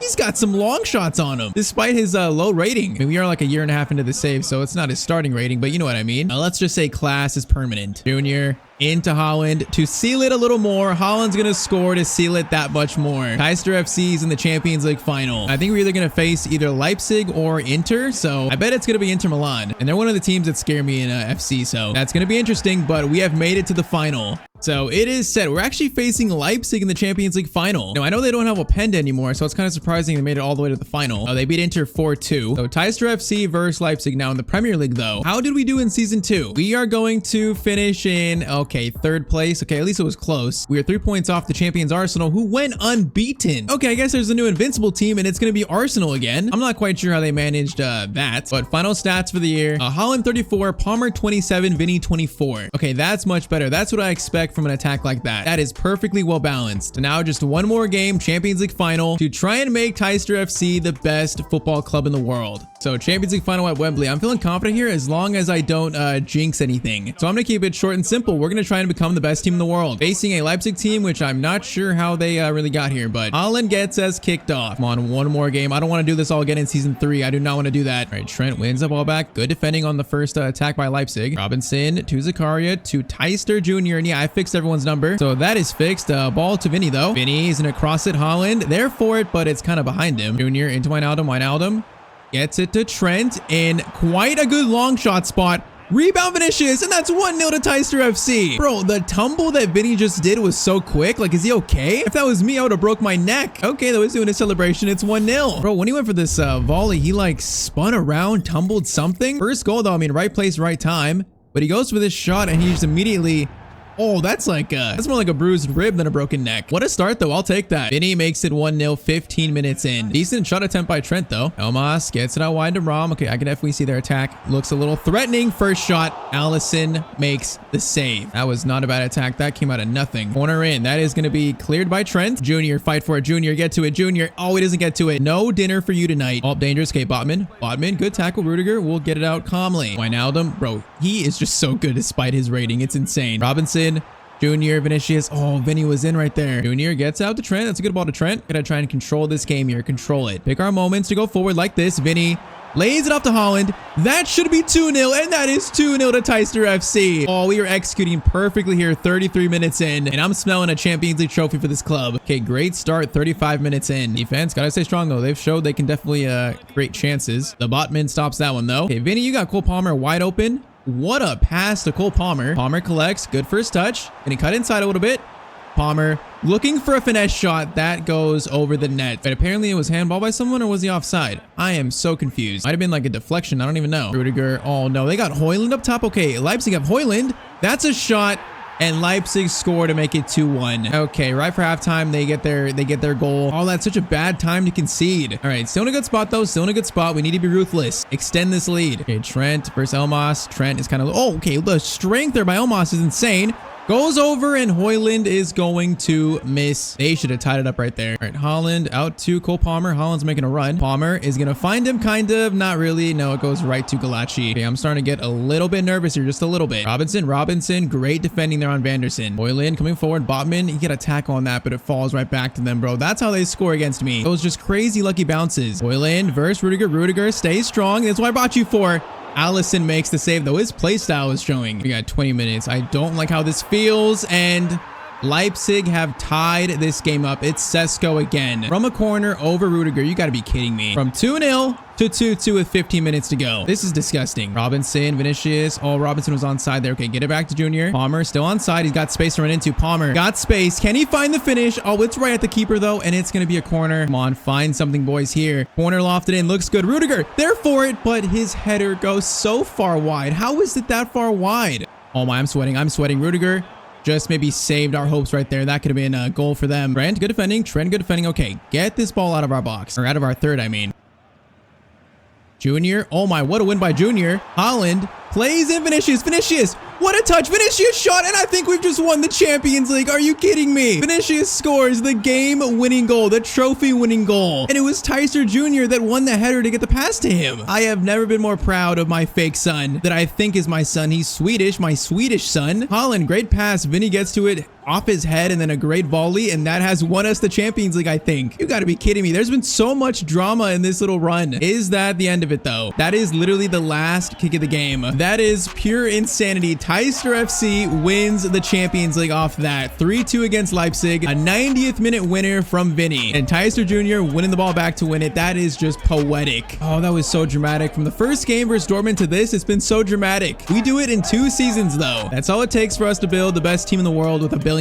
So we get to lift that trophy with the red and white ribbons. Our captain, Erling Haaland, the one who secretly funded this entire team, he is going to lift the Champions League trophy for Tyztir FC. What a run. What a Champions League campaign. And this team has got the job done. Okay, in today's video, we're going to try to make Chelsea the best team in the world. And right now, they are far from it. Currently in 9th place in the Premier League, they've got inconsistent play, inconsistent results. They got chemistry issues where players in the field are looking like children. And overall, the club is a bit of a mess. There are a few signs of hope though. And that, along with the work we do today, I think we can help take Chelsea back to the top of world football again. So of course, drop a like down below and let's get straight into this Chelsea rebuild as we officially start season 1. Now with Mauricio Pochettino as the coach, and I guess you could say that we're the sporting director of the team, we have got a lot of work to do here at Chelsea. Now it's definitely a squad that should not be in 9th place. Like, they are heavily underperforming, but they're also not a team that I think would be challenging for the title at all. Definitely a fringe top 4 team. You gotta say, though, Cole Palmer is the one hope in this team right now, the biggest hope. He is playing just amazing, and we're gonna try to make him the centerpiece of this rebuild. Now, other players that I think are gonna be big in this rebuild are players like Nkunku, players like Moises Caicedo, even Madueke, Chilwell, Fofana, of course, Reece James as well, our current captain, and then definitely some youngsters that are currently on the bench. Now, there's also a few older players that probably need to be moved on pretty soon, including Thiago Silva and Raheem Sterling. But overall, it's a squad that's got potential. And I mean, it should. They spent, what, £1 billion on this team already? Now, speaking of financials, the biggest challenge in this video is that in each season, we're gonna be limited to 65 million in the budget. So no higher than that. We could say it's due to financial fair play restrictions. So to sign players, we're going to use that 65 million or what we can get from player sales. So pretty much to buy world-class talents, we got to sell players too. Now, you might notice that we're actually playing Cole Palmer Palmer at cam. We are currently converting him to a cam because he's actually like +3 at that number 10 spot. He's +1 at right mid, and then he's +3 at cam. So I think that's where he'll play in this video. But now in terms of selling players, I think the first player we're going to try to sell is Raheem Sterling. I just feel like he's not going to grow much anymore. It's probably time to move on and buy a younger winger to take that starting spot. So first things first, we're going to try to sell him. Now the first offer we get is going to be from Liverpool. That is extremely funny. It would never happen in real life, but apparently we can get 40 million for Sterling. We're going to try and do that. Let's try to get like 30, maybe 37 million. I mean, if Liverpool wants Sterling back that bad, you can take him. And okay, Liverpool are just going to accept 37.9 million actually. This might be the first deal of the rebuild. And it looks like it is the first deal of this rebuild actually. So Raheem Sterling to Liverpool. He goes back to the club where he kind of found his name. So Raheem, we wish you luck. So that means we could start Mudryk on the left. We could do that, but I feel like I want to make a signing there now. I think Madueke is fine starting on the right mid this season, but we need a new star left winger. And the player that I want in that spot, he's actually not a left mid, he's a right mid, but that is Mohamed Kudus from West Ham United. This guy is so good. I think he would be incredible in this team with that pace, the dribbling, also pretty good finishing. He'd be absolutely insane, and he's not going to break the bank entirely. So if we start with maybe like 35 million to West Ham City, that definitely be a good deal for us. So they want a little more. Let's try 38.5. Let's go up in increments here. And okay, 38.5, West Ham accept that. That is an extremely good deal. We basically are swapping Sterling for Kudus. So Mohamed Kudus, welcome to Chelsea. I think he's going to be absolutely insane in this video. So Kudus, welcome to the club. So I think I'll play Madueke on the left and then Kudus on the right. I feel like it kind of makes the most sense. But yeah, I like that signing a lot. Now in season 1, the one other spot that worries me is going to be the goalkeeper spot. So we have Robert Sanchez. We also have, what's the other guy's name? Petrovic. Now 75 rated and also 79. If our goal this year is to get in the top 4 and get back in the Champions League, having a below 80 rated keeper kind of worries me. So I think I'm going to target Alex Merritt here from Napoli. Not crazy expensive, but he's tall. He's of course a solid keeper, and I think he's better than Sanchez. So let's try maybe 27.5, and Napoli are going to say yes to that. That is a done deal. So it looks like we have a new number 1 now, a new starting keeper. Now I'm not expecting him to grow that much, like not crazy growth, but he could maybe get up to like 84, 85, maybe. So that is 2 pickups, Kudus and also Merritt. And I think for the first half of season 1, this is the team we're rocking with. If Palmer, Madueke, Fofana can grow, this is definitely a top 4 team, especially if we can unlock Cole Palmer's potential. So here we are, opening day of the Premier League season. We're taking a trip to Anfield to face Liverpool. It is a huge test for our first game. And hey, I think we're already showing that this is not the same team in real life. We are building a different Chelsea team here. As we score the first goal of the game and go up 1-0 on Liverpool at Anfield, it's a bit of a shock. Now that shock is a little bit erased because Liverpool do tie the game up 1-1. And it was a pretty close game, but in the 75th minute, look who pops up to score the winner of this game. It's going to be Cole Palmer. Of course, it just had to be. The star of this team, the star of this rebuild, gets us off to a great start as we beat Liverpool on the opening day. And that was just a huge shock. And then through the first half of the season, we're seeing the leaders in this team kind of appear. Our center forward, Christopher Nkunku, is showing why he's probably the best player in this team currently, though. He was our first half of the season leading scorer, and he could be a player down the line that gets us back to the top of European football again. Now also, Madueke was so good at left mid. I didn't quite expect him to be this good, but he was really good, scoring 11 goals in 15 games. Now our new signing, Kudus, actually kind of struggled in the first half of the season, only scoring 3 and assisting 2 in 19 games. He's shown flashes, but we definitely need to see more of him. And these are the rest of the first half of the season stats. Now around late October, actually, Cole Palmer got an injury, so that's why he's played only 9 games. But we're now in January and he is back, so hopefully he bounces back from that injury. Let's see where we are in this league table. So 20 games in, we're actually in 5th place. Now somehow Everton are above us in 4th. I mean, that makes 0 sense. Man United are in 1st also doesn't make sense. I do wish we were in the top 4 more securely, but you know what? It's better than real life. Somehow Arsenal are all the way in 10th. Like, that's pretty rough. So this season is looking like a top 4 race. Now one thing that worries me is we have the worst defense out of the top like 11 teams. Our scoring looks good, but defense numbers do not look good. And that might be due to players like Thiago Silva. I mean, that 44 pace, especially in the game, is definitely not helping the defense. So in January, how much money do we have? We have 37 million. Is that enough to sign a center back in January? Let's see. And players like Bastoni, too expensive. Matthias de Ligt, too expensive. I would love to bring Tomori back to Chelsea at some point in this video, but right now he's just too expensive. Even Schlotterbeck is too expensive for us right now. Now we do have currently some transfer offers though, and one being for Badiashile from Manchester United. I'm gonna be honest, if we could sell Badiashile and that would fund maybe like a Schlotterbeck signing, I might actually do that. We gotta try and get here the most we can. Let's try for like 30, maybe 37.5. That might give us enough for Schlotterbeck. And okay, Ten Hag says yes, so Badiashile might be on his way to Manchester United, and we might be signing a new center back. And okay, Badiashile, that was quick. That was like 2 days. The man wanted to leave, so he's off to Manchester United, and we may be upgrading our defense right now. So that gives us 72 million to spend. Man, that might be enough for Tomori actually. I don't know. Man, that might actually be enough. I'm gonna try to go in for Tomori. I mean, he's the better player right now. He could be the center back to lead this team in the Champions League. So I'm gonna offer maybe like 58.5, and AC Milan are gonna want 60.6. So I think we can do this actually. Man, it might be close, but I'm gonna accept that. We're gonna try to do this. Now, I'm not sure how Tomori feels about coming back to Chelsea. I think he ended kind of on bad terms, but you know what? He's a darn good center back, and I feel like to make this team the best team in the world, he could be one of the starting center backs of that team. And hey, deals like this are not usually made in January, but we gotta try and make a push to the get top 4 and get back in the Champions League. And this here would be a clear statement signing. So Tomori is going to accept the offer. We have signed up Tomori. Man, our defense just got hugely upgraded. And is this a signing that gets us top 4? Hopefully it is. So Thiago Silva to the bench and then Tomori up to start. Yeah, that's got to make our defense better. That has to. Now Enzo's up to 83, Palmer's up to 79, which is good. Madueke 77, Kudus 81. We definitely need these front three to grow. Kudus, Palmer, and Madueke, we need them to grow. And I am hoping for a top 4 finish here. If we don't get it, I'm going to be so disappointed. So we simulate the rest of season 1. Now we were what? We were like 4 points off 4th, right? We were in 5th place, middle of the season. We finished the season all the way in, actually, we're going to be in 8th place? Bro, you've got to be kidding me. I didn't want it to be this realistic. So we were in 5th and we're actually only 6 points away from 5th. So we didn't drop that far away. But the top 4 ends up being United, City, Liverpool, and Spurs. And I thought we were doing good. So it's actually kind of a realistic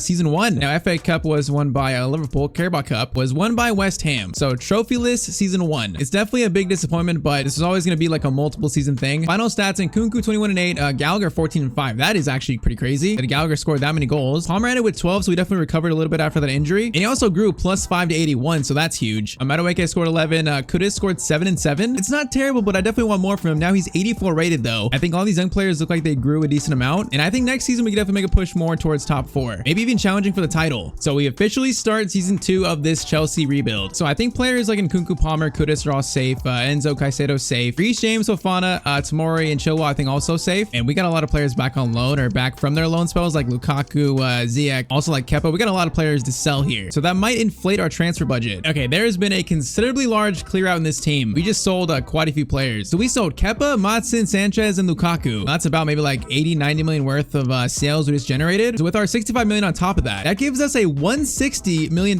budget. That is definitely not too bad. Now also, Leroy Cole has actually become our second best center back. So I think for this year, we're going to do a Tomori Colwell backline pairing. That should make our defense better than last year. And of course, we also need some more players to grow. We do have a spot on the bench though for kind of like a backup winger. And we're not in the Champions League, so I feel like we can't make a huge signing just yet, even though I want to so bad. I think instead we're going to go for Yeremy Pino though. He could challenge Madueke for that starting left mid spot. And I mean, he's 21. He's got very good dribbling, also good passing. This feels very much so like a Chelsea type signing. I can't be the only one that thinks that. So we're going to offer up 40 million for Pino. We have all this money, but this might be the only sign we make in the first window of season 2. I want like players like Caicedo, Enzo, Palmer, of course, Kudus to grow. And I don't want to sign too many players to hurt their growth. So 42 million for Pino, it gets accepted. And he gets officially signed from Villarreal. So Yeremy, welcome to Chelsea. I think for now, since he's actually higher overall than Madueke, he's probably going to start, but they can battle it out for that starting spot. But I think this is a squad we're using for the first half of season 2. If Colwell grows, Palmer grows, Kudus grows, I feel like this team could really turn very quickly into a contending team in the Premier League. So Yeremy Pino is the only signing so far. All right, so opening day of season 2 in the Premier League, we are facing Fulham. And we got to show this year that this club is progressing. Like no more mid-table finishes. Now, unfortunately, starting the game off, we showed like we were still the same team, with Fulham scoring the first goal of the game. But thankfully, this team responded. A goal by Christopher Nkunku tied the game up. And then the man that struggled last year in this team, Mohamed Kudus, he scored the winner to win us the first game of the year. Hopefully that's a sign for a big year for him. And hey, not gonna lie, first half of the season, this Chelsea team looks a little bit different now. We're playing much better football, stringing passes together. The team's chemistry is going up. No more dressing room issues. No more children-like behavior. And Nkunku is still the main man of this team, but Kudus is having such a better year. He's really settled into this Chelsea team. And also, new signing Yeremy Pino, he's actually the 3rd highest scorer in the team first half of the season. So for what we thought was a bench signing, turns out to be one of our most important players. And then of course, Cole Palmer is right there with him, scoring 7 goals in 20 games. Hey, this team is on the rise. And if we look at the Premier League table 19 games in, we can see that rise happening. We sit all the way in 2nd place, only 2 points behind Man City. So from 8th all the way to 2nd, that's a big jump. Now we've scored the most goals in the league so far. And we also have like the tied for the 2nd best defense. So that's 2 really good signs for this team that we may be turning things around. And also all this youth financial investment in players, it is starting to pay off. Christopher Nkunku is now up to a 90 overall. And then Tomori 87. And also Mohamed Kudus up to an 87 as well. Like growth on him is insane. Enzo's 86. Cole Palmer's up to 84. Even Yeremy Pino up to 83. This young team is growing and I could not be happier with what I'm seeing. Now, is this a Premier League title winning team? I don't know now. We're in 2nd place. I feel like it's a possibility, but it's also more likely we probably fall off a little bit. I would be so surprised if we won the title in season 2. More so, I just want to confirm Champions League top 4. And this team right now is doing so well. I don't want to ruin the chemistry. So in January, we are not making any signings. We are sticking with this team and we're going to see where they finish in season 2. So we simulate the rest of season 2. So where did we finish this season? We finished above 8th. We, of course, thankfully finished above 8th. Actually, we're top 5. So much better than last year already. Now, did we get Champions League? We did get Champions League back in the top 4. So that is mission 1 done. Did we win the Premier League though? 4th place is going to be Arsenal. 3rd place is going to be Newcastle United. So I believe it's us and Man City in the top 2. Yeah, it's us and Man City. Season Season 2, winners of the Premier League, it's gonna be Manchester City. Oh man, by what, 7 points? So it wasn't actually that close, but hey, a second place finish, I will 1000% take that. That is a huge recovery. So we finished the year with the third best defense, the second most goals scored. Just probably had a few too many draws and not enough wins to win the league. I will take that though. We're back in the Champions League. That is huge. So final stats this year, look at our club top scorer, Mohamed Kudus. Talk about a bounce back season now, 89 rated. And then Nkunku 18, Pino 11, Cole Palmer 11, Enzo 8. It's definitely a balanced scoring team. But man, the growth in these players right now I'm seeing is insane. Like Tomori's 88, Enzo 87, Mike Caicedo 85, Palmer's up to 85 too. So we grew +4 this year. We're getting closer to making this team the best team in the world again. We're getting closer, but saying that though, next season is our first year back in the Champions League. So I'm not sure what to expect. So we officially start season 3 of this Chelsea rebuild. And man, looking at this team, I feel like we have a real chance this year of maybe finally winning our first trophy, whether it's a cup, maybe even the Premier Champions League. I don't know. This team looks really, really good. Now, the two spots that I think worry me, Colwell has like barely grown, and Fofana is 80, Disasi is also 82. We might need like a better center back to pair alongside Tomori. And also, it might be time to say goodbye to Ben Chilwell and sign a new starting left back. If we do that, this team is going to look very, very scary. So unfortunately, the first move of season 3 is getting rid of Ben Chilwell. He's given many good years to this club, but for us to reach that next level, I think we need a new left back. So we sold Chilwell for 30 million to Brentford. So 65 million plus 30. We now have 95 million to spend in season 3. Now it's not the most money, but I feel like we could definitely do some work with that between a center back and a left back. Now for the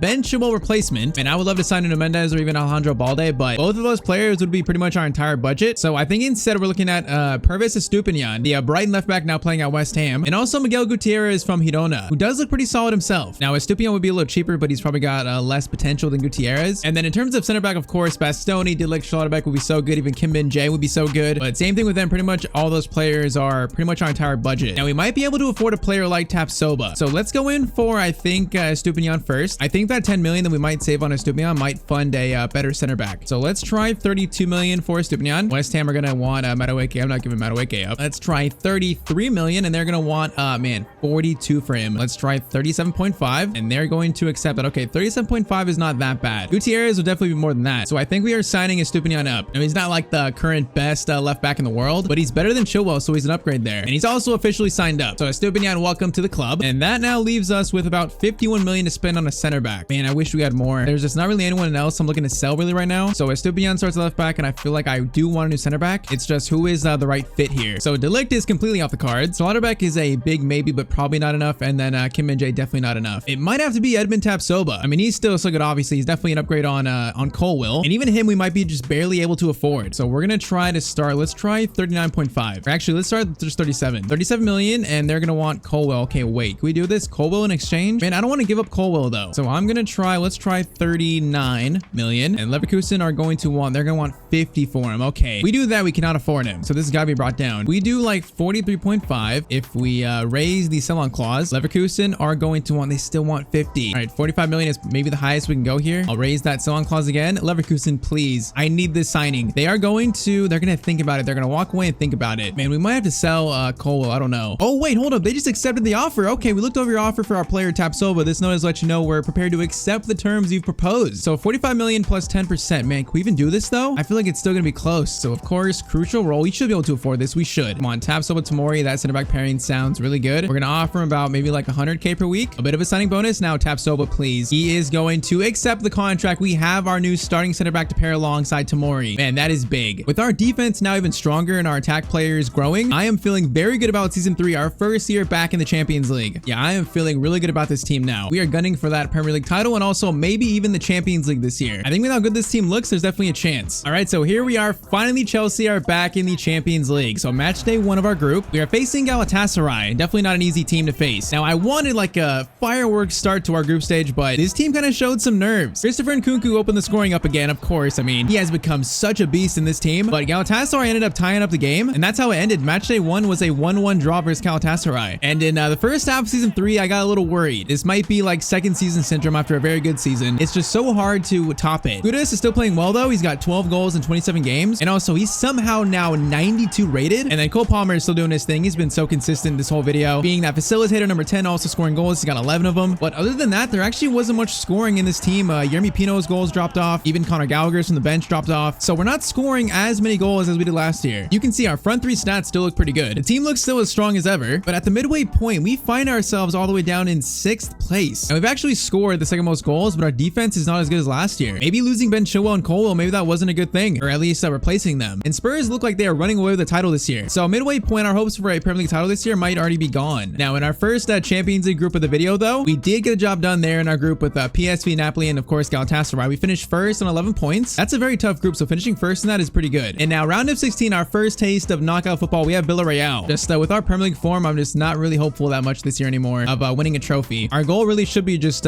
staying in the Champions League, getting top 4 again. And I feel like we are very much like underperforming right now. This team should be higher in the table. I don't really see anyone that I want to replace, so I think I might stick with this for the rest of the year and have faith that this team will pick it up. I mean, they showed it last year. I think they could show it again. Now, it is time though for our first ever knockout game of this rebuild. Let's see how far we can go in the Champions League. So first leg versus Villarreal is going to be a 2-0 win. Okay, Kudus and Nkunku. That's a very good start. And then second leg is going to be also 2-0. So a brace from Nkunku and we get rid of Villarreal. And we're now in the Champions League quarterfinals. So in those quarterfinals, we have been drawn Bayern Munich. That is definitely a step up from facing Villarreal and probably our biggest test so far in this video. So first leg is in Germany. It's going to be a 1-0 loss to Bayern Munich. Camavinga scores their 1 goal. So it's not over yet. It's only 1 goal. Definitely would have liked a draw though at least. Now at home in London, can we make this comeback though? Second leg is going to be a 3-1 win versus Bayern Munich. Are you kidding me? Cole Palmer in the 107th minute scored the winner basically. Now we also scored 1 and Nkunku scored 1. Musiala scored 1 for Bayern. But we just made the comeback at Stamford Bridge and we're now a round away from the Champions League final. Man, Cold Palmer stepping up. And yeah, I said cold. And that is absolutely huge. Oh man, now we face though Real Madrid in the Champions League semis. Oh man, this is gonna be so tough. So their team, they got Vinicius, Darwin Nunez, Bellingham, Modric, Valverde, Tchouaméni, Fran Garcia, Alaba, Militao, Trent Alexander-Arnold, and Courtois. So I mean, the 2 Liverpool guys, Darwin Nunez and Trent added to the team. It is definitely a very good team. But honestly, so is our team. Our team is looking so good. We might actually have a chance here. So first leg in England is gonna be a 1-1 draw. Okay, so Bellingham and then Nkunku scored. I don't like having a draw going back to Spain though. It all comes down to this. If we win, we reach the Champions League final. So this second leg is gonna be, we've actually done it. We have actually done it. Madueke off the bench scores an 86th minute winner, along with goals also from Nkunku and Vinicius scored for them. But 3-2, we just took down Real Madrid in Spain at the Bernabeu. I can't believe it. This young team did that, and we are in the Champions League final. What a win for this team. So our Champions League final is gonna be versus PSG, and they should still have Mbappe. So that is not gonna be an easy match. But let's see how we finished this Premier League season. So at the midway point, we were what, in 6th? We are gonna finish this season all the way up in 2nd place. Okay, I think I'll actually take that. That's definitely not bad. We definitely had a much better second half of the season. It's just that Spurs start won them the title somehow. So Spurs finally win a trophy, but from 6th to 2nd, I think I'll take that. Now FA Cup is going to be Man City. Do we win a trophy this year? Carabao Cup is also going to be Man City. So no cups. Our one chance for a trophy is now the Champions League final. But man, this team is looking insane now. First though, final stats. Christopher Nkunku scored 39 goals. Bro, second half of the season, Nkunku, Palmer, and Kudus just took over. Cole Palmer, 26 and 13. Bro, like everyone else barely scored. It was literally these 3 right here. They put the whole attack on their back. And yeah, also like I said, Mohamed Kudus is now the current best player in this team somehow. I'm not sure quite how, but he's 93 rated. Nkunku's 92, Tomori 89, Enzo 89, Cole Palmer 87. The growth in this team has been so good. Also, even Alex Merritt up to 85. Even he's grown. But man, I think we have a real chance now of winning the Champions League in only 3 seasons. So we got a big Champions League final to play. So the PSG team, Bradley Barcola, Mbappe, Dembele, Ugarte, Çalhanoğlu, Vitinha, Balde, Jimenez, De Ligt, Dagba, and also Donnarumma. I mean, it's definitely a good defense. Vitinha, Mbappe, Dembele. It's a very dangerous attack, but honestly, I think our team stacks up well against them. We might even have the better team. So it's time to find out though. Can we make Chelsea the best team in the world again? If we win this game, we complete our goal. Man, I thought Kudus would be a good signing, but I wasn't quite sure he'd be the highest rated player in this team. And he even reached like 90, let alone 93. But okay, it's us versus Mbappe now. Can we complete the job and win the Champions League? We're gonna try. We're gonna need our star players to carry us. Now, Dembele, good start here. Okay, Estupiñán, good tackle there. He was not letting Dembele run by him. All right, PSG playing with a pretty high line here. Good thing we have the pace to break it down and also the passing. Nkunku gets to Estupiñán. Now, Kudus is calling for it. Kudus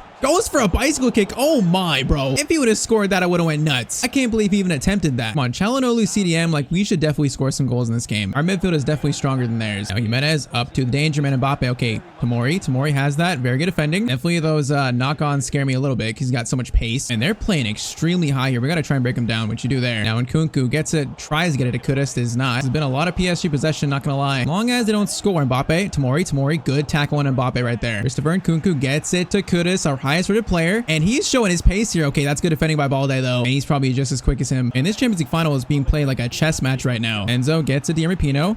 Get it into Nkunku. Nkunku back to Enzo Fernandez. Gets it into Cole Palmer. Palmer, right foot is going to shoot, and Donnarumma does make that save. Man, not a bad shot from Cole Palmer. Palmer, corner in. That looks good. Man, Tapsoba was there for that one. Oh, Enzo Fernandez volley, and another save from Donnarumma. I did not think he'd get that. Now, try this again. That looks good. Not going to get it, though. Tomori, Enzo Fernandez, get one more pass over. No, that was going to be such a good pass. Okay, a bit better there at the end, but it's going to be a 0-0 score at halftime. Not going to lie, this is extremely even. It's like a slow chess match. It's just who is going to strike first here. Now, Reece James plays it up to Kudus. He's actually in. Kudus, a chance to give us a 1-goal lead, and Kudus is going to score. It had to be our highest rated player, right? What a way to start the second half. Man, that was a very clean finish. Just all of a sudden, we found space after not finding space all game long. And then left foot finesse. Beautiful. Okay, 1-0 to Chelsea in the 50th minute. Come on, I feel like we're the better team, honestly, after the first 45 minutes. I'm scared of Mbappe, but I feel like we're the better team. Elenolu trying to find space. He is going to find Mbappe. That is not a good thing. But, okay, Tomori. That is not good. Tapsoba comes over, though, and literally saves us. Bro, it's taking our whole defense to mark Mbappe. Now, Yermi Pino out to Kudus. Kudus is going to lay it off to Palmer. Try and work this around here. Enzo, no, that was meant for Nkunku, not Pino. It's a bad giveaway in a bad spot. Mbele gets it to Barcola. Stupion doesn't stop him there. Tapsoba, I need a tackle here. I need a tackle. He is going to not make a tackle. Come on, boys. Don't let him tie it up here. Don't let him tie it up. Enzo Fernandez, what a tackle. Palmer and Nkunku tries to find Pino. No, that was rushed. We got to take care of the ball more. That was so rushed. Ball's going to find Mbappe. Down the middle. Enzo can't stop that. Vitinha gets it over to Dembele. I mean, they're looking like the scoring team right now. Or the team that's more likely to score. Stupion makes a tackle there, though. We've got 13 minutes here. Enzo Fernandez. What a pass to Kudus. Now he is going to swing that in. What a cross to Nkunku. Somehow Donnarumma saves that, though. Bro, that was a beautiful, like, in-swinging cross. And that would have sealed the Champions League for us. Corner in.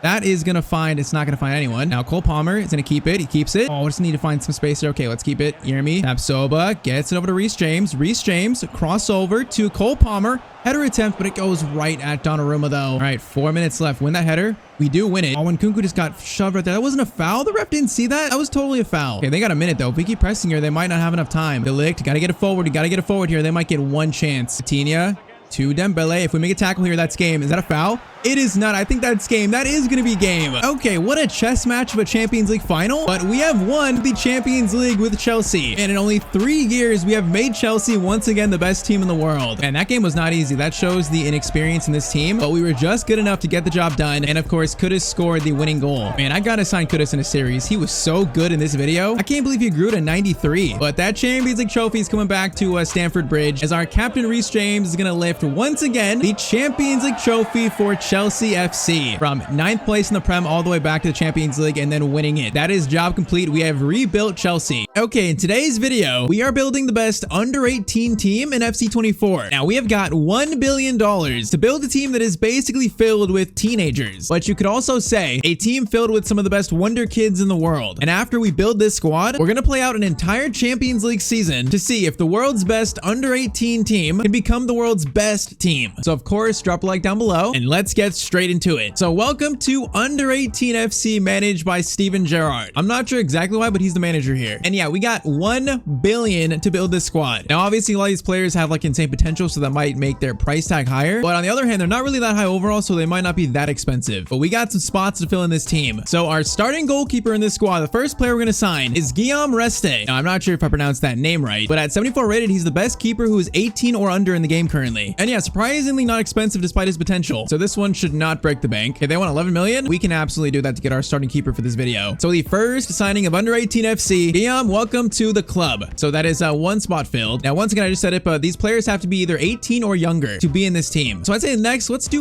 left back. At left back, we're gonna have Valentin Barco from Brighton, the young Argentinian left mid / left back. Now, technically he's a left mid, but he's pretty much our best option for an under 18 left back, and pretty much the same price as Guillaume. So we're gonna go 12 million for Barco, and De Zerbi is gonna of course accept that. So signing number 2, we have our starting left back of this team. Now, he is a -2 left back, but that means he's pretty much a 71 rated left back, and that is our best option in that spot. So you have to do. Now let's do right back. Now at right back, we have a bit of a higher profile player here in Rico Lewis from Manchester City. I feel like he's gonna be really good in this video, and he's gonna be a little bit more expensive. So we're gonna offer Pep maybe like 15. See what they want for that. They're gonna want 15 plus a 7% sell-on clause. We can do that. So 15 million for our new starting right back. So Rico Lewis signed up to Under 18 FC. So the defense is starting to take shape here. Now let's do both of our starting center backs. Our first starting young center back is going to be Lenny Yoro, playing currently at Lille. Now at 17 years old, he is 76 rated, so he looks like an absolute beast. So we offer about 18 million and they're going to accept that. That is currently our most expensive player we've signed. So Lenny Yoro, welcome to Under 18 FC. Now for his center back partner, we are going with Joral Hato from Ajax. Again, another young center back with so much potential and his stats look so good. And also it is kind of nice that one is right-footed and one's left-footed. So for 12 million, Hato, welcome to the club. So that's going to be our back line. I mean, it's not the greatest back line, but much like the rest of the team, if these players can grow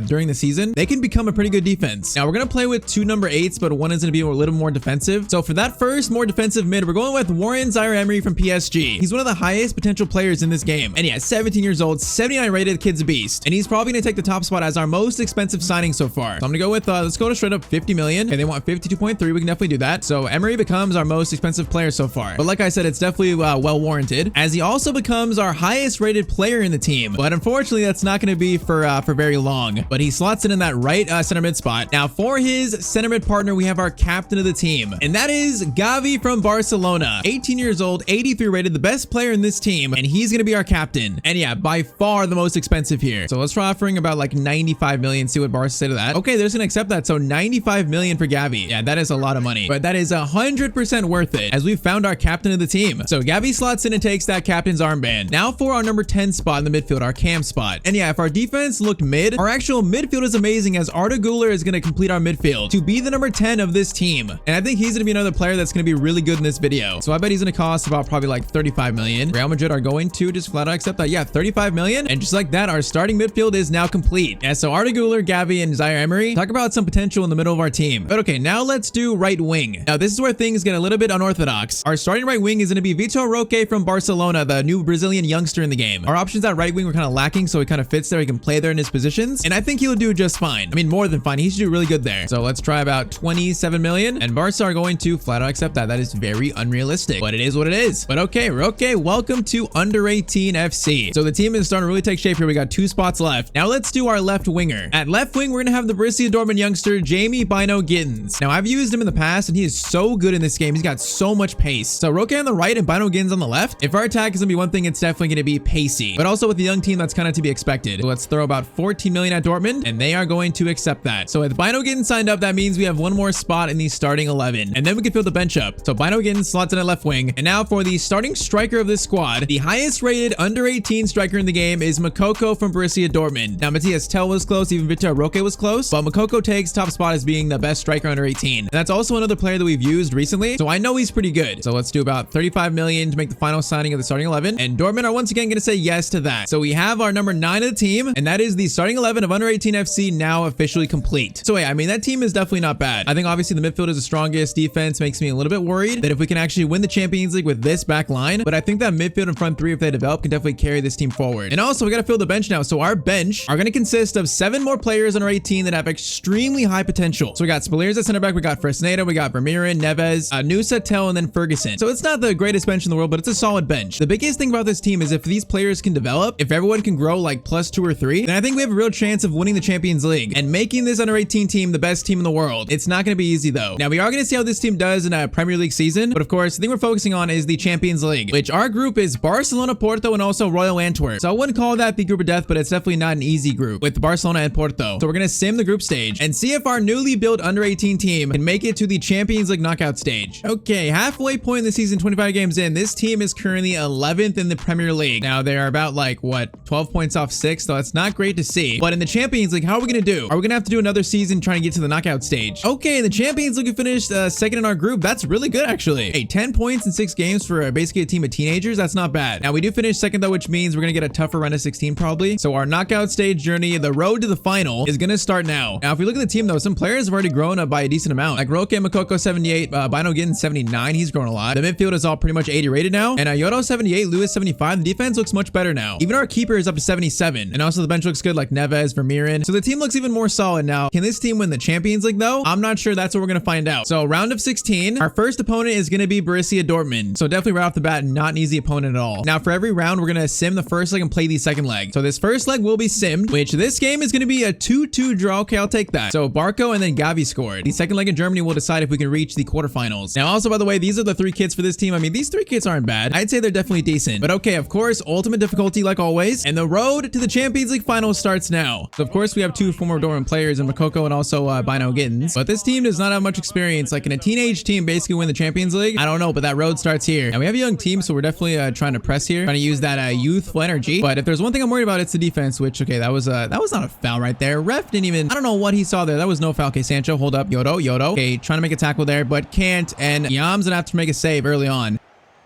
Okay, I don't know how that wasn't a foul on Barco. That's gonna be a shot. Another save by Guillaume. This is not the greatest of starts. Now that corner is cleared, and now it's right back to Malin. Though Malin's gonna shoot. Nope, it's gonna be full Krug. That's a block. Rico Lewis has to clear it backwards. It's actually gonna be a throw-in. You know, that was actually a pretty good clearance to prevent a corner. I mean, to start though, this is all Borussia Dortmund. We cannot even get on the ball at least once. Malin gets it to Sabitzer. Now players need to slide over. Barco is gonna deflect that, and we still can't get this ball. Bro, the first 20 minutes, I feel like we haven't had the ball yet. Sancho against Lewis. Rico Lewis. Okay, finally we get some possession. It's about time. Now, Article, we got pace, so I definitely want to use that. Which Rico Lewis is gonna try to play it to Vitor Roque. That pass was so bad though. Okay, this is a golden chance. That's a golden chance, and Julian Brandt is gonna hit the post. We are lucky to not be 1-0 down right now, at least. Gavi gets it to Bino Gittins. Now Barco's kind of pushed up here. How are we gonna find goals in this team? Barco, Bino Gittins. Now Gavi's making a run, which, okay, that actually works. Bino Gittins stops, gets it to Gavi. No, I was gonna try to get it back to Makoko. Chance is still not done. Yeah, it is, because Gavi handballed it. Oh, that's so unfortunate. Bino Gittins gets it to Arda with space. Now, okay, Roque was making a run. Actually, a good ball from Arda. The Real Madrid youngster to the Barcelona youngster. But okay, Vitor Roque's pass was not great. But chance is not done yet. Okay, Emery, get it back to Guler. No, again, we cannot make these passes right now. Okay, final chance, first half. I mean, this pretty much all first half is went to Dortmund. We might get the final shot, which Sabitzer.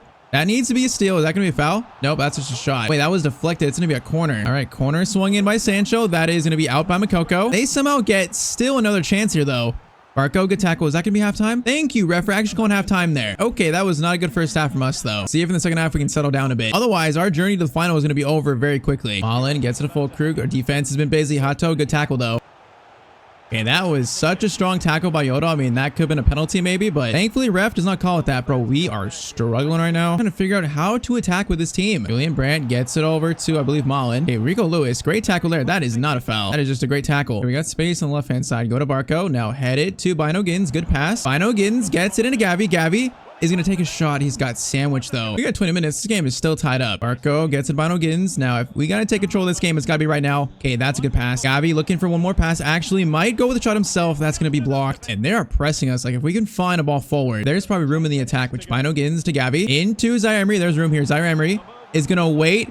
Ball goes to Gavi. This could send us to the Champions League quarterfinals, and Gavi scores it. 81st minute. That is a captain's goal right there when you need it. Man, we have struggled so much this game, but 9 minutes left. We have a 1-goal lead now. They were pushed up so much, we just broke the press and we found space. Okay, let's do Matthias Tell for Roque. Let's do Nusa for Bino Gittins, and I'm going to do Gavi at Cam and then bring on, I think, Vermeeren. For more defense, I guess. 7 minutes to hold this lead now and somehow get past Dortmund despite being dominated. Okay, now our press is causing them issues. What are they doing here? We can steal that. No, we could have stole that. Okay, Kobel has to do a rush clearance. Atto win that. Good win by Atto. Gavi gets it to Nusa. Nusa, that ball is so bad. That pass was incredibly bad. Okay, Vermeeren, I'm gonna need your tackling ability here. We got 1 minute left. They might have one chance if they get this ball forward. Nope, they're going backwards, and that's gonna be it. Bro, despite being dominated, we get past Borussia Dortmund just barely. I don't know how we did that. They had so many chances, and that does worry me for the rest of the Champions League, but hey, one game at a time, that is gonna be a win. Oh man, our run might actually be over now. After beating Dortmund quarterfinals, we have been drawn Real Madrid. Probably like with Man City, the toughest draw we could have gotten. I don't know how we're gonna beat Real Madrid, but first leg in Spain. First leg is gonna be, it's gonna be another 2-2 draw. Okay, Roque and Hato score. Somehow we draw versus Real Madrid. That gives us a slight chance now in the second leg. I mean, right here we can prove if this team can actually win the Champions League. Now, the problem is though, is that of course Dortmund are good, but Real Madrid are a completely different beast here. So I don't know how we're gonna win this, but we're gonna try. Under 18 FC versus Real Madrid. Hey, Emery, great still there into Makoko. Now we don't have pace, I don't think. Let's not lose it in a bad spot. But Barco, great ball to Makoko. Makoko, this would be a beautiful start, and he actually scores. Bro, Makoko, we passed the ball back, and he made a great run. And our left back, Barco, found him. Bro, what a start versus Real Madrid. We were patient, and it paid off. What a finish by Makoko, though. Okay, that is a much different start than the last game. Immediately, a 1-goal lead for us. I feel like that's definitely not going to be the last goal of this quarterfinal. Joselu is going to play it over to Fran Garcia. Where is my right back? I don't know, but Joselu, what a save by Guillaume. That is big. Okay, Makoko, hold up. We got space here. Emery plays it to Gavi. Get it right back to Emery. Good pass. Got to steal it. No, we got to steal that. If he steals it, there's a chance. Okay, Real Madrid are putting some pretty good passes here together. Modric against Emery. Okay, Emery, no, we gotta get that out. We gotta get that out. Emery steals again and plays a great ball to Gavi. Bro, they're playing very pushed up. I want Bino Gittins running here because he's got the most pace and he will find space with that pace. Roque is gonna cross it to Makoko. Makoko plays it back. Bino Gittins, rebound. Go. Is it? No, he's going to be offside. Barco's going to be offside. That could have been a 2-goal lead for us. Oh, man, that is so unfortunate. Oh, he just ran offside. Bro, this should be a 2-goal lead for under 18 FC. Yeah, they're playing is way more attacking than Dortmund, so that might give us more chances to score. Valverde to Lucas Vasquez. Gets it right past him. This is not good. Fullbacks out of position. Gabi. Okay, Barco gets back. This is bad. Luka Modric. Don't let him shoot. He's going to shoot, and he is going to score. I completely lost him there. That was really bad defending. Okay, 1-1. It's tied up in the 28th minute. Bro, we got to score those chances. We can't miss them against a team like this. Okay, to Lewis. No, yeah, there's space here. Guler. No, okay, I should have been more patient there. I should have been so much more patient. Okay, we have that. We have that. We have that. Okay, Hato. Good defending. Ozalu versus Lewis. Lewis, another good tackle. No, he's still going to keep it, though. He's got that strength on Lewis. Starting to get nervous here. Real Madrid looking better. Just that goal to tie it up has hurt us. Guillaume, good save. Corner in, out. Okay, not out, but oh my, what's that? Okay, Guillaume's gonna catch it. That made me a little nervous. Okay, we got space here. Bino Gittins, the fastest player on this team. Needs more room though. Barco, no, that's a rushed pass. I can't play that. That is way too risky. Okay, thankfully Barco has the pace on Modric. Oh, I am nervous here. I feel like we have a real chance to win this. Just if we can find the attack, which Makoko is running. He needs pace though. He's gonna try to cut inside. Does cut inside. Plays it. No, that goes to Gavi. Gavi shoots, and that's going to be the lead restored. I meant for that pass to go to, I think, the runner closer to the guy who passed it, but Gavi gets the ball and scores. There is a real chance we can win this. Yeah, I meant that to go to, I think that, I don't even know who that is. It might have been Arda Güler, but our captain Gavi scores another big goal. Okay, halftime. 2-1, a 1-goal lead for us. Come on, I want a 2-goal lead so badly. I want that 2-goal lead. Not sure 2-1 isn't even enough to win this game. Gavi to Bino Gittins. Get it back to Gavi. Gavi, good run there. Okay, no, he's going to be offside. Man, it took so long to pass that. Wait, he was actually onside. He missed it. He was onside. I thought he was completely off. That is such a big mistake. Man, I'm nervous. Bunimig still there. Mobile keeps it though. Gets it out to Fran Garcia. Hey, Rico Lewis, keep it. Rico, no, you can't miss that clearance. Fran Garcia comes in. I'm so scared. I swear our defense is so vulnerable right now. Gets it into Luka Modric. Okay, we're trying to go over tackle. Yodo, good tackle. That'll be a corner. I will take that better than a shot, especially from Luka Modric. Corner in. Barco. No, Barco, that clearance is so bad. I'm just clearing that. I'm not messing around with it there. Vinny. Zaire Emery, what a tackle on Vinny. Roque, great ball to Makoko. Makoko is going to try to play it back to someone. He's got sandwiched by Tchouaméni and Rudiger, though. That was really good defending. No, Vinicius, please, no. No, not like this. Yodo, what a steal. And we somehow, okay, please. Oh, is that going to be a throw in? Oh, that's going to be a goal kick. Bro, we are defending for our life right now. Vinicius against Rico Lewis. Rico Lewis, good turn there. Now we are just going to hold it. Actually, play it out. Good defending by Rico Lewis. Okay, we need some subs here. Players are extremely tired. We're going to switch it to the left now. Now Barco, good pass to Bino Gittins. Over to, it's going to be Arda Güler to maybe send Real Madrid home, and he has sent them home, I think. The Real Madrid Wonder Kid has done it for under 18 FC, I think. I don't know how we just won this game. We defended for absolutely our life and just executed so well on 3 attacks. That is a good finish from Arda Güler. And we have maybe just made it to the Champions League semis. Okay, subs on. We got 7 minutes left. 2-goal lead. There's no way we lose this, right? There's no way. We've just done so much defending this game. It's taken so much energy. An absolutely Cinderella story, though. A team of teenagers taking down Real Madrid. If that's how this game ends, okay, what a tackle. What a tackle by our Spanish right back. One more chance. We got fresh legs. Real Madrid push forward. Evan Ferguson to just seal this game even more. He is not going to miss that. This team full of teenagers has made the Champions League semis, and we are one step away from the Champions League final. Real Madrid taken down. We now have the full confidence that we can really win this Champions League. Bro, this has been one of the toughest roads to a Champions League final I think we've had in this type of video. So first, Borussia Dortmund, then Real Madrid. Now next up, semifinals, it is going to be Manchester City. The one team left that's probably better than Real Madrid. Oh, you just got to be kidding me. I would have taken Leipzig. So first leg is going to be, it's going to be another draw. Bro, every sim game so far today has been a draw. That is so lucky. Makoko and Haaland score. So same as the last 2 rounds. Scoreline is tied and we're 1 win away from the Champions League final. I will say this though, if we beat Real Madrid, I think there's a real chance we can beat Man City. It is of course not going to be easy though. Now De Bruyne crossing the box, dangerous. Hato's going to clear it though. Grealish, first Hato again. Now Grealish, Haaland, Foden, and De Bruyne are 4 players players that are so dangerous in this game. Well, I'm scared, but Tyztir just stole it from Grealish, and he also keeps it. The strength from Tyztir there. Kind of like Real Madrid. Man City play with such a high line where if we steal it, there's probably going to be chances for us to score way more than Borussia Dortmund. Why it was easier to attack Real Madrid than Dortmund. Kovacic, Gavi. No, that pass should have been stolen. De Bruyne in front of net. Guillaume is going to save that, or Guillaume's going to save that. Been a pretty good start for Man City of pretty much all of them. Barco versus Foden. He's going to cut inside. Okay, Binogan steals it, and now can we keep the ball for a second? Bro, Holland steals it from Rico Lewis. They are on fire to start. Oh, this is not good, Grealish. Now, I think we're defending this well. I think we are. They're going to find Alvarez, though, and Guillaume makes another big save. They should have scored that one. Now, Binogan to Lewis. See if we can actually get an attack in this game. Lewis to Arda Güler. Güler's in a turn. Plays it to, tries to play to Gavi, but cannot. It's gonna be just like Real Madrid. It's gonna be a lot of defending here. Gavi though, Gavi, great steal actually. This is the kind of chance we could pounce on. Ball up to Arda Güler's gonna shoot, and that is 1-0 to us. Bro, Gavi is the engine of this team. Steals the ball, plays it to Arda Güler, then we score. Completely against run of play. That's our first attack, but it's a 1-goal lead for us. Bro, that's how we're gonna win on the counterattack. That's like our only shot here. Oh my, Arda Güler, what a block. We're gonna try to play this, time it to Moukoko. Moukoko header attempt. That could have been 2-0 in 34 minutes. Or a 2-goal lead, I mean. Gavi, cross in. Doesn't look bad. It's going to be out. Bino Giddens into Arda Güler. Arda Güler, left foot. Okay, that was actually a good shot. It was awkward, but it was a good shot. Come on, if we get this second now, it's going to be so big. That header is so bad, though. Okay, Grealish, you're in, but he's not the quickest, so we need to relax. Plays it back to Holland. Holland runs in. Please get it back. Okay, whoa, whoa, whoa. That could have been a penalty right there. What was that? De Bruyne just got taken out. But once again, that high line by them is going to force us to have a chance. Moukoko, if you score this, it'd be so big. Moukoko, if he scores this, it's going to be so big, and he scores it. That is 2 counterattacks and 2 goals for us. 42nd minute, 2-goal lead for under 18 FC. Bro, once again, a steal, and we get a clean counterattack. Game plan has been executed perfectly so far. We are absolutely counterattack FC. Just can we hold on now to this 2-goal lead? Emery, good challenge. Now get it out. Here, ref, blow for halftime. Thank you, ref. Okay, halftime, 2-goal lead right now. 45 minutes away from a Champions League final. Okay, Barco steals it from Foden. Barco has been so good at left back. He has been incredible, actually. Now, great ball by our center back into Lewis. Lewis, good ball to Roque. Roque is going to get in the box here. Okay, wait, doesn't have much pace or room. Here you go, Lewis into Gavi. Okay, find the right shot. Arda Güler, get it to Barco. Barco, back to Arda Güler. Gets it to Bino Giddens.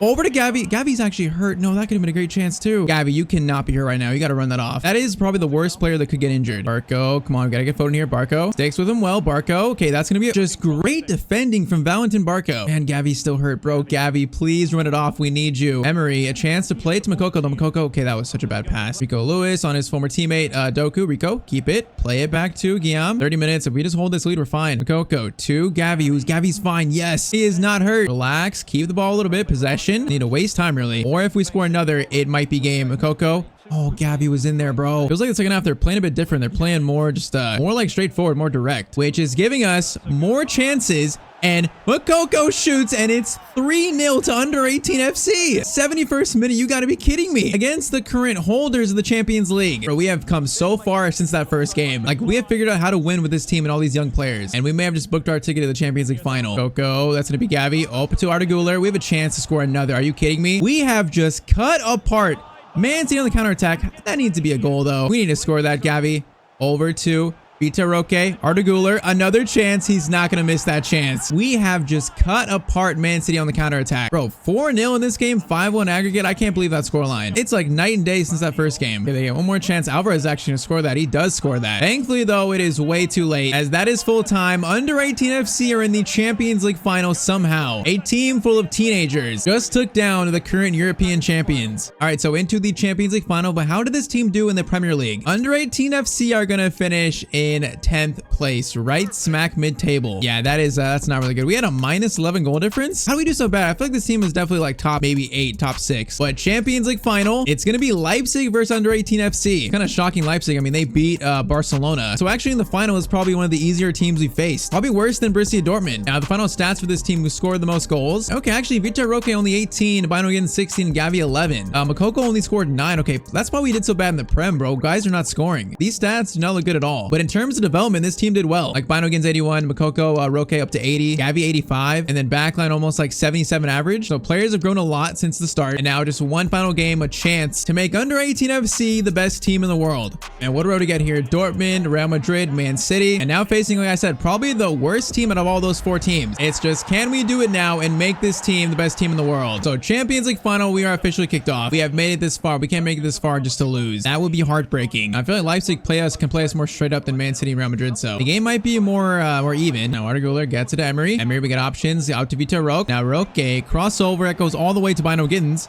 Actually flies up to Makoko. Makoko shoots, and that's 1-0 to under 18 FC. What kind of start is that? The ball just bounced up right to Makoko. Okay, what a start to this Champions League final. That is an extremely weird goal. Like, that cross was so bad. That header wasn't even meant for that. But what a volley by Makoko. All right, 1-0 in 8 minutes. What a start. Now, we can't be overconfident here. They're here for a reason. They beat some good teams to get here, so we got to be careful. Now, Campo gets it to Williams. Now, I'm scared of Inaki Williams. He is so good in this game, especially when you're facing him. Elmas gets by, though, and they're going to score and tie it up immediately. Oh, bro, they just came forward so quick. We can't score then give a goal that easily. Oh, it's so annoying. 1-1 in 13 minutes. Come on, make a tackle. That is some team defending by Arda Güler and Gavi there. Now Arda, that's actually a perfect pass to Roque. Now this could be an instant response to make it 2, and Vitor Roque, what a shot. Bro, what a pass by Arda Güler there. He was looking like Mesut Ozil. That pass was perfection. Okay, 2-1 just like that. What a start to this Champions League final. Okay, Bino Gittins actually very good steal from him. Now Barco, no, that's a bad pass. I can't play that. Everyone needs to get closer. Inaki Williams gets it to Openda. Need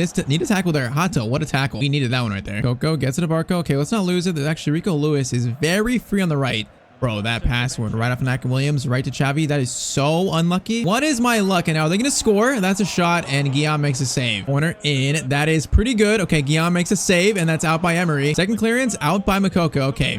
Oh my, Roque steals it. Does Roque have the pace here? No, wait, he actually does. Wait, Roque, he does have the pace. Can he make it too? Oh, that goes in off Galachi. I thought he made the save, but it wasn't good enough. That is 3-1 to under 18 FC now. Bro, Roque is having quite a Champions League final so far. That was like all strength and pace. And then Galachi gets something on it, but not enough. In off the post. Bro, what a final so far. Roque has a brace, and it's 3-1 in 35 minutes. Okay, Xavi, please stop. Oh my, I thought they just scored immediately again. It's a good save by Guillaume. Now Elmas again, causing issues. Kyle Walker, he's playing for Leipzig? What a signing. Okay, Xavi, what a tackle there. Come on, push forward. We can really put this game to bed early, I think. They are so not better than Man City, not better than Dortmund, and not better than Real Madrid, which those 3 teams we have beaten. And Rico Lewis just missed that somehow. Oh, Rico, that should be a 3-goal lead for us. How does he miss that shot so badly? How do you not get that on target? Now, good ball over the top, but I think we have that. I think we have it. Okay, no, we don't. Williams gets it back out to Elmas. Elmas has been so threatening this game, but Yodo, that is some good defending. Okay, halftime, 2-goal lead for us. If we somehow blow this Champions League lead right now and we don't win it, it would be an absolute disaster. 2-goal lead. This has got to be our trophy. All right, Atto gets it out to Lewis. Now, okay, why is Roque running so inside? I need him on the outside. That's going to be a throw-in at least. Emery, Makoko gets it to Roque. Patience, find a good shot. Arda Güler gets it to Bino Gittins. In to Gavi. Gavi, what a turn. Oh man, that was such a good attempt. All right, Xavi versus Gavi. Gavi, catch up to Xavi. Maybe not. Xavi's going a long way here. Barco versus Xavi. This is not an easy matchup for him. Okay, Xavi, what are those moves there? You gotta be kidding me. What was that? Goes to Campo into Openda. That's gonna fall to Inaki Williams. That shot goes wide. Yeah, this is not over yet. Gavi into Arda Güler. Arda Güler, good turn. Now he's got an option to Gavi. Gavi, good first touch.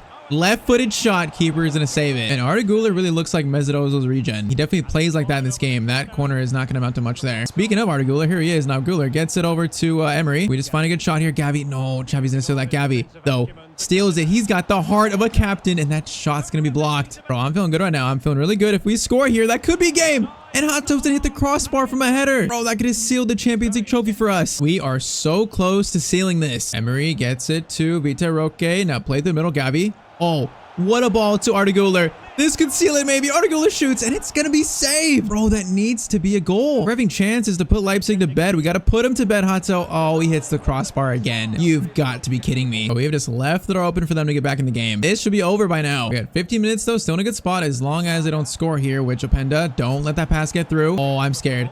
I'm so scared here. Xavi looking for an angle. Hato, good defending. Gets by there though.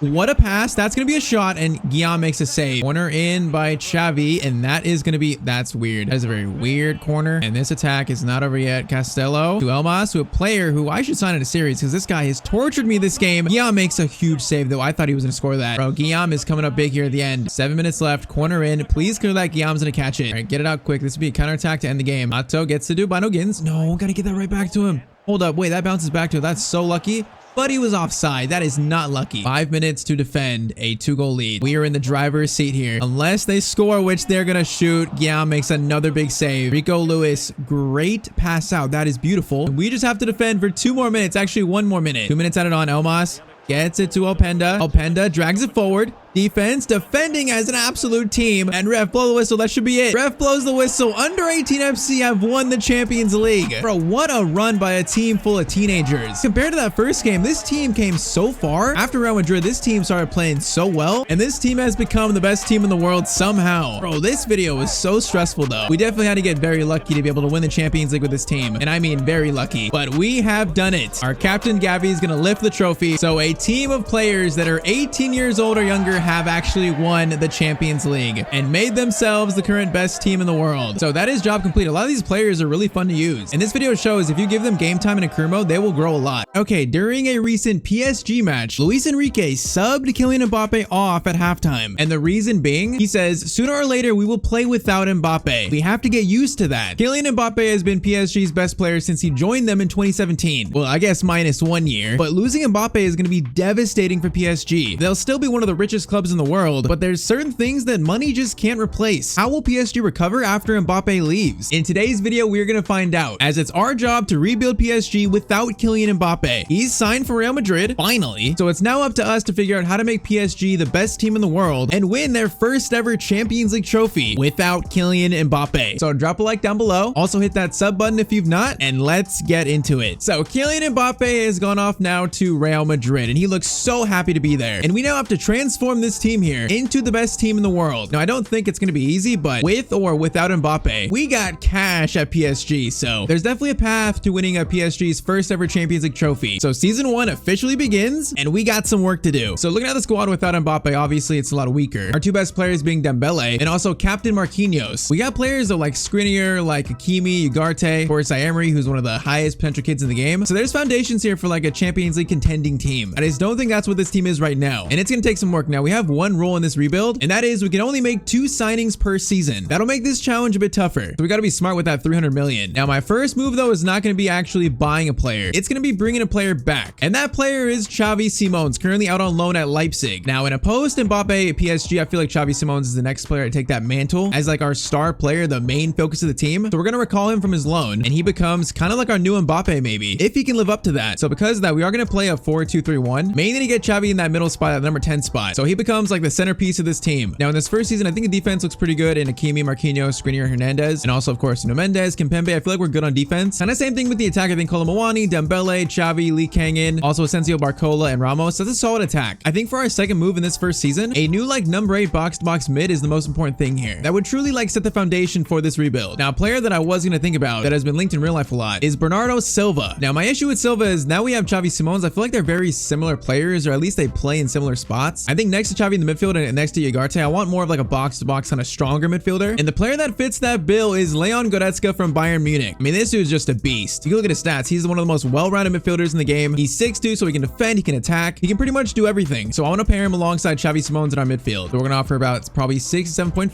Bayern are going to just flat out accept that. Okay, that's a lot of money, but obviously I think that's worth it. And hey, Leon Goretzka is looking for a new change in his career. He's been at Bayern Munich for a while, and now he is joining PSG as our first official signing of this rebuild. Xavi Simons, Leon Goretzka. I think this right here sets the foundation for how we can transform this team into the best team in the world. And that is our max 2 signings for the first season. So I feel like we can definitely probably win the French league. If we don't win the French league, then that's going to be a huge like disappointment. The question is, how far can this team here go in the Champions League? I don't think we could win it yet, but I mean, who knows? So PSG sign Goretzka, PSG bring back Xavi Simons, and we simulate season 1. And in season 1, PSG are going to win the French league. Okay, we avoid embarrassment there. Win the league by 13 points. We should literally do that every single season. But okay, French Cup is going to go to not PSG. We got knocked out in what? The round of 32? Why, we got knocked out by Clermont? I don't like to see that. Okay, now Champions League. We finished top of the group of death. That's pretty good right there. 4 wins and 2 losses now. Round of 16. We beat Feyenoord 7-3 on aggregate. We scored so many goals there. So quarterfinals, we are going to beat Milan 3-2. We're in the semifinals. Season 1 Champions League semis. I'll take that. Now in the semifinals, we are going to get knocked out by Manchester United. We made it all the way to the semis to get knocked out by United. Like what? And the final is Barca versus Manchester United. I guess that's way better than I expected, but we should have beat Manchester United to reach the final. Okay, Barcelona end up beating United though 2-1, so they win the Champions League. So season 1 Champions League semis, we got the French League title. I say that's not bad. Yeah, 1 trophy is kind of what I expected, the French League, but Champions League semis, that's better than I expected actually. So top scorer is actually Lee with 22 goals, and then Ramos 21, Xavi Simons 19 and 11. That is going to see like double-digit goals and assists for him. That is exactly what we want from Xavi Simons. Okay though, not a bad first season, not bad. Goretzka Goretzka 4 and 6 in the midfield, not bad. Now players have grown. Marquinhos up to 88, Dembele's 87, Hakimi's 86 plus 2 there. Xavi Simon's plus 3 to 84. That is really good to see. I want to get him to like 88 at least in this video to become like the star of this team. But okay, not a terrible first season. We might be closer to this Champions League trophy than I initially thought. All right, so season 2 now officially begins. And okay, our budget now has gone up even higher. Tony, that money does not stop coming in. Now we have sold a player though, or I guess the player has forced his way out of the club, and that is Gonzalo Ramos. Apparently he wanted to leave and we couldn't do anything about it, so he's gone to Atletico Madrid. I think we can live without him though. So the question is, what do we do with this team now in season 2? And even Ugarte is up to 84, so that's really good to see too. He was an 81 at start, so I feel like the midfield's good, the defense still looks solid. Skriniar has not grown, which is a little bit worrying, but I think the defense looks pretty solid. I feel like in season 2 we need the most important thing. We need like some star power in terms of a goal scorer, because while Dembele, Kolo Muani, and Lee Kang that's a pretty good front three, there's not really too much star power there. And to win the Champions League, you need some star power. So I'm thinking we make a huge signing here in season 2, and that player I'm thinking about is going to be Heung-min Son. Now he's still at Spurs and I doubt they've won a trophy, so kind of like Kane, it might be time for him to move on. I mean, he is 31 years old. It's crazy, you don't realize how old he is actually. So he's in like the latter stage of his career, and I mean, either at striker or left wing, like he would be so good at PSG, and I think he's that star power we need. He's not Kylian Mbappe, but Xavi Simon's, Goretzka, and Son. After losing Kylian Mbappe, that's 3 good players to fill that hole, and after a Champions League semifinal appearance for us last year, this might push us to the final. So 85 million, and Spurs are gonna accept that. It's a lot of money for a 31-year-old, but I think it's definitely worth it. So just like Harry Kane, Son has decided to ditch Spurs and join a team where he has a chance to actually win trophies. Not only trophies, a chance to win the Champions League. So Son, welcome to Paris and welcome to PSG. All right, so along with signing Son, we also sold 2 players in Asensio to Barcelona and also Renato Sanchez to Real Sociedad. Now we sold Asensio to open up time for Bradley Barcola on the bench, because he definitely has a place in the future of this team. So I think that means Son will take Lee's starting spot for now, but I'm not sure about that exactly. I think for now it just fits the best. So now a front 4 of Son, Simons, Dembele, and Kolo Muani. I like that a lot. Now we have one more signing though this season to make, and I feel like I'm looking at that. I think that center back spot. Skriniar has not grown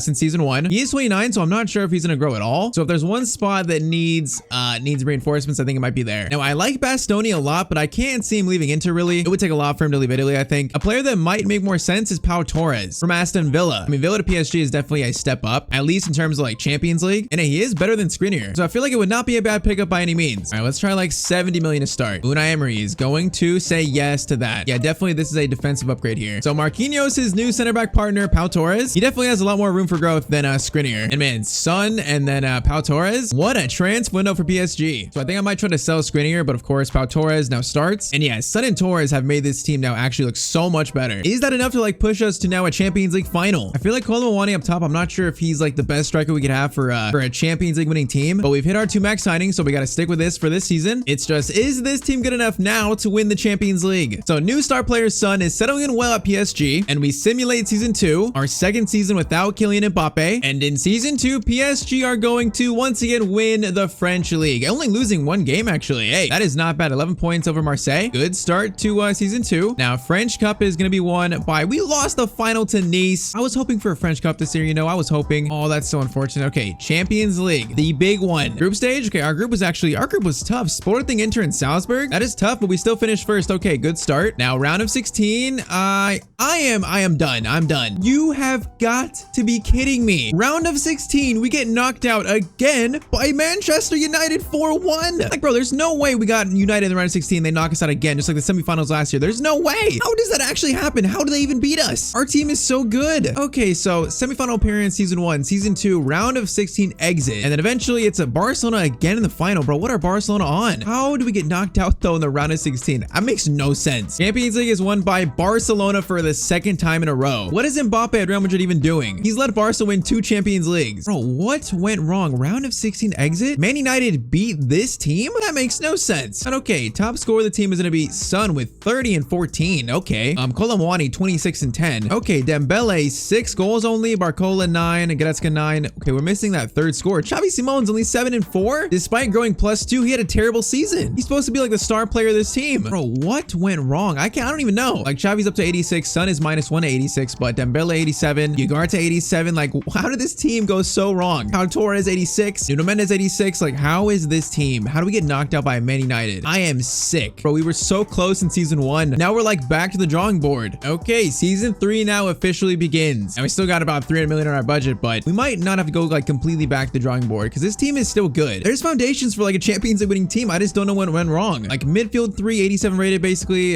Son, Dembele still solid on the wings. Backups in Barcola, Lee Kang. Like, this team looks solid. I feel like our one issue now is that striker, Kolo Muani. If we get like a striker who can pass more maybe to get goals for everyone else, and also just someone that's higher overall, that might finally get us over the hump and get us to a Champions League final. Because I don't see anywhere else where we need to improve. So Kolo Muani is going to become the backup, and we need a new starting striker in season 3. And oh man, we got some very good choices here. We got Victor Osman, who's 91 rated. That's insane. We got also Vlahovic, Kane, and Alexander Isak, who's playing at Man United. Probably the player who would knock us out. I'm thinking though, Kane, Vlahovic, or Osman. My thing is here, I want to buy a player that's going to help everyone score, not just a player who can score himself. Because Kolo Muani like scored a lot of goals. I feel like we need a striker to connect the rest of the attack though. And if I'm being honest, I think Harry Kane is that player. He's got way better passing than both Osman and Vlahovic. He's more of a connector player. And hey, he's not won any trophies at Bayern Munich, so maybe he wants a reunion with Son, and they can both try and finally win a trophy. Well, I guess Kane can because Son won the French league, but my gut is telling me Kane is the right choice. Osman might score more goals, but I think Kane is going to help everyone else score more, while also scoring like a bunch of goals too. So $115 million. They want 150? Okay, just accept that. 150 million, we're paying that. That's how bad we want this Champions League trophy. Hey, we know how much chemistry Kane and Son have on the field together, so this might be the final missing piece of this puzzle here at PSG. Harry Kane is now in France, and is this finally enough to win the Champions League? So Muani becomes a backup, and then Kane, of course, starts up top. And yeah, with a 90 rated striker now, you can see what that could make this team into. Pretty much like an average rating of what, 87, 88? There's no way we get knocked down the round of 16 again. There's no way. If we do, then the video is over. So Harry Kane signs for PSG, and we simulate season 3, our 3rd year without Kylian Mbappe. All right, end of season 3. If we get knocked out by Manchester United again, I am going to scream. But in season 3, PSG are going to once again win the French league 3 years in a row. Only a 6-point lead this time. That's a little bit concerning. Only 77 points. Now, French Cup is finally going to be won by us 3-0 over Monaco. It took us 3 years to do the domestic double. I guess I'll take it though now. Champions League, bro. I'm scared here. I am so scared. Okay, 6-0 in the group stage. I like to see that. 18 points in a group with Bayern and Ajax. That is very solid. Now, round of 16, we are going to beat Inter 3-1. Okay, we advance. That's at least better than last year. Is there no Manchester United? There's no Manchester United. How did they get knocked out? I'm curious. They finished 3rd in their group. Oh, thank you, Marseille. All right, quarterfinals, we are going to beat Benfica 5-2. Okay, so back to the semifinals. And in the semifinals, we are going to beat AC Milan 3-1. Finally, we have reached the Champions League final, and we are facing Atletico Madrid in that final. Like, bro, thank you. It is about time. And oh man, Xavi Simons is 90 rated in that midfield. Oh, that looks so good. Okay, stats for the year. Harry Kane, 33-8, Son 25-10, Xavi Simons 24-14, and then Goretzka 15-13. Bro, that is quite literally a perfect scoring season. Our front 3 all in 20+ goals, and then Goretzka with 15-13. My plan with Kane being a connector might have worked. It doesn't really show on his assists, but I think he connected more in the midfield. He got players more at chances, and that Son Kane combo, like you see it, it's still there. Oh man, Xavi Simons 90 rated. That's insane. In 3 years, bro, look at his stats. The kid is insane. Now Son is sadly down to 85. That's kind of sad, but Ugarte 88, Xavi 90, Marquinhos 89, Pau Torres 86, Nuno Mendes 89, Hakimi 89. Bro, this team is set up to win the Champions League now, and we don't need Kylian Mbappe. Now, one sad thing is I think Lee Kang got sold. I think he got tired being on the bench, so he got sold. But our bench is still so solid, and it is now Champions League final time. All right, so Champions League final, the team we faced, that is the Atletico Madrid team. They got, of course, Gonzalo Ramos. So they got Bove, Benaced, Marino. It's definitely not. They got Colwell too. It's not a bad team, and they're set up in that formation that might be a little bit tricky to play against. Now, for us, we are pretty much full strength here. I am so looking forward to finally using this team, and let's see if we can win PSG's first ever Champions League trophy. Now, one thing I'm noticing is we are playing the final in Atletico Madrid Stadium. Now, is that fair?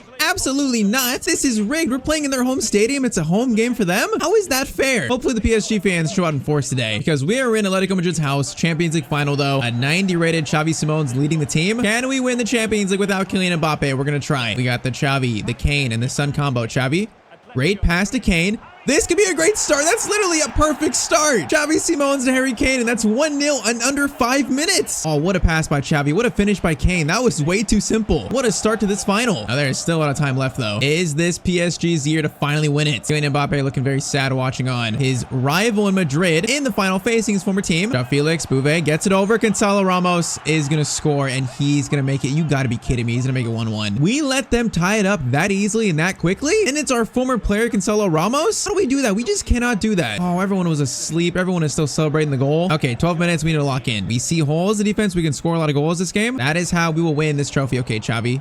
We cannot lose it there. That is bad. Felix against Marquinhos. That is some good defending. Dembele to an 89 rated Hakimi. Son is calling for it. Son leaps for it, but his header goes over the net. Oh, Marquinhos, great tackle again. Okay, defense is locking in here. Xavi, Dembele, get it back, Xavi. Xavi plays it to Ousmane Dembele. Now, okay, I flicked it up to Kane, and it did not go to Kane. All right, Goretzka, let's try the left side, Son. Get it to Kane. That Spurs combo. Kane, great pass to Mendes. Into Son, who goes for the shot, and Black is going to make the save. That was a really good shot by Son. All right, corner in by Dembele. That goes right to Kane. Kane, you got to get that header down. That was like a free header. Son, Xavi gets it over to Ugarte. Into Xavi Simons with a finesse shot. Oh, that felt good, but it goes over the net. Okay, we're pushing, though. We are getting more chances than them. Oh, they might get the final attack at the first half, which Felix, dangerous. Marquinhos.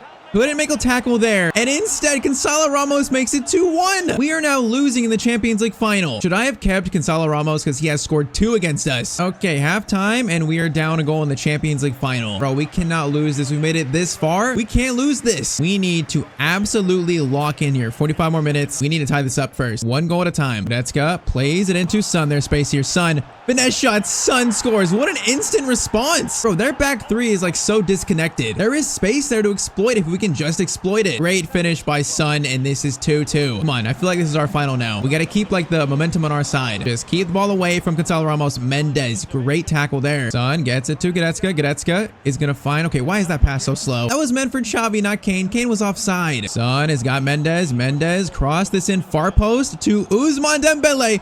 Oh, what an attempted finish. He hit the post. Bro, Dembele, you could have just like headed that in. It didn't need to be that complicated. Xavi Simons driving forward. Xavi in the box, left-footed shot, and Black is gonna make the save though. That was literally a golden chance. All right, we're gonna go short corner to Son. Son is gonna get it back to, okay, I'm not shooting there. Son will shoot though.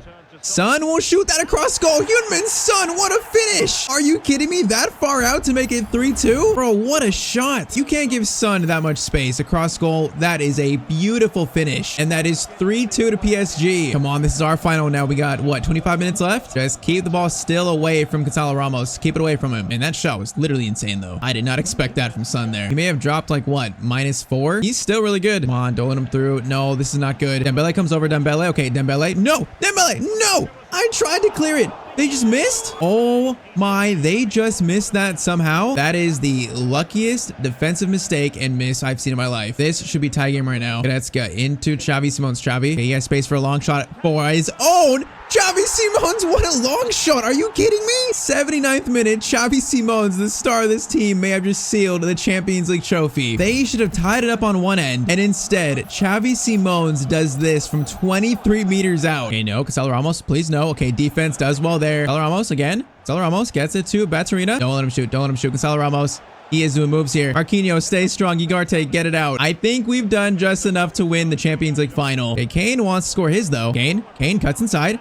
Goes for finesse shot. Kane, that shot was terrible. But ref, are you gonna blow the whistle? Ref? Okay, we got a corner. But PSG, 3 years after selling Kylian Mbappe, have now won the Champions League. Man, Son and Xavi's goal won us this final. And those were just 2 like beautiful, beautiful goals. So Gonzalo Ramos and Atletico Madrid gave us a fight, but in the end, we win PSG's first ever Champions League trophy. And that is, of course, again, without Kylian Mbappe. Xavi Simons, though, totally delivered in this video. The fact that he's 90 rated, he had double-digit goals and assists, scored the winning goal in the final. He did exactly what we needed him to. So Marquinhos is gonna lift for the first time ever the Champions League trophy for Paris Saint-Germain. And that is job complete. We have made PSG the best team in the world after selling Kylian Mbappe. Okay, Tottenham's last trophy was in the League Cup in 2008. And ever since, Spurs fans have been in desperate agony for a trophy. Just some sort of success at this club. They came very close in 2019 in that Champions League final, but that door closed. And then their greatest player ever, Harry Kane, left to Bayern Munich. But I will say this, there's still hope for this club. Their newish manager, Big Ange, seems like the right man to get Spurs back on track. That is, if he's backed by the board. And even their captain, Son, has said that he doesn't consider himself a Spurs legend unless he wins the club a trophy. Well, today, that is what we try to do. We are rebuilding Spurs and trying to finally bring silverware to Tottenham. So, of course, drop a like down below and let's get into it. As we now start season 1 of this rebuild. So, in real life, Spurs just finished 5th in this recent Premier League season. And we're playing playing this as if it was next season, so kind of like a 24-25 season rebuild. So this team in season 1 is in the Europa League, and it's got a lot of positives here. I think the biggest bright spots are, of course, Son, Madison. I like Bentancur a lot. I mean, that's a solid back line with Van de Ven and Udogie being the younger players there, but it's very solid. I think that back line has a lot of potential. Now, the bench is where things start to get a little bit shaky. You know, the bench is not that strong, which that's probably keeping this team from being like a Champions League team. But I think in this first year, if we make like 1 or 2 signings, we could finish top 4 in season 1. That's our goal. Getting Spurs back into the Champions League. Now, we also have a very interesting short list of players that Big Ange might want to sign in this video. But first off, let's see who I'm actually trying to sell. The main 2 players on our starting transfer list is Richarlison and also Brian Heel. I'm not sure if it's Heel or Geel. You know what? I'm just going to call him Brian. Brian is simply not good enough. I mean, he's been on loan for a couple years, so it's not really a future in this team. And I feel like Richarlison is not the striker in this team to get us Champions League football. He's much more like a mid-tier striker. And we have made already 1 signing though, and that was making Timo Werner's loan permanent. So the biggest plan in this first season is to make Timo the backup striker and then sell Richarlison and then buy a new starting striker. Preferably someone with some decent potential to kind of grow into this team, grow into this rebuild. Because honestly, I think a striker is what this team needs most. Okay, first player sold is, yeah, I'm calling Brian. Now he's going to Chelsea for about 20 million. I mean, Chelsea blowing more money on a young player, just some things never change. And now Richarlison is also sold. Now this one's interesting. The 2 clubs came in from Aston Villa and then Manchester United actually. So is he going to Manchester United? He is going to go to Aston Villa instead. Okay, he might have made a good choice there. Although he's not starting over Ollie Watkins, so not sure about that one. But okay, that's 2 players sold. Now our budget for this first season is now 152 million. Yeah, we could do some work with that in this first season here. So I'm thinking starting striker, maybe a new starting midfielder too. I think if we pick the right players for those 2 spots, we can definitely finish top 4 this year. So let's go for a striker first. Now I'm not sure if it's possible in this video. We'll see later down the road. But could there be a return to Tottenham for Harry Kane in this video? Maybe. I think the players that I'm looking at are honestly Joshua Zirkzee and also Santiago Jimenez. They're 2 young strikers that I feel could really grow into this team, and they definitely have potential. Honestly, I think I'm going towards Joshua Zirkzee. Now he cost probably about like 45 million, but I mean 6'4", 22 years old. He's got kind of the physical profile of Erling Haaland a little bit, so I kind of feel like he would do good in the Premier League at Spurs. So we're gonna try to make him the actual first official signing of this rebuild. So let's start with about 39.5. Let's try and be smart here. Big Ange is trying to save money, because if we don't, Daniel Levy is gonna fire us. Okay, 40.5 plus a 15% sell-on clause. I hope that sell-on clause doesn't bite me in the butt later on, but we are going to accept that. All right, so just like that, the official signing, first official signing is Joshua Zirkzee from Bologna. I mean, he could be the next Harry Kane, maybe. I'm not sure he's gonna score quite as many goals as Kane did, but this should be a really good pickup for the future of this team. And the man is very tall. All right, so it's striker figured out for now. I think the next most important pickup would definitely be a center midfielder. Like I said, I do like Bentancur, but I mean, behind him we only have Sarr as like a backup box to box. So if we sign a new starting mid, Bentancur could be the backup. I feel like that would suit this team well. And while Zirkzee was kind of a potential, you know, for the future signing, the player I have in mind here could really get this team top 4. It's a player who I always thought like looked right in a Spurs kit, and that is Milinkovic-Savic, the former Lazio midfielder. Now he left in basically his prime to go play in Saudi. Now he would cost probably like 95 million, but once again, this is a signing that could really transform this team and get us top 4, so it might be worth it to spend that money. So I'm gonna try, let's start with like 79.5. Try not spend over like 90 million for him. Al Hilal are going to, they're gonna walk away. We gotta pay that much more for Savic. Okay, this might be tougher than I thought it'd be. Okay, we're gonna try this again here. So instead this time, let's try like 85. I mean, that's a pretty healthy offer for Savic. He's not 30 yet, so I feel comfortable paying that much. I mean, he's in his prime. They want 105 million for him basically though, and we're cutting it closer to our budget. I'm gonna try 94.5, and he better be good. We're paying a lot of money here. He better be good. 99.7, make it 97.5. Give me a deal here, Al Hilal. Give me a deal. It's 97.5. They're gonna accept that. Okay, now do we have enough to pay his wages though? Because this is getting really close now. Man, he's gonna want probably like at least 150. This is not looking good. Big Ange is looking nervous. He's gonna want 145. Okay, wait, we can maybe do this. If I give him 146 and a 1.3 signing bonus, that is literally all of our money, and Savic is gonna want a little bit more. No, Savic, please, you gotta accept this. Come on. Okay, we're gonna lower the signing bonus, but then raise the wage to 153,000 per week. Please accept this, please, please. Savic does accept it. Okay, we just spent every cent we had left, but Savic is signed up, and that is a lot of money spent, but I feel like it's gonna be worth it for a center mid box to box that good. He totally fits like that Premier League profile midfielder. I'm hoping I didn't just waste $100 million. All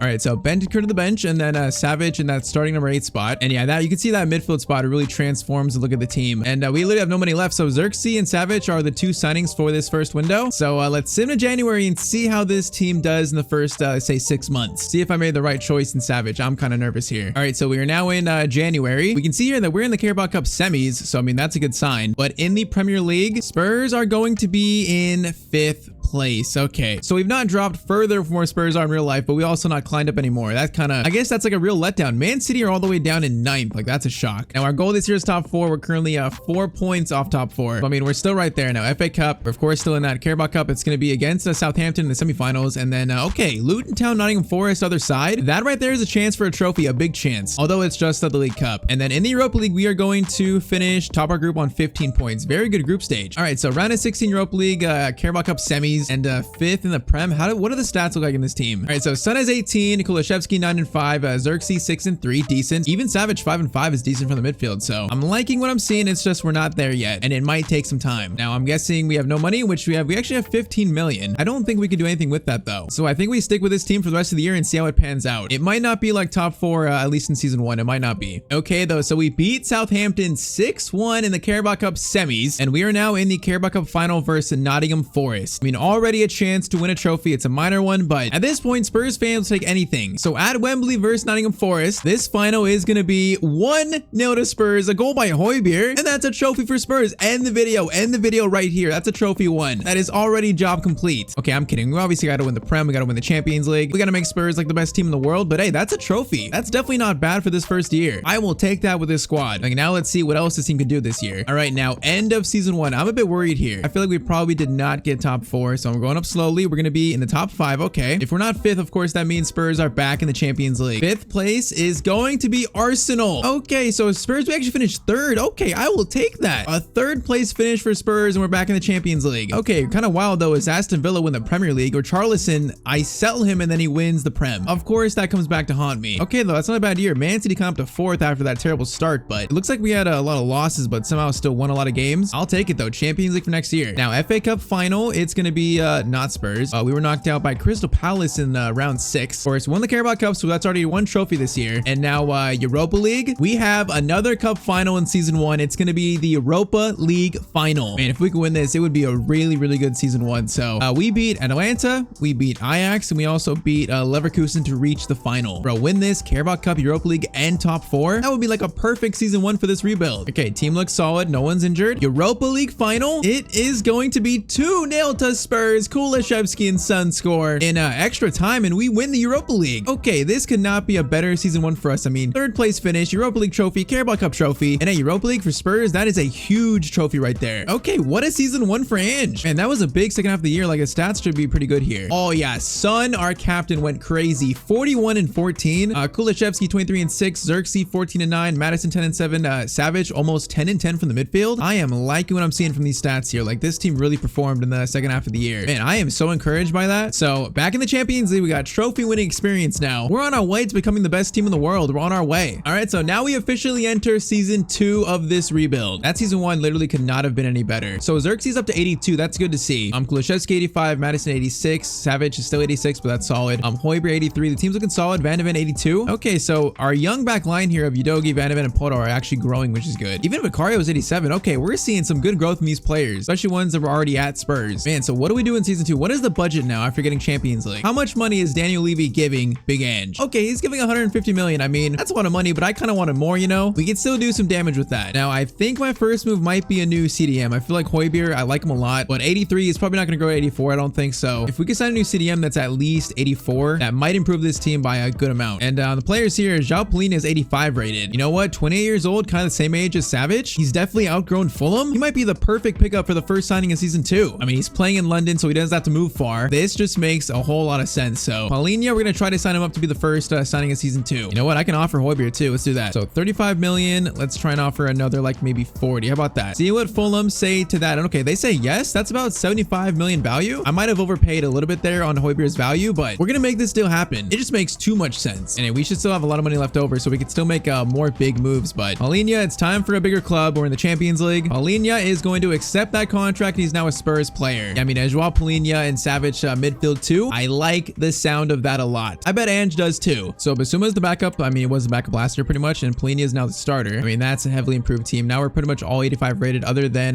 Van de Ven and Xerxes and Poto. Okay, any other moves? I feel like Davies is 77. I mean, can we buy a better center back and move Van de Ven to the bench? We still have 108 million. Let's see what our options are. I mean, we have players here that are upgrades on Davies. We could sign to be our third choice, like Chalobah, even like Lloyd Kelly. Now, there is also Jonathan Tah, which I kind of thought would be a good signing, but I feel like I might just give faith to Van de Ven to be the starter, and I might look for someone to sign to replace Davies basically. And honestly, Chalobah might be a good option. I mean, he can play right back too. He's not too expensive. I think Chalobah is a better option here, so let's go for him. Now, can I offer Davies? That would be very nice for me. Offer Davies plus like maybe 11 million. Todd Bowley, will you take that? You probably would. Okay, no, it wouldn't. Never mind. Still though, 16.3 for Chalobah. That's a deal, I think, so I'm taking that. So it becomes our new third choice center back alongside also Joe Rodon, who's back from his loan spell. I mean, I'll take that. That's solid. All right, Chalobah, welcome to Spurs. I guess we're just rating the other London clubs at this point. So on the bench, that should improve the bench a little bit there. So I think we still have like something around 80 million. I might save that for January and see where this team is at in January, because honestly, I like the way we look. Paulinho, good pickup. I don't see any immediate changes we need to make. So we're gonna rock with this team until January, see how they're doing. And if we need to spend this 87 million in January, we might. All right, so January again, I see another Carabao Cup semis here against Arsenal. So we're trying to go back to back in the Carabao Cup. Now in the Premier League, we are sitting in, okay, third place. That's not bad. That's no reason to panic. We're only 4 points off Arsenal on top. We're right there. I would like us at first, but I think it's that's a good spot for us right now. I think goal this year should be just to remain in the top 4, remain in the Champions League. Speaking of the Champions League, where did we finish in the group? So Champions League, we finished in, okay, thankfully we finished second though. Okay, so first time back in the Champions League and we finished second. Now we have Real Madrid in the round of 16. Yeah, that does not sound great for us, but let's look at the stats here. So stats in January, Son with 12, Savage 8-3, Xerxes 7-2. Even Pedro Porro has 6 goals from right back. That's kind of nuts. Now Kulishevsky only has 6 goals, and he's the one that I'm kind of worried about. I'm not sure if he can keep up this production over like a few seasons, but honestly, the team is looking really good. Like Xerxes up to 85. Paulinho is not grown yet, which is a little sad, but honestly, the team looks very good. So in January, our budget is up to 100 million. Man, like, should we spend that on a big signing? I'm not sure. I feel like if we made a big signing, I feel like it'd have to be like a goal scorer player to try and help out Son and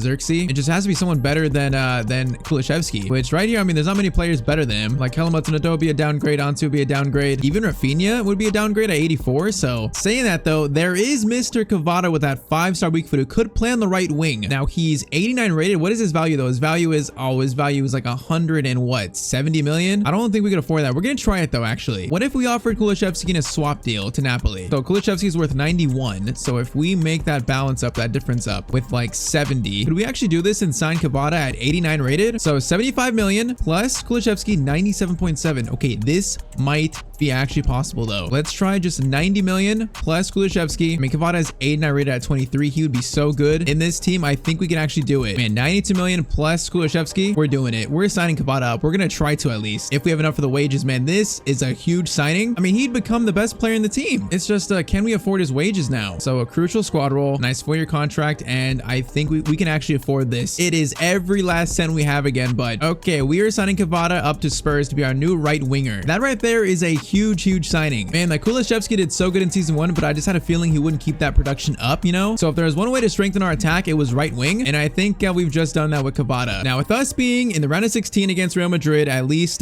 top 4 points off first, could Cavada actually make this team like a Premier League winning team, a Champions League winning team? Hey, there's a chance here. Yeah, so new front line of Xerxes, Son, Madison, and Cavada. Man, that sounds deadly. I'm liking the way this team looks a lot. This team looks dangerous. If Udogie and Van de Ven can grow a little bit more, this team would definitely become a Premier League and Champions League contender at least. All right, though, that is our big money signing in January. Now, what can this team do in the rest of season 2? I'm feeling very optimistic here. Okay, so in the Carabao Cup, Arsenal beat us on penalties 5-4, so it's not going to be back-to-back League Cups or Spurs. And we also got knocked down in the FA Cup by, I think, QPR somehow. So all that's left is Champions League and then Premier League. And we now have Real Madrid in the round of 16. I am not sure how this is going to go. Our team is really good now, but I mean, Real Madrid are just the team of the Champions League. So this first leg is it's gonna be 2-1 to Spurs. Okay, Son and Cavada scoring the goals. Is there a chance for us to actually knock out Real Madrid here in season 2? Oh, this would be unbelievable. So second leg in Madrid. Second leg is gonna be 3-2 to Spurs. 5-3 on aggregate. So Son and Cavada and also Madison score, and we just knocked out Real Madrid in the Champions League. Okay, that confirms that this team is for real. We are a Premier League and also Champions League contender now. Man, that is insane. Oh man, the team we have now in the quarterfinals is gonna be facing a familiar friend here. It is Spurs versus Bayern Munich. Now I'm guessing Kane is still there. If we take a look, yeah, he's still there. So Kane faces his former team. Spurs, probably their best ever player in their history, in the Champions League quarterfinals. I mean, honestly, it's pretty standard Bayern team. But okay, first leg is in London. This first leg is gonna be, no, it's gonna be 1-0 to Bayern. Jack Grealish scored for Bayern. Okay, Grealish joined Kane at Bayern. I didn't see that. Oh man, 1-0 lead for Bayern going back to Germany now. It's not a good sign. Bro, I feel like we are so close right now. If we can make this comeback, I feel like we're so close. It's just, can we do it in Germany? Second leg is gonna be, oh, we were so close. We were so close. It's gonna be 3-2 to Bayern. Xerxes scored scored 2, Musiala, and then Kane scored though. All right, so Champions League quarterfinals exit in our first season back in the Champions League. Man, it really felt like that was our season. It really felt like it. Okay, let's see how this team did in the Premier League at least. Now, if this team didn't finish top 4, this rebuild is gonna be it's gonna be from going really good to also like derailed like a train. Let's see. So they're definitely gonna be top. Okay, they're top 5 at least. In 5th place is gonna be Man City. Okay, top 4. That is good enough. No matter what, that is good enough for me. 4th place, Manchester United. 3rd place is gonna be Arsenal. Okay, so we were top 2. That's better than last year. Did we win the Premier League though? 2nd place is gonna be Liverpool. Spurs actually just won the Premier League title. Okay, that is huge by 8 points too. It wasn't really even that close. Okay, Kvara, January signing. That's probably one of the best January signings of all time. They got Spurs a Premier League trophy. I don't even know the last time they won the league. Okay, that is really good. That makes up for the Champions League exit. FA Cup was definitely not us. Carabao Cup we know was not us. Champions League final was between Man City and Manchester United. A Manchester derby Champions League final. Okay, man, though, a Premier League title, I will take that. So this season, Son 20 and 15, Xerxes 19 and 5, Savage 15 and 6. I mean, Kvara scored 8 goals in 4 games in 23 games. That's definitely not bad. You know, they say sometimes players need like half a season to adjust to the Premier League. So season 3 might be a really good season for Kvara. It might be. But the one thing that's worrying me is Son is now 32 years old. His window for winning the Champions League is now closing. Like next season, season 3 might be his last chance. So I'd say for Son, we got to go all out in season 3. Okay, season 3, Daniel Levy has given us only about 10 million more. But the dude is like Mr. Krabs. But okay, how do we take this team to just one more level to win the Champions League? I feel like the team looks so good. Maybe it's the bench. Maybe we got to reinforce like maybe the backup wingers, a backup striker maybe. I feel like this team is looking so solid. Like we're so close. If we could sign like a 90 rated center back, I probably would, to be honest, if we could find one. Not sure who would be 90 rated in season 3. I mean, hey, Bayern stole the best player in Spurs history. So what if we get them back? We stole maybe their best center back. I mean, De Ligt's got the Xerxes connection there. Probably like stars of the Netherlands national team. Now he would cost a lot, but I'm thinking like that would probably be the biggest upgrade to this team we can have. Van de Ven goes to the bench and then we get a 87 rated center back to pair alongside Romero. That seems like the biggest upgrade for the team. So we're gonna try to do that here. This might be just the one final missing puzzle piece. So we're gonna try 111 million. They want 122. Let's make it 118 Bayern, and they are going to 119. I can do that. So 119 for De Ligt. I mean, I'm hoping this is the final piece of the puzzle. I don't know though. All right, so De Ligt, welcome to Spurs. I mean, he's joining the current Premier League champions, trying to win them the Champions League. I'm hoping he's the final piece to this puzzle. So Van de Ven to the bench, and then Mr. De Ligt up to start. I mean, that's got to improve this team. That's got to be like the biggest upgrade we can make, because Poto's gonna grow more,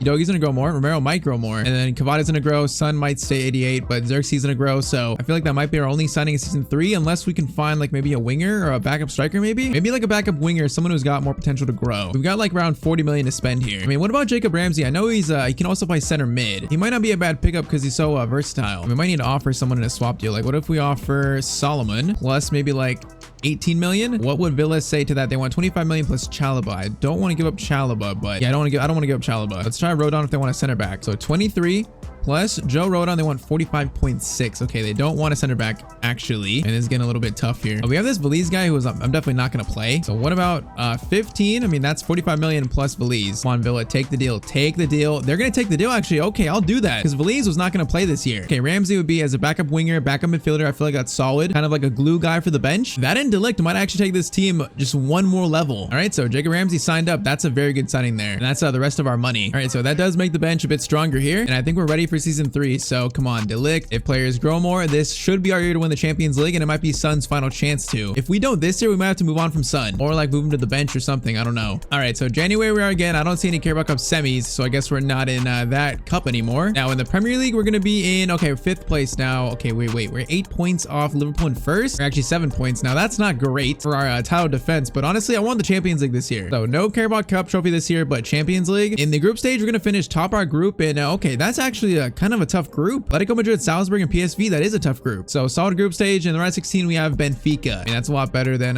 Real Madrid last year. Now, how does this team look though? I mean, Xerxes 87, Kvara still 90, Savage 88, Paulinho is even 86, but Vicario is hurt currently. That's not good. How bad of an injury is that? Oh, Vicario has a torn groin. He's out for 2 months. Okay, do we need to make an emergency signing in January, a keeper signing? We got 38 million. I think we do. Okay, we gotta look for a keeper now. What kind of keeper can we find for less than 40 million? Okay, we found some options options here, but they're cutting it very close to our budget, like Ter Stegen, Yano Black, man, too expensive. Marmadashvili is a little bit too expensive too. We got Courtois, and I feel like everyone's too expensive. Now, Yano Black might be within range if we offer a player. Let's try it. Honestly, this could be the difference between getting knocked down in the Champions League or winning it. Because Vicario is still out for another, like, what, 2 months? Man, like, who could we even offer here, though? Like, it's gonna have to be, like, Brennan Johnson or something. Maybe, like, Lo Celso. Let's try Lo Celso. So, Lo Celso plus about maybe, like, 30 million. What would Atletico Madrid say to that? They want 70 for all black. Okay, that's very expensive. Yeah, might have been optimistic here that we could afford this. 30 million plus Solomon. They're gonna think about it. Okay, I mean, that's might be a little bit promising. Now, let's try Ter Stegen. His value is not quite Yano Black's. Funny, I sold him in the Bar series. If we sign him here and he wins us the Champions League, it'd be redemption. So let's do Lo Celso. Plus like 20 million. What do Barcelona say to that? They say yes. Okay, I'm signing Ter Stegen up. This is an absolute emergency signing, but we're doing it. Because if we don't, I feel like we're getting knocked out. Our backup keeper is like, what, 75 rated? So 240. Give him a little signing bonus. Ter Stegen. I sold you in the Barca series, but in this video, he is here to save us. Ter Stegen signed up to Spurs. It's funny how things come around. All right, so Ter Stegen and goal. Vicario, you can rest and hopefully recover. And hopefully that can save our season because, yeah, it was looking bad, but we might be back on track now. All right, so round of 16 versus Benfica now. We should beat Benfica easily, honestly. So first leg is going to be 3-0 to Spurs. That is a beautiful first leg. Now to wrap it up, second leg is going to be 1-1, so 4-1 in aggregate, and through now to the Champions League quarterfinal, same spot as last year when we got knocked out. Very solid start to the knockout stage, though. Very solid. All right, so quarterfinals, we now have Atletico Madrid. I mean, definitely a team that is very tricky. So this might not be as simple as Benfica was. I mean, they got Griezmann up top though, so they got Vermeeren in the middle. It's pretty good defense, but I feel like our team is better though. I feel like our team is better. So first leg is going to be, it's just going to be 1-1 though. Okay, Cavada, Griezmann score. That makes me so nervous now. Another second leg in Madrid. We beat Real Madrid. We now beat Atletico Madrid. Second leg is gonna be, oh my, on penalties we beat Atletico Madrid. Okay, that was so close. Cavada scored our 1 goal, and Savage scored the deciding pen. That is so big. All right, so Champions League semis now. So semis, it is Inter versus Spurs, Juventus versus Manchester City. Okay, Inter, it's another very tricky team. So if we look at their squad, I mean, they got Thuram, Lautaro Martinez, Garcia in the middle. Barella's still there. Same formation as Atletico Madrid. But okay, first leg's in Italy. It is gonna be 3-1 to Spurs. Holy. Okay, Xerxes and Son. That is a huge brace by Joshua Xerxes, and we are 1 step away from the Champions League final. Come on, 3-1 lead. There's no way we give up this lead here. Second leg is gonna be 2-0, 5-1 on aggregate. Solomon and Son score the goals, and we are in the Champions League final. Now, not sure if it's Man City or Juventus yet, but okay, we got a final to play now. Okay, it's gonna be Juventus in the final, so Juventus actually beat Man City 3-2. So Spurs, Juventus, Champions League final. But first in the Premier League, Spurs are going to finish. Oh, we finished in 4th place. 10 points off the champions Man City. Okay, I mean, we're in the Champions League final. I can't be too mad. FA Cup was going to be won by, actually by Spurs. Okay, 2-1 over Chelsea. That's a 1 trophy this year. Carabao Cup is going to be, of course, not us. But Champions League final, we got a chance to at least do the double in season 3. Now, are there injuries in the team? It looks like there's no injuries and we are looking good. Okay, stats first though. Stats. Man, Son at 33 years old, 35 goals, 9 assists. Xerxes 25 and 11, Cavada 20 and 9, Madison 13 and 10. Yeah, I mean, our front 4, that's what the numbers should be, like players scoring goals that should be scoring goals. Xerxes becoming a star in this team. This team is ready for a Champions League final. And yeah, Xerxes up to 88, Cavada 91. This team is totally ready. Now, Vicario is probably back. Where is he at? Yeah, Vicario is back, but he's not sharp. So Ter Stegen's gonna start the Champions League final. That is a big decision, big replacement. We're doing it though. So Spurs versus Juventus, Champions League final to become the best team in the world. So their team is Julian Alvarez, Moise Kean, Chiesa, Ravella, Rabiot, Gavi in the midfield, Cambiaso, Gatti, Martinez, also Akanji, and Bono and goal. Okay, that's an extremely good team, I think. That's an interesting team right there. But I am very confident in my players. I'm confident in Big Ange. Champions League final to become the best team in the world. I'm excited to finally use some of these players, like Xerxes 88 rated. I want to see how he feels. He should be really good. And also, of course, Cavada, Madison. Like, this Spurs team is really, really good. But okay, Champions League final at Old Trafford. Juventus versus Spurs. We are kicked off. Let's win this trophy and make Spurs the best team in the world. I've said that like 3 times now. Now, Madison is going to get it to Xerxes. Xerxes, okay, man, he's feeling pretty nimble on the ball there. He's going to get it to Savage, though. Savage, he's got long shots, but okay, that was right at Akanji. But that is a free kick. Okay, this would be a dream start in the Champions League final here. Now, it's probably going to be Madison. Yeah, it's got to be Madison, I think. Madison from the free kick. Oh, it's going to hit the wall. Madison. Another chance though, finesse shot, it's gonna be blocked. I thought that would be so much better for some reason. Man, his curve is insane on his play style. Corner in, that is Delict, but it goes over the net. Okay, not a bad start though, not a bad start. Yeah, they got a very deadly attack. We gotta be careful. Alvarez and Moise Keane and also Chiesa, but Poto, good tackle there. All right, Cavada gets it to Madison. Madison, beat it to Paulinho, into Xerxes. And we got Cavada on his moped, and he's got a chance to make this Champions League final 1-0 to Spurs, and he's not gonna miss. Okay, that is the 91 rated Cavada with that speed and that dribbling, and I guess that finishing too. That was so simple for us. Just started with Pedro Poto making a tackle in the back, and then no one could stop Cavada, like literally no one. Okay, 1-0 to Spurs. It's been a great start here. Oh, Juventus looks shaken after that. They look very shaken. Savage, Xerxes gets it through to Madison. Madison, same spot as Cavada, and he puts it in the back of the net. 23 minutes, it's 2-0 to Spurs. What a finish by James Madison. Bro, that was same spot. He fired that in. What a finish. Okay, the first 25 minutes here have been literally perfect. Still got a lot of game left though. Paulinho, Madison, gets it to Savage. No, I was going to flip that up to Xerxes. Kind of ran the wrong way though. Okay, Ravella, Delict should have that. Delict, good defending. Romero, fires it into Paulinho, gets it to Savage. Yeah, this midfield too is very good. Madison into Joshua Xerxes, takes his time. That's 3-0 to Spurs. Juventus, you can pack your bags. You're heading home. And I don't think you're taking a trophy with you. Bro, this has been like the best start to a Champions League final ever for me, I think. Like, Juventus are not putting up a challenge at all. Now, Xerxes gets in on the action. Bro, this team is OP, I think. We have built an OP team. Somewhere in the world, Harry Kane is shedding a tear. One single Spurs tear. Okay, Cambiasso has a chance here to pull one back, although I feel like it's not going to do much. Gavi, they're being very patient here. That's a pass back to Rabiot. Rabiot shoots. And he just put that top left-hand corner. Okay, we're not going to crumble here. Juventus shows some signs of life. You know, they're here for a reason. They score one. We're not going to let this ruin our spirit right now. We're not going to let it ruin it. I mean, he literally put this top corner. Like, Ter Stegen can't save that. That shot is literally that's in the corner. Okay, 3-1. We're good. I'm not worried. I'm not stressed at all. And that's going to be halftime. Okay, 3-1 halftime. 45 minutes away from Spurs somehow winning the Champions League. All right, Cavada wins that back. Poto into Paulinho. Paulinho, flip it up. Oh, great pass there into Madison. And now look at Cavada, bro. Cavada is rapid quick. Okay, we're going to get it to Savage, though. Savage into Xerxes. No, that could have been a chance for Xerxes, like an open net shot. I mean, a one-on-one shot, I mean. Gavi gets it over. Madison is a psychopath. I love it, but he's not going to win it. Gavi gets it to Alvarez. Good pass to Keane. Okay, they're starting to cook a little bit, but I'm not worried still. I'm not worried. What is that pass? Romero's going to get that. That was so awkward. Paulinho. Xerxes. Okay, we need a pass here. Xerxes. No, I needed a pass there. We gave it right to Chiesa. They're playing with definitely more pace here, but still, I feel like I'm confident we got this in the bag. Cavada to Madison. Madison has got a pass here.